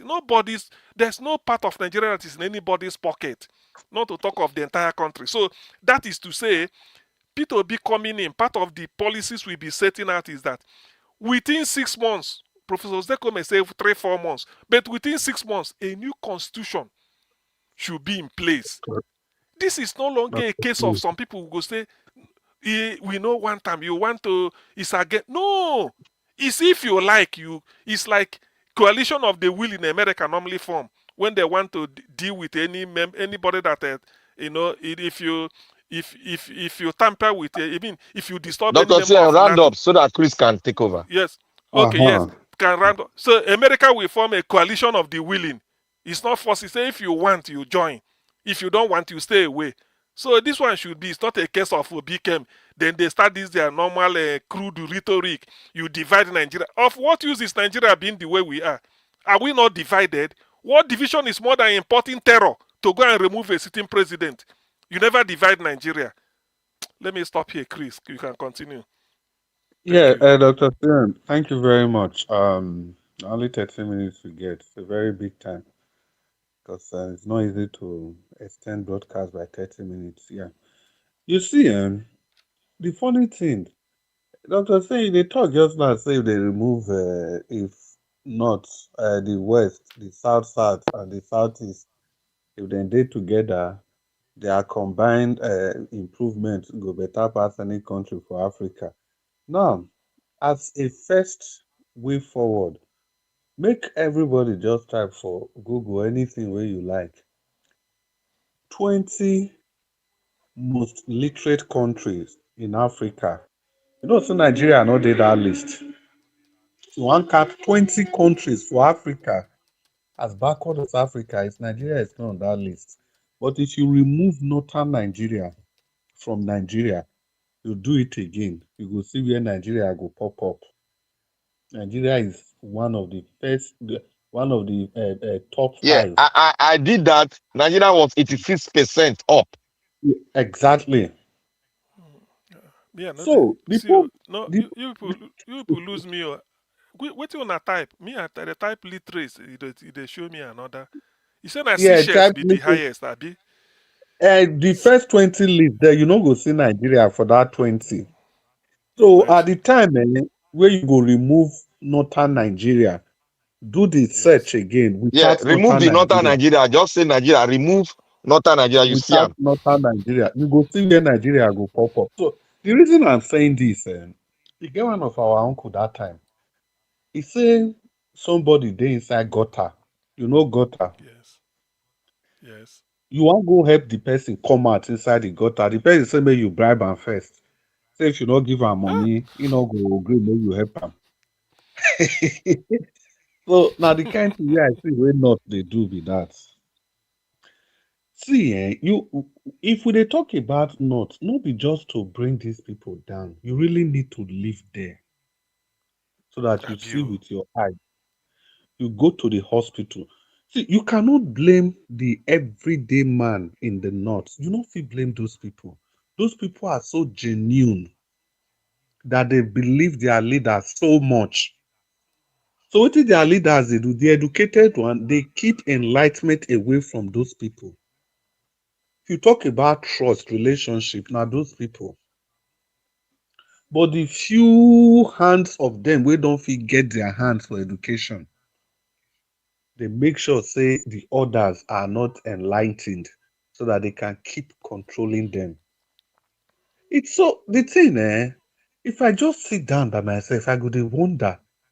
This thing, they don't want me go maru. If Peter Obi come, so and so, this, that. So are you people enjoying the current situation you are facing? And you see, no matter how we look at these things, we must blame the past leaders. We must blame all of them. In the sense that, imagine, Exactly. You're right. yeah, imagine if any of these leaders, starting from Obasanjo, may we leave Yaradua, especially Obasanjo and the Ebele Jonathan. Although Ebele Jonathan tenure still dey, it was quite frosty. But imagine those two people, they were able to give us a genuine constitution.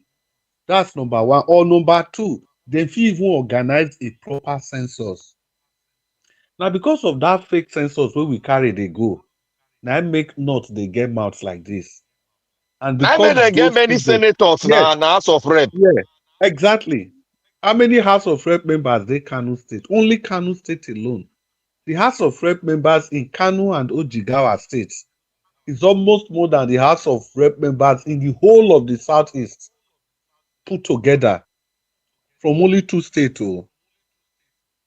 So the thing is that I wish Obasanjo 100% or Ebele Jonathan maybe 70% because they not complete the tenure and they not even let her rest. I wish they were able to conduct a viable census at least, even if they not fit do that constitutional review. During Obasanjo time they did everything. They even added one state to the southeast.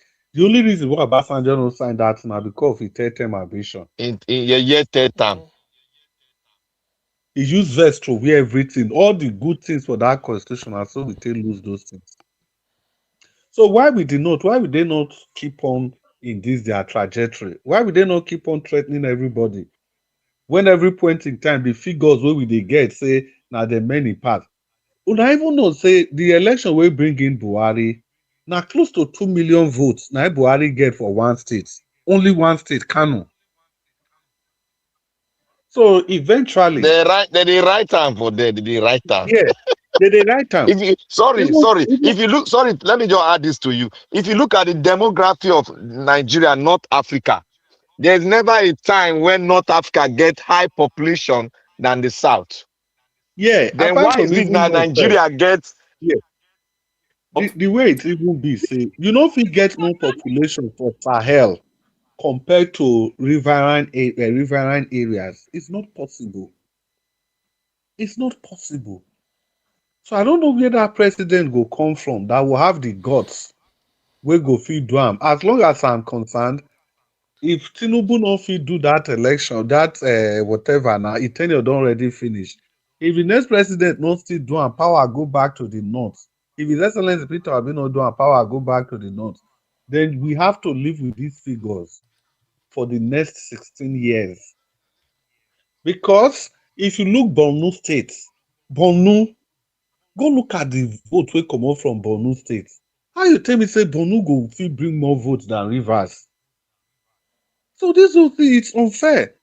Maybe we just leave the Kadeshan, Katsina and Kaduna. We don't already talk about Kano. Look at the votes coming from those places. So why will the people, why will they not keep boasting? Tell me why exactly will they not keep boasting? The other thing wey they go talk. They Yeah. they feel that they can be dragging us back with this their mentality of Yeah, a but they feudal are doing system. it, Dr. Now They then are go there, doing it. yeah. They are doing it. They are Yes, dragging now us back. there is a sunset clause for everything. It must end. Yeah, We can't continue yeah. this nonsense. Because You just have to look stand up at because the worst is that you leave them. I mean, leave them. You can stay your way. You can't come and use your standard and then force me because a white man bring us together. And so what? And you don't want to do it. So for what? How many years now must we continue like this? A time will come, sometimes you will say, look, at this point, no more. You brace up to it and tell them. but It can't you know, work. say Doctor say, say, even if you dey contest now, this part where you talk about now the greatest thing wey the North dey fear be that. So if you wan contest as a president, no promise North say you go do anything for them. As long as say dem believe say you are not a threat to the dissolution of Nigeria, na that one dem prefer. Even if you say you wan come use hunger kill all of them, dem no worry. As long as But Nigeria now dey them, together as e be so. but now then they divide Nigeria. Let's face it. When you import terror into a country, what are you do? What are you talking? You bring Yeah, them, say because these are people. Buhari said these are not Nigerians. That they are people that left Libya, Mali, this, no, and you Doctor catch say them. that You one say na they don't. even They that don't. one is What do you even call? Dr. deeper Sien, now now. you they look at sorry, Dr. Sien, now you they look at that one as dividing Nigeria. Oh. Then they look at that one as they call them United. the Islamic fighters that come and Yeah. save them Wait, and make everybody wait. become Una, Muslim. That is what they are e thinking get one before. policy. E get one policy where any person no dey talk about. We dey only dey talk about say the fighters na so dem import dem come. Even when Donald Trump ask am, he say na spillover from Libya. Na that one una dey talk. What about the one wey dey open our border for ground? They say make all Fulanis dem go get visa on arrival. Exactly. Una forget nobody dey talk No, about that one. no visa, For no land, visa. Buhari said for it in land Egypt. and They sea. should come in Yeah, for November land and sea. To the 2019. extent, yes. To the extent, if they come in, they go give the identification for. If they don't even get identification, once you enter, that time when they do NIN, go centers for Lagos everywhere.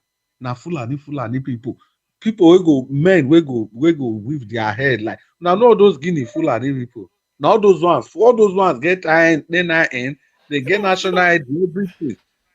We will get the country, we don't no, get any of those documents. So now that time, no, now they take because infiltrate everywhere. two civilization cannot coexist. They They cannot. want to they go Oh this God. way. The people want to go to the other. So what?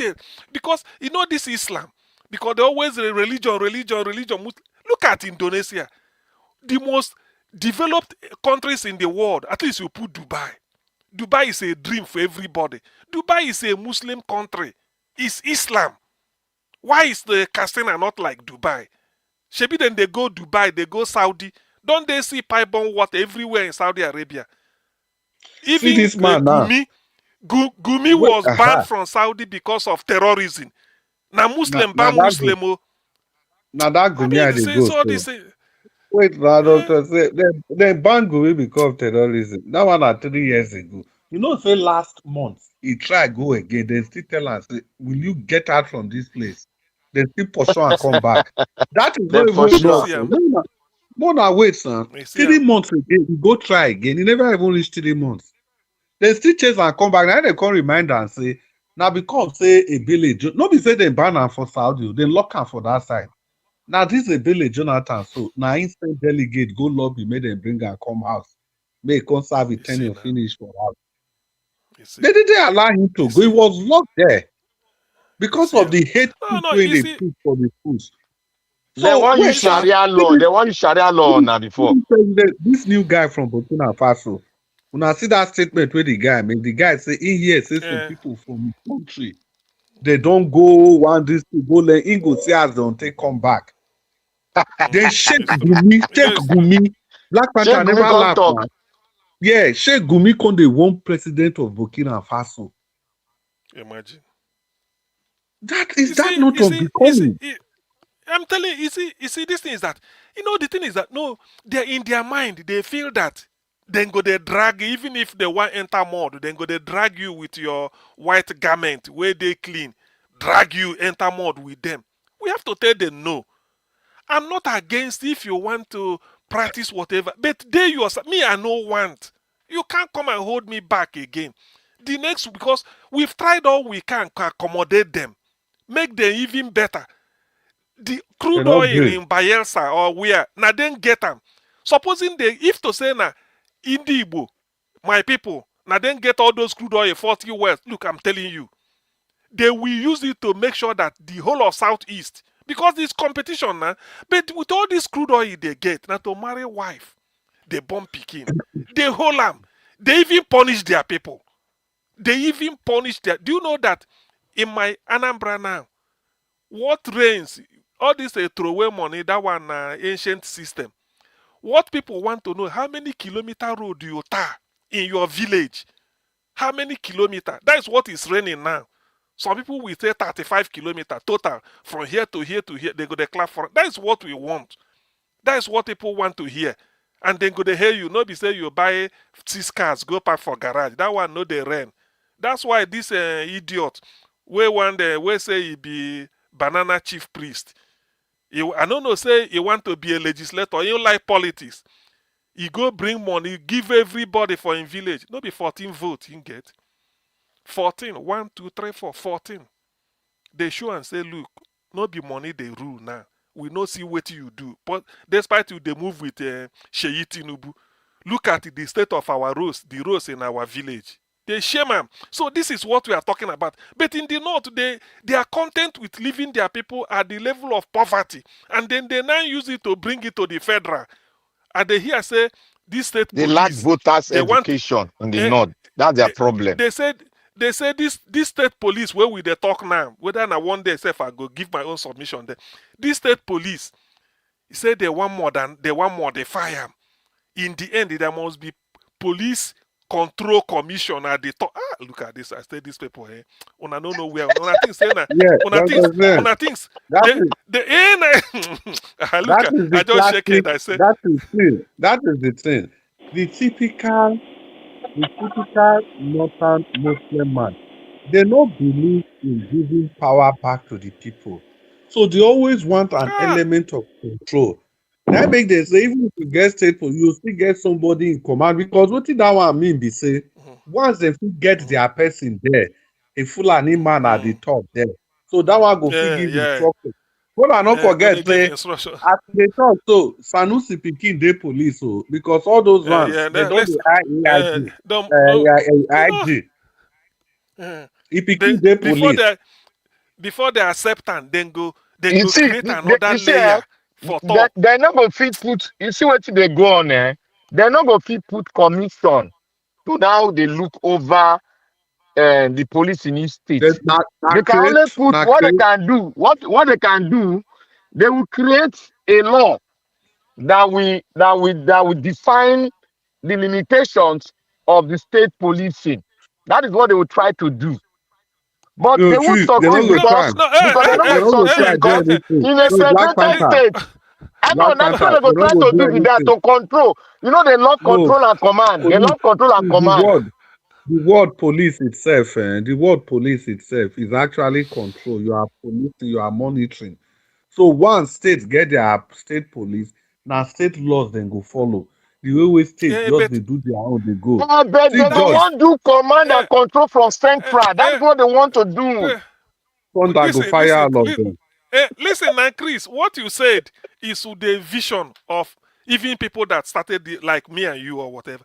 But what they want is that that state when I go get, but they will have police service commission for Abuja, and that Commission for one go Abuja go they that control them. that one where go the every state go the what is it called subordinate to that Yeah. one, so that But the moment they put somebody there, that one go they post police, and they will tell you okay, the type of people you go arrest. maybe look at one scenario. God. If even if now that one be their plan, if the state police don't start, it not go work like that. Maybe we take judiciary Eh, for example. You know, say the judges now they get National Judicial Council. Even before you make somebody judge, you first send their name, go Judicial Council. Those one go screen them. But the governors, they still get their own power separately. They still they determine who they want send go. Even if National See, Judiciary Council people come, see, they still ignore that Please, list. they know they Amechi look do at am like now. that too. They know they think like us. So people they know they think like listen, Amechi us. ignore the list. listen, Amechi ignore the listen. list. I want somebody to answer me this question or sort of, see things this way. I'm from Anambra State. I joined police. Why do you want me from Anambra State to go and the police people in Sokoto State? Tell me. Exactly. Why do you just why you me? To I don't know even anything. to even make Why am do you want worse, me to you go? go and be a Why do you commissioner of want me? police there. You go be Do you know commissioner Exactly. of why? police. Do you In know Bauchi. why? Do you know why? The feudal system that they practice for North, they bring them into that constitution and give Nigeria now. They put them Nine inside. now. So they Na want to feudal. try to maintain them. If they don't maintain them, they lose I power. don't. Anything when they go maintain that constitution, they Exactly. lose power. Exactly. That is what they are trying to Exactly. redefine. Exactly. So they're not gonna tell It's you, true. Exactly. but now you go think them. They want the feudal Now the, system is in that constitution. They don't want to make that if feudal system come out because they'll lose power. That's if their you like, problem Exactly. now. if you like, get the whole brain where they the world, then go set cutoff mark for you. Which one be all this one? Now yes, they will set cutoff for you for this state. Now your own You see, cutoff. See this thing all where these I things. talk now, All, you all, have to understand it because if they force them, I've been saying this thing for long. If they force this Nigeria, it will break very peacefully. Very yeah, listen. peacefully. Now they tell them say let them allow P2B to come and do all this reform. That we can't continue all this the nonsense. We are not. I'm not Yeah, if you against know, you. If you want to do, if you want to live in 44 century BC or whatever before Christ, that is up to you. Look, I go if I have resources, money, I go give you, go live them. But don't involve me. I don't want to be. So the where problem go there be say everybody must go to the no. That one don't is ending now. Because we've been practicing it since 1914. Look at where we are. Every other country don't they move. Then you want me. Every time you the boogaboo of you will not go do you want to break Nigeria. We want to divide. Now then the north they divide Nigeria since Nigeria began. Now then they divide Oga CM, Nigeria. Oga CM. Now then they import terror into. Look at Nigeria now. It's no longer. It's like a wet tissue paper waste because of the imported terror deliberately. And you say you want to Nigeria to be one. You Oga import CM, terror, do you know that the northern states are in charge of their mineral resources in the north? Let of me give course. you an Now, example. Nasarawa just opened the largest a refinery that refines no lit- lithium battery. This is for Nasarawa State. Lithium battery factory. You know, the biggest, my people, and this for can help the Africa. entire African country. okay. Yeah. So Now, that one. Now then get them. our oil for south. The South Everybody go share refuse am. to build refinery. Refuse to build. Look, no, say na our fault, oh. Not be their fault, na our fault, oh. Our big boys Exactly. for south, they refuse to build refinery. They allow a Okay. northern man, Dangote, to build refinery. And boys Listen, building a refinery in Calabar. We are talking again. And our boys refuse listen. to do it. What if they no give you? You know, say everything in Nigeria and go say approval. What if they no give you approval? No, they go give you. They will give you. They don't Okay. give many people and they No, no, refuse to do no, them. no, no, no. For you, you had always now you lay the blame. Why can't these people build? Have you think that why they no give them approval? Okay? You know the story of eBay to cement. That's why cement is Yes. expensive. That's why cement is expensive in Nigeria. You carry and give Dangote from Dangote to Bua. Dangote. Now them they They're manage. not Why just did you? for that Why was eBay to shut Ibeto. down? They didn't just only deny him the license. The cement, two ship load full of cement wey Ibeto. Obasanjo Okay, lock why am can't for street Bayelsa there. State build refinery? Why can't Bayelsa State build refinery? Why can't Anambra now? Anambra, Imo, they built with the aid of national resources. They don't build gas refinery. Why can't the South Bayelsa build a refinery, the state-owned refinery? Why can't they do it? They forbid them. See, listen, Black Panther. It is not that there's a difference between you, Black Panther. Say you day one, you use paddy. they approve something for you than say it is a law open. That's why it should be in the constitution that every state control your resources. Put it like this. It does not matter that tomorrow as a governor, maybe I know somebody, I use paddy, they approve something for me, I go they do them. That is different. What if the person no be your paddy? Put it open just like the way fresh air is for everybody. You But don't they need don't to do beg anybody liberalization to for. They don't do where that it dey. liberalization there now Now where it for dey for oil sector constitution? now. They don't Where break it am dey? down now. Okay, where it dey? The Now federal today, government no longer build refinery again. They see, don't sell everything. listen. It has long been adumbrated that every every oil prospecting company, that is to say Mobil, Chevron, Ajip, Total, all of them, move your head office to your area of operation. Black Panther, is it working? Have they done that? It can't work now because the bureaucracy no go allow am work. No be bureaucracy. Now government will torpedo it. They don't want it. Why can't it move? They said Ajip should be in Yenegoa. That's what I heard. Chevron should be in Warri, head office. And others like that. Why is he not there? But Why the till today? problem, Why is look, he not? let me tell you the fact. The fact now. You see, Black Panther, this is not a case of. The thing is, there are difference between you get something because of paddy. It's like Niger Watch now go say because I be in paddy, he give me 1 hour to talk. But now 8 minutes he go say everybody. So tomorrow I go say I dey But talk for 1 hour. they don't give refinery to Listen, Boa now. no, 600 listen, barrel per day. They don't give to Boa now. listen. Let me stand on my example. So if I now go out, I go say, CM they talk for 1 hour for Niger Watch. But that is not the rule. The rule is 8 minutes. Now because I use a mago or this thing get and then people go say now like that it be. It's not. Why can't oil produce prospecting? Why can't they move their head office to their area of primary operation? Why? Oh, Is it that's today CM. we start to talk? Apart from that one, Dr. Pierre, CM. the thing say Yes, that policy, yes. wetin even bet that policy. Now this idea wey be say all those companies, all of them dey Lagos, the headquarters Yes. dey Lagos, and if tax dey come, they go dey pay am for And Lagos Lagos, go and they go benefit dey am. count am at Lagos Yes. IGRO. Whereas where Yes. they dey make their money is in the creek, Yes. and at the end Now of the that's day, the those problem people there they now. go come still open their mouth. They go come open their mouth. They talk say na Lagos dey generate more than 50% of the Yes. internal generated revenue. This place, Yes.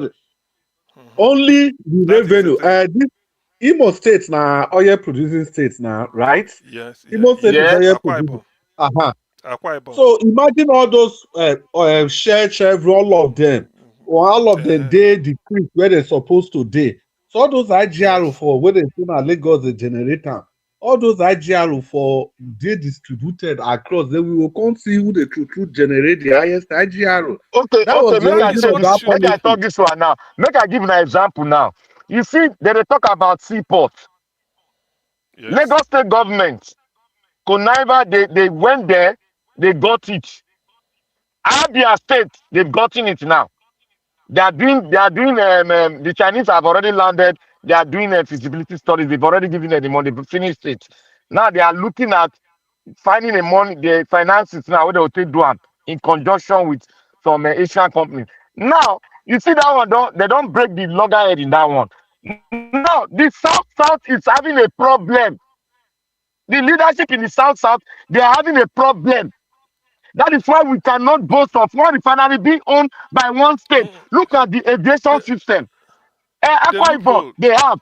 Anambra, they don't have. They have now. All those states don't. Why is it that we cannot have an international airport in South? Why? Tell me why. Listen, Black Panther. Black Panther, the loophole in your logic is this. With respect to the seaport. Anything that is federal, they control. You cannot say this is the rule to follow. Now, paddy, they look your face. Okay, have it. But we said they do, but don't be a South government. What do we do there for? Okay. Look, let's put it this way. Do you know that the first state that built an independent power plant or so is it not River State under Peter Odele? Under That one Peter a Odele. fraud now. No, forget about the issue of fraud. To commission it and even across, I mean, not is it Peter? Sorry, what is this man called of Akwa Ibom? Obong Victor Ata doing Yeah. own. And they tell and say, let him remember, say, he go join National Grid. You go put them for National Grid. Meaning that the power you generate in Akwa Ibom, somebody outside Akwa Yes. Ibom go use them. Yes. Why? Yes. Why? It shouldn't That be was then because now. That was then. but that was then because all these things then go just they talk. The real thing is so far it's not in the constitution clearly stated. All these ones na no biamo. No Okay, now quick have section. you seen Okay, the quick international section. airport in Akwa Ibom? Have you seen it? Quick section. I've seen it. But How do you see that airport? international for No, mouth. no, Okay, why? na transit joint, na transit point. They don't make a Uh-huh. transit hub. So every Wait. aircraft where they pass through the sub-Sahara, if they want transit, Yeah. they're not going to transit for Lagos again. They'll come to Akwa Ibom. That is what they just done. Okay, then. But this is what should be done. Every airport, you see, federal government should hands off airport. I don't want anything federal. If you like, for the avoidance of doubt, please let me because let me invite all of you for the avoidance of doubt. I don't even prepare the thing what I'm going to say. I invite you to brainstorm with me on how to restructure Nigeria for accelerated development and peaceful coexistence of the different people trapped in it. Going forward, I submit that Nigeria's best option at political restructuring should come to touch with the following features, which should be captured in a new constitution of the people. 1. The federal government shall be headed by the president and multiple vice presidents to be drawn from each of the geopolitical zones. 2. Geopolitical zones should be recognized in the constitution as a federating unit. It does not matter if the geopolitical zones are the present 6 or they are reduced or they are increased to more than 6. 3. All geopolitical zones must be self-funding. This means that the geopolitical zone must generate and spend their own funds as they deem necessary. It is needless to remark that the geopolitical zones must control whatever resources, particularly mineral resources, found within Does their it include, territories. does it include the governors? Which one be If you governor? No, if you put Give vice me. president for each zone, the governorship position, does it deplete that position? Yeah, If that position that goes position out, is gone now. That position is gone. Black Panther. that one they no agree. They no agree for that one. Because we have to go forward now. You can't continue living in the dark. Number 4. The North no go Listen, agree. no, this. Forget it. To keep the center, that is the federal government running. To keep the center running, the geopolitical zones should agree on the percentage of their monthly funds each of them will give to the federal government at Abuja. They suggest this one. I suggest that each geopolitical zone should give not more than 15% of their monthly net income to the federal government to enable the federal government to run some critical areas of the nation's life. And these are the critical areas, so that you know why I suggested 15%. Number 1, defense, which means Air Force, Navy, and the Army. Number 2, intelligence and secret service, which means all these SSS, DSS, Central Intelligence, or this and that. That's what they should. That is number 2. Federal government should run it. Number 3, national boundaries and border control. Our border with Niger and Chad, border with Benin Republic, border with Cameroon is not the state, for instance, Cross River, that will be in charge of the border there, or Boruno, or Katsina, or maybe Sokoto, or maybe Lagos. No, it should be a federal government affair.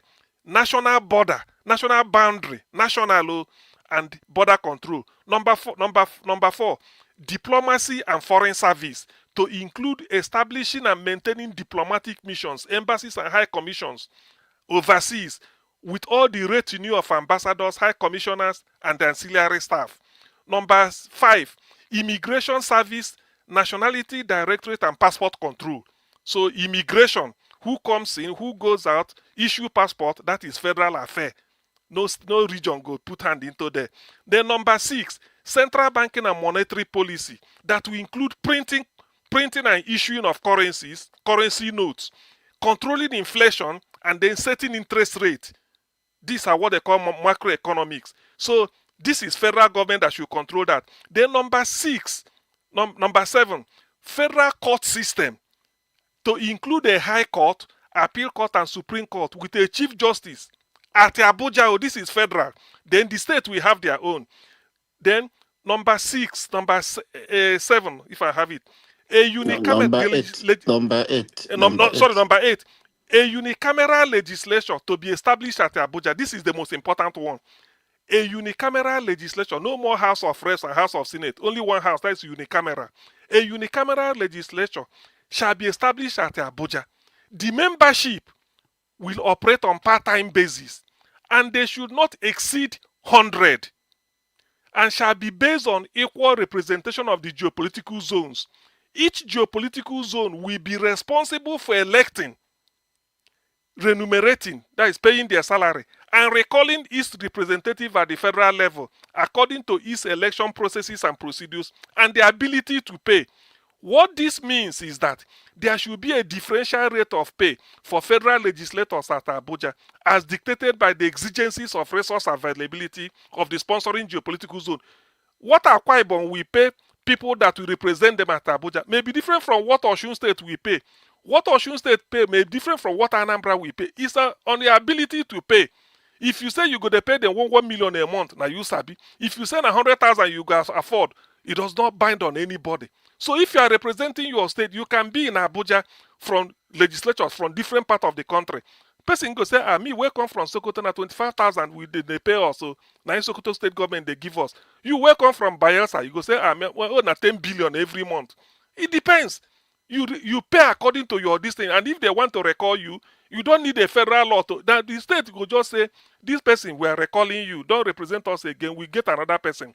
So there should be some measure of independence. Then number 6, the court system now in each of the geopolitical zone must include the customary court. Number 9. Dr.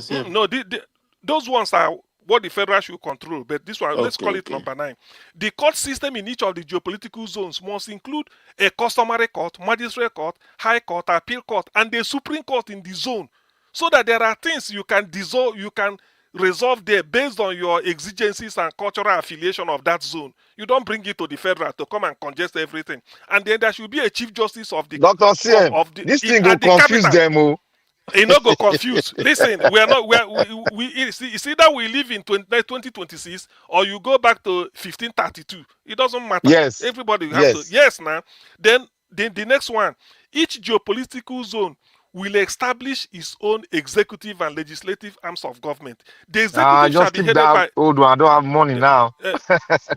I'll change it the next time. I'll change it. The executive shall be headed by. Yourself now. Listen, the executive shall be headed by the premier and deputy premier, the legislature, the speaker, and the deputy speaker. Now, this is where it gets interesting. There shall be a federal police service, FPS, that will operate only at the federal capital territory, Abuja. That is where you see federal police. Yes, that's the way they do it. Listen, the geopolitical zones will establish their own police service commission according to their own need. If una want una police to be 500 billion in population, una sabi. If una go say only 100, una want una sabi. But anything federal police is only at Abuja you go operate. The moment you leave Abuja, enter Nasarawa State or Benue or Kaduna, that one na state police, they operate there. So federal, this is where it stops. We don't want all this because this is what drags the country down. Then the last one is other areas, institutions and departments not that I did not name, such as aviation, education, healthcare, agriculture, electoral commission, prison service, natural resources, transport, science and technology, solid minerals and steel development, labor and manpower development, water resources, works and housing, women affairs, industries, youth and sports, shall be established and superintended by the individual government at the geopolitical zones. So you see, this is what federal government should, this is what our federation should look like. You control money, monetary policy, immigration, passport control, foreign service, defense, intelligence. That's okay. And then federal police in Abuja. The rest, the zones will do it. So some zones may say, look, because of our own, we want to have 1,000 police officers. Some zones may say we need more. Some zones may say this and that. Some zones may say this local government we have is too much. Let us compress our local government from 132 local governments in the entire zone. Let's bring it to 32. It's up to you. The legislators you send to Abuja to represent you on part-time basis, if you want to pay them 10 naira, now you sabi. If you want to give them 1 million every month, now you sabi. So it's not binding because all this idea of So how many everybody house go you just get for federal legislator? How many house will you have? no unicamera and a part-time. Now to come and Okay, now deliberate part budget time. for Okay, federal. Now for part-time. federal. That's what they were doing in the 60s. They say in the 60s Yeah. they were part-time. Because in the 60s, our regions in the 60s, we are having embassies abroad. Do you know that? Yeah. Western region have their own this thing. East has, North has, Midwest, we are about to open their own before the Civil War started, all these things. So this is the way, so that everybody, you now know that this tension, if you want to be a politician, you go to your zone. You are coming to Abuja is because they elected you to come and work as a part-time. If you don't want, you go. All this idea of every year we use 99% to the pay salary. If we can't pay, we go and borrow to pay salary. You go and borrow money from World Bank, use it to be paying salary. Okay, That one Dr. no be CM, progress. who go put Yes. forward this thing, well, this beautiful system See, now, which I know I don't exactly. hear about This, them before. yes, They don't present them yes, before. this, Who going try to yes, push this. them? See, where there is a will, there's a way. These people be coming in will be the. In fact, that is every, because when they say new Nigeria is possible, like Alabo, they think say new Nigeria, new na new. When they say, when they say something is new, yes, They don't know yes, what they call new, and they just shout new. You must create the no, they new. think say the new. The only thing we go there Nigeria and that name Nigeria, they new again. But it go be new because we have to move forward. Black Panther, can we continue like this? Yes, you're right. We have to. We can't. Everything gree. You want to do this? Okay, look at Constitution. Tell Tinubu 36 ministers, one per state. Tinubu go Baluma to 40 something. Dr. Yes. Science, one thing you Yes. are missing there, any region that will produce the president, the capital territory will move to that region so that we'll develop every region. No, if you do that one, they're going to chop, they're going to increase the money where they bring come federal. Alabo, let me tell you one thing. It be like say, Civil war. the federal, Alabo, listen, the federal go they wait, say, I beg, if not 6 zone now, they say, Southeast, give me your 15%. South, give me your 15%. You are giving money to the federal. Not the federal they give you now. Didn't you hear me? I said maximum of 15%. So all the resources from the south, bring 15% every month, give to federal. Southwest, give. Northwest, bring your. It must not be the equal, we know. But that is what the federal, you must pay it. That is what the federal should be used. Not be say give. There will be a system that will take it automatically. Exactly. So, and if you notice, the thing where federal go, they use that 15% for. Sure, I don't list. I mean, no pass all these things. Why I tell you, defense, immigration and the passport control, diplomacy and foreign service, central banking, the national border and whatever. Pass. That is what you should concentrate on. So all this idea of a federal minister of agriculture, you get land, the way they give us land for Ruga, land na your own. Land belongs to the place. So federal know they cultivate agriculture. Education, if a zone you don't want to develop yourself, that you don't want your people to go to school, it's up to you. Nobody cares. You can't come and hold other people down. A healthcare delivery, you can decide that me where they are southeast, the best healthcare na southwest. I go there and pay and take healthcare this thing. But it cannot just be that everybody go there Abuja, come and take your money, go they give you. Bayelsa go bring all the oil well, go give for Abuja, then come queue again, say, I beg give me our own share. No, now. That one no go, you no go walk anymore. Dr. CM. We just yes. You see, say I talk say every state by South also get refinery. Alabo quiet there. But to the ask for oil every time, you go feed the ask. This thing when I talk now our fault. Now our fault. All this one they steal our oil now our fault. we'll get to refinery for Port Harcourt. Hope you know. Which that one a federal government get them. And they talk they say state listen. owned, state owned.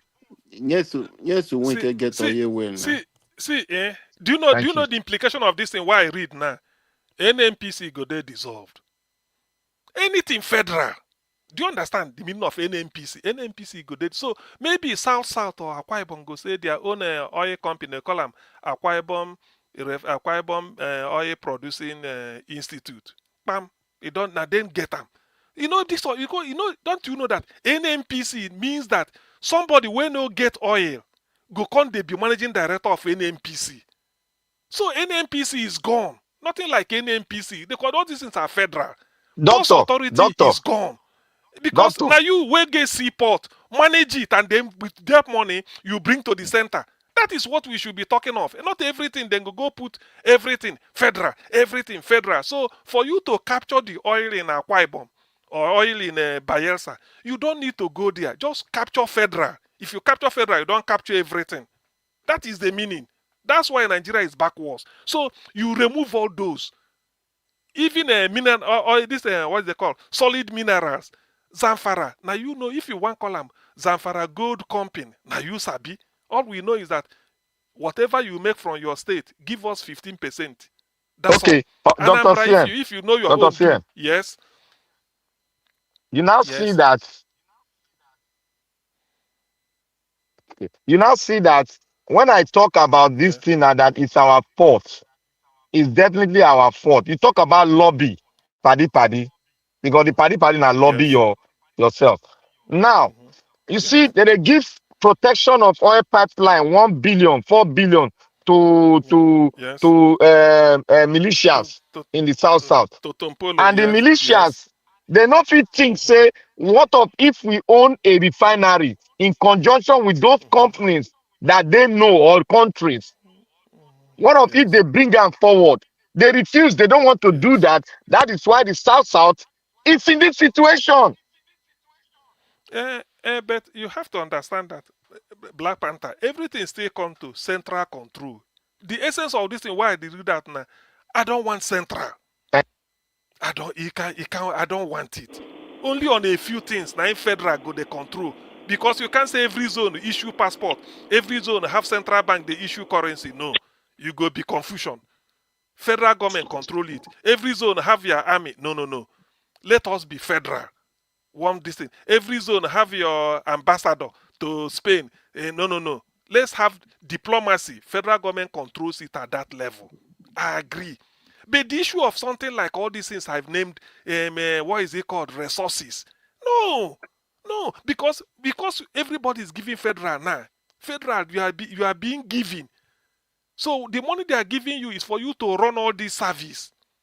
It's no longer the money that federal government is. Dr. Tiem. Yes. See, Dr. Tiem, do you know that if you look at all the region, the region that has not been making effort to own something is the South region.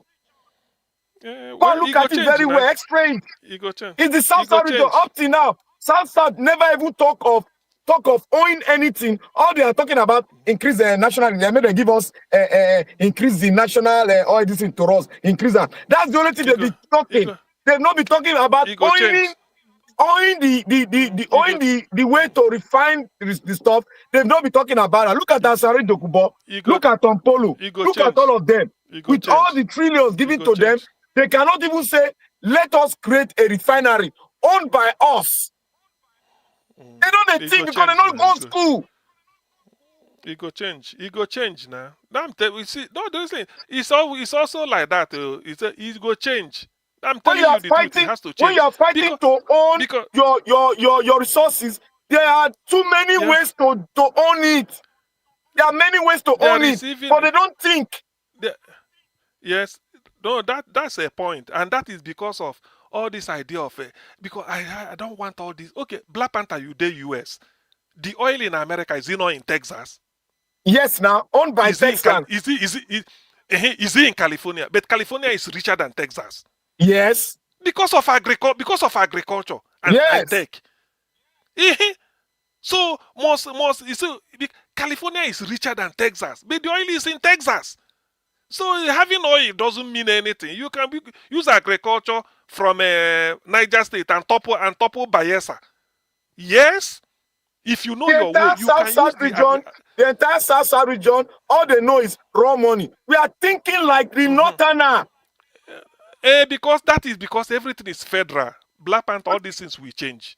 Do It you know don't they why? change, but look, let me tell you one thing. It don't they change. Let me tell you one thing. Let me tell you one thing now. You see, there are so many advantage we can take. We can take the advantage to work for us.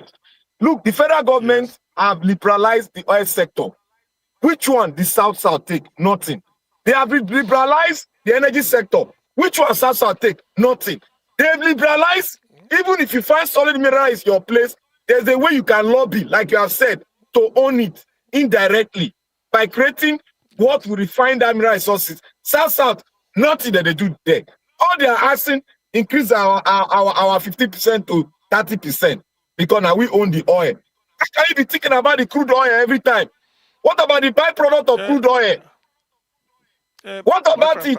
On refinery, Asari Dokubo, on refinery, you have the money, you have stolen a lot of money. All the politicians, they can come together, 5 of them, they can own a refinery.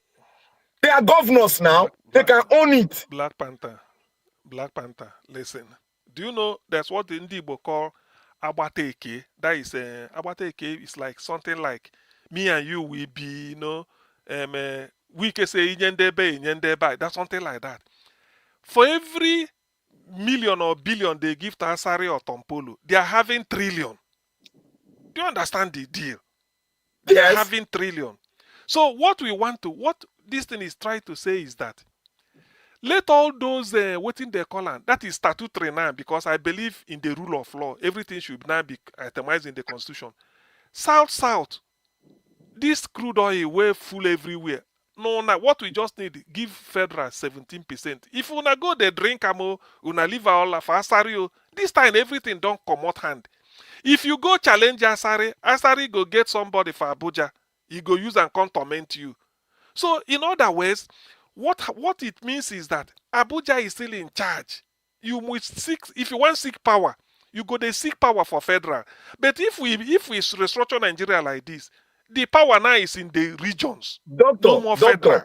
Doctor, before restructuring, no say restructuring, there's a lot of amendment and reamendment, realignment.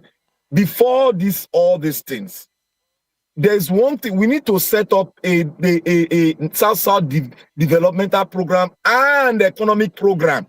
Now, how do we empower ourselves? Is it by going to own the secure pipeline or by having something that will refine the resources that you have in your land so that you can gradually take the power gradually? This is it's a systematic process. But we are not taking about, okay, look at Nasarawa. Then they refine this way they make a battery. Look at Nasarawa as a state, they connive with the Chinese. They build up a refinery. What can our state, our South state, what did they not do? All of them are saying they are looking for money, raw cash. Then they steal their oil. Then they use their oil. They do collateral for World Bank. And World Bank, I draw this economic program for Tinubu. Now World Bank draw them now.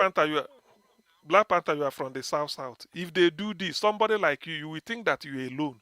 You will find out that Asaris, people like Asaris, not 0.1. That people like you are more than 99.999%. If it don't change. It's as simple as that. It don't change. You see, that because of this power where they center, and that is feudal, not be the way now feudal. Yeah, so feudal, that you yes. must come to us. You must come to me. I they hate them. You must come to me. Why? But let us start lobbying now. Let us start lobbying to own refineries. Those ones, forget, it has been overtaken by events. If they restructure it like this, forget all those ones. Now, all those you ones got that restructuring. You know, say now 50-50. This is no 50-50. I mean, how can we continue living in Stone Age now, Black? If we don't do it like this, I know. How but do we there really? will be an adjustment. There's always an adjustment. How do we release the energy of the people, of the youth. Everybody Abuja, if you no get connection, this one no look. Every region you realize say the real connection go be in your region. The real connection go be in your region. Now there your power go be the utmost. Federal na just to give federal 15%, take them manage all these I know things. The that real policy, thing. that law they good. But what I'm trying to say, you see, we can do something gradually. We'll take our oil back because if you not do this thing, try to own the subset of oil business. If you not do them, then go use the Okay. oil for our Okay. land. Take Okay. do collateral finish. Okay. Okay. Listen, Black Panther, you debut refinery. Who go give you allocation where you go take? No be any NPC. They go give us now. Sure, you know. Listen. They not Who get be any choice. NPC? They Head go office give us. Abuja. Who is the person who is in charge of any NPC? Another person. That is what I'm telling you. I know. It If is they that not, is what I'm they telling not you. go feel say they no go give us because if they not give us the pipeline, we know where it go. If I channel the pipeline, enter somewhere, enter the refinery. We can do that. So that is the issue. When you finish all those your over wahala, you still go to an NPC. Who be an NPC to the control? I hated that thing. Because now they bring so any idiot where they in charge of any NPC if you like they do anything where you go do that's why you go do that's why state they say see governor see governors will say if I call commissioner of police in my state tell and say this is it, he go say they make it clear from Abuja, and when he go Abuja one day clear Abuja go say which state be that no be a PC state no be there they rig us and I beg you cool down. Doctor, you know why they doctor, you see what you know Abuja why will they do? talk this thing? You know why they talk this thing? Yes. See, Yes. this power control is systematic all over the world. Yeah. You can't be absolute. Now, we have to have thinkers on how to get this thing systematically. And the North they are taking advantage of it and they are doing it. Now, Nasarawa is an example. Yes. Why did they do that? They know that if they don't try to have a refinery and lobby to have it, to explore and to refine the mineral resources they get from their land, gradually they will not be partners with federal government in that business. And federal government have a way, because of the way our country is formed, tribalism and nepotism, they have a way of saying, oh, if they want to drag out me, I will just lease their mineral resources out to the Chinese or to the Americans. That is what they be doing with our oil. If they fight with us, don't lease her out. But because we know they play the game of having what we refine the product we have on ground, because we must fight this fight in two ways to get it. If we have the refinery owned by us, they cannot refuse us the oil. We have the bargaining chips on the floor with them. Well, Black Panther, let me go along with you, then I tell you where I disagree. Yeah. Now, the refinery, the way they have it in Nasarawa, let's say they are doing it in South like that, one state. Let's say Delta start their own, all they do and do all this. Say Delta go they do because it was approved at the federal. They do. Nasarawa they do their own because it was approved. They lobby for it now. Yes, now see, Black Panther, you lobby for something, you get them. Good. Me, what I'm proposing that you don't need to lobby for it. I know anymore. for now. I know. So we want to remove that issue of I look your face. Now Black Panther, we go school together. And now then, okay, Black Panther, okay. Well, we can do the two together now. We can do the two together. Or if person want do them, you go say that if you go through Black Panther, let Black Panther help you with in connection. Nigeria, that is what is killing everything na connection. Yes. Connect to put your son in a good school na connection. Connection. People. Education and a connection. To get better bed for teaching hospital. Na connection. They admit so that a connection. Person sick, you carry and come hospital. Say no, get one man. My phone and for Kaduna. The man be like say, but now Bini you there. You phone am oga. I just came back into the country. This say okay. okay, I get back to you this na connection. Because you want make it, they say bed there for you BTH. Na federal hospital, bed there. You say may wanna help me na connection. Okay, bed don't there now. They go find bed. All those ones. This you have to stop all this. Let it be at the region. If you want the region to be, do. Let's forget about one person go there Abuja, they commanded the entire country. You go stop. Without it, Nigeria can't move. You don't run the economy. Economy cannot, you can't run your economy based on paddy or maybe you scratch my back and scratch your back. Economy is based on competition. You compete. That's why China is where they are. If you can't compete, then you die. So which That's one it be all now. this? That is it. So we can't continue since 1914. They live like Stone Age because of what? Everything federal. Look at police, state police now. People they say they go get. I don't they hear them with only say well sometimes. Then go get national. You know go, Then go you know get go fed work. You know go national. work. They know they no go work. They just dey try their luck.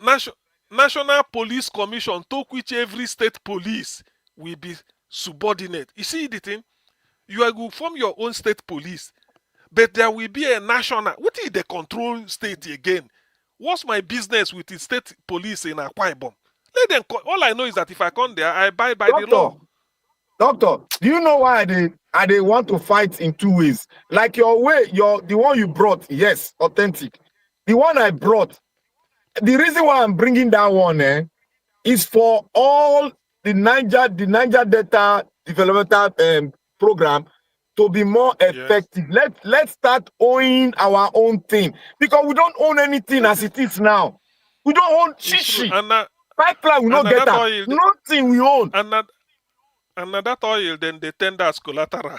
Now they tender as collateral. They talk now. I never they ask people say, look, have you tried going to borrow money from UBA? Money day, not be say loan day. Then go tell you how much you want. What are collateral? You say you get one plot of land there. Then go assess the land. Each of the land go cost at least 25 million, and you want borrow 10 million. Then go give you. It's straight. Yes. They go carry the paper of the land, the C of O of this. Make sure everything is authentic. Bank, go take the C of O from you, everything. Because they know say the 2 plot of land where they want get now 50 million. Meanwhile, you they look for 25 or 20 million. Then go give you. That's what they call collateral. So that they say you say after 2 years, you know, bring this money, the land they go appreciate, then go sell them anything where they like, just recover their money with the charges and solicitor where they go take pay lawyer and the auctioneer and or maybe anybody. So you where the tender land, where what 50 million to borrow 20 million, you go struggle to pay back. Otherwise, you lose. At most, you sell the land by yourself to take pay. Shall you see? So you see, the oil where Tinubu this low where Tinubu they take. And the tell people say from Niger Delta, you know, Tinubu don't just go to World Bank. They say, Jagaban, show one okay. He say yes, I don't come. They give a loan. Now, Oga Naija watch. I beg, just 10 seconds.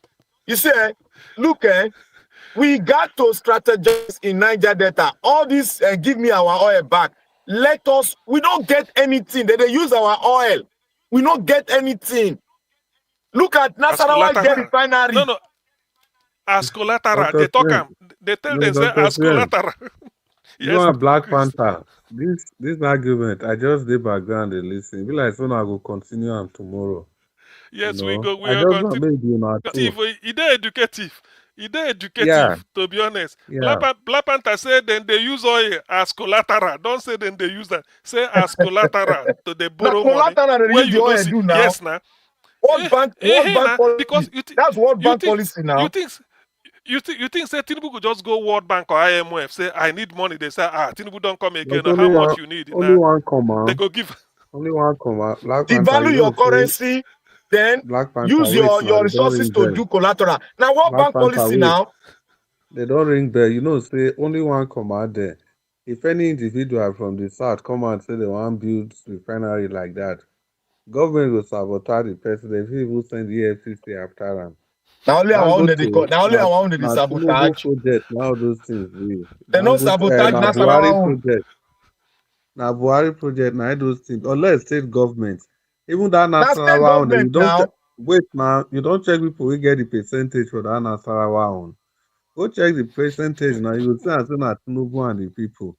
So At now least the just state get shares then. I better half not is better than nothing now. well, now very good arguments. Both of All them are right. from different sides. Now Thank you, come on, Thank you, Nigeria Niger Watch. Watch. Niger Watch. come Thank on, you. Nigeria Watch. Thank you. Thank you. Now do well. Everybody mute.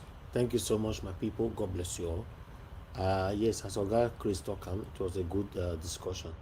It's more beautiful when you sit at the back seat listening. Yes. Yeah. Thank you very much, everyone that came into the panel today. Thank you, Mr. Alabo. Thank you, Oga Victory. Thank you, Oga Chris, Oga CM, and Black Panther. I appreciate you all. Thank you, everyone that called in today. A lot of people actually called in today. I appreciate every one of you. Thanks for your support and prayers. Thank you, those of you that super chatted us as well. We want to say we are grateful always. Blessed Lady, Pansat, then Seven Girl Mede, and Blackburn, Oscar Blackburn, and EGD Man. Thank you very much, EGD Man. I'm not sure I saw that earlier on. Thank you, my people. And God bless you now. We are very, very grateful for all that you do. Thank you, Mother, for my diaspora. Thank you, my mother, for all that you do. And my brother, Abazi. Thank you very much. I appreciate you for all that you do. I appreciate every one of you right there. Mother Peggy Muddy, thank you. Oscar Blackburn, you are still there with us. Okay. You are one of the people who enjoyed this late night discussion. Oga Makog and Emaro is also there with us till this late. So normally this kind of time, Mother Peggy Body, that will not even be surprised for me anymore. Mother Peggy Body, they with us, get it by anyhow on our water. We are here. Thank you, my people. I appreciate you all. Trust me. Thank you. Who again? I think that's it. I appreciate every one of you, my wonderful people. We've come to the end of the broadcast. We're going to continue again later on by 7 p.m. Nigerian time. Campaign is starting soon. You guys know that, so keep that in mind. Get prepared. Get ready. Once campaign does start like this, remember we're going to be doing this talk and sleep. We said it the other day. We're going to do it once in a week. Talk and sleep, but we are still thinking of the day we are going to put it on. Should we put it on Friday or Saturday? The people on the panel now, let's talk about that quickly. Even though Oga Jonathan is not here, but they will understand. Should we put our talk and sleep on Friday or Saturday or Sunday? Or because it's not going to make sense. Talk and sleep will not make sense Monday to Thursday. Will not make sense. So what do you guys think? In Nigeria, I prefer talk on that day. Any day we choose. For example, if we choose Friday, maybe if we can get one important topic on Wednesday. So if Yeah, we we can don't do it shift that it. week, we don't go need to do them again on Friday. Yes, we So can if we shift just it. pick Yes, one but day.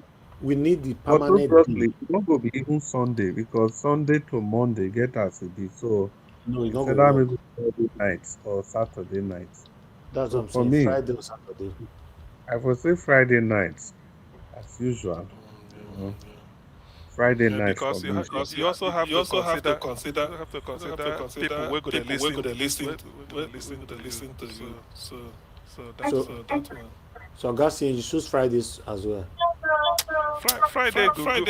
Friday good. Yeah. Okay. Friday they okay Friday now. okay now. Friday okay, Black Panther. Okay. Friday good. Okay. Okay. Now we sealed it. Our talk and sleep will start after the campaign does start on Friday, but we can move it to any hot day. But once we move it to any hot day, that Friday will be abolished. So I don't want to say we don't move on to all day. Because it be like so we'll consider again for Friday. It's only going to be once in a week. Talk and sleep. Anybody can just sleep and leave the platform like that. When you leave and forget her like that. For wake up in the morning we continue. But that one will be continue can only be on election day, sha. I still remember when the election they go, we were here. Now our head now they ring and for now they can tell you 4 a.m. in the morning. They say Tinubu don't win. While That year, I nearly break my leg. Go.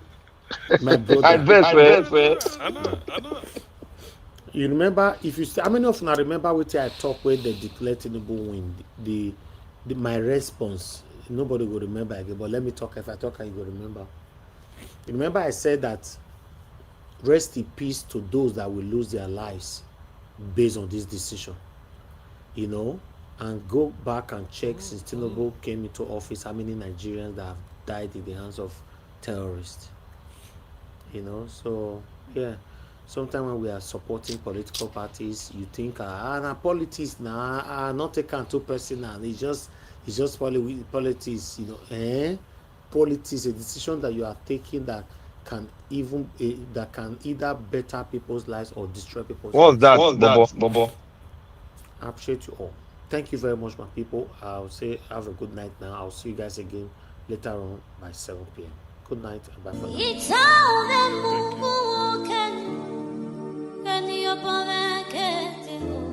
That's right.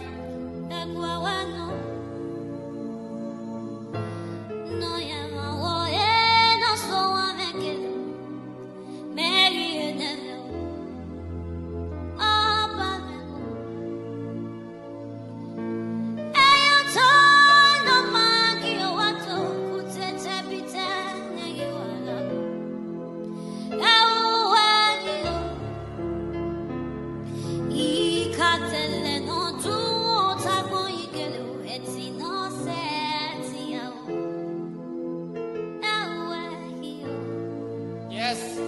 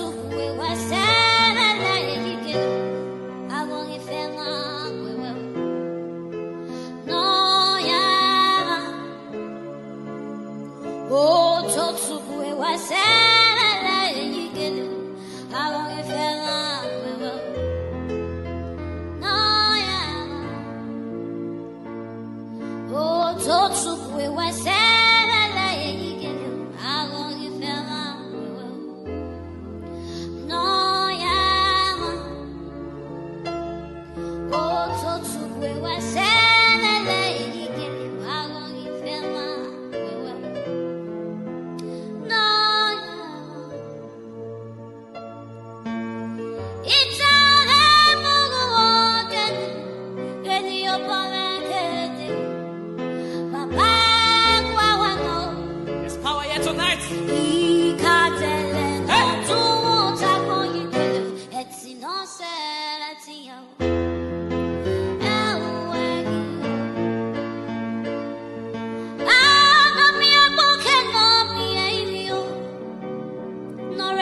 Know yourself.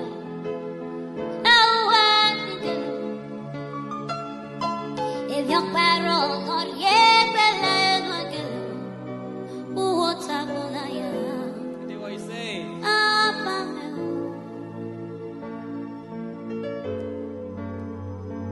Baba,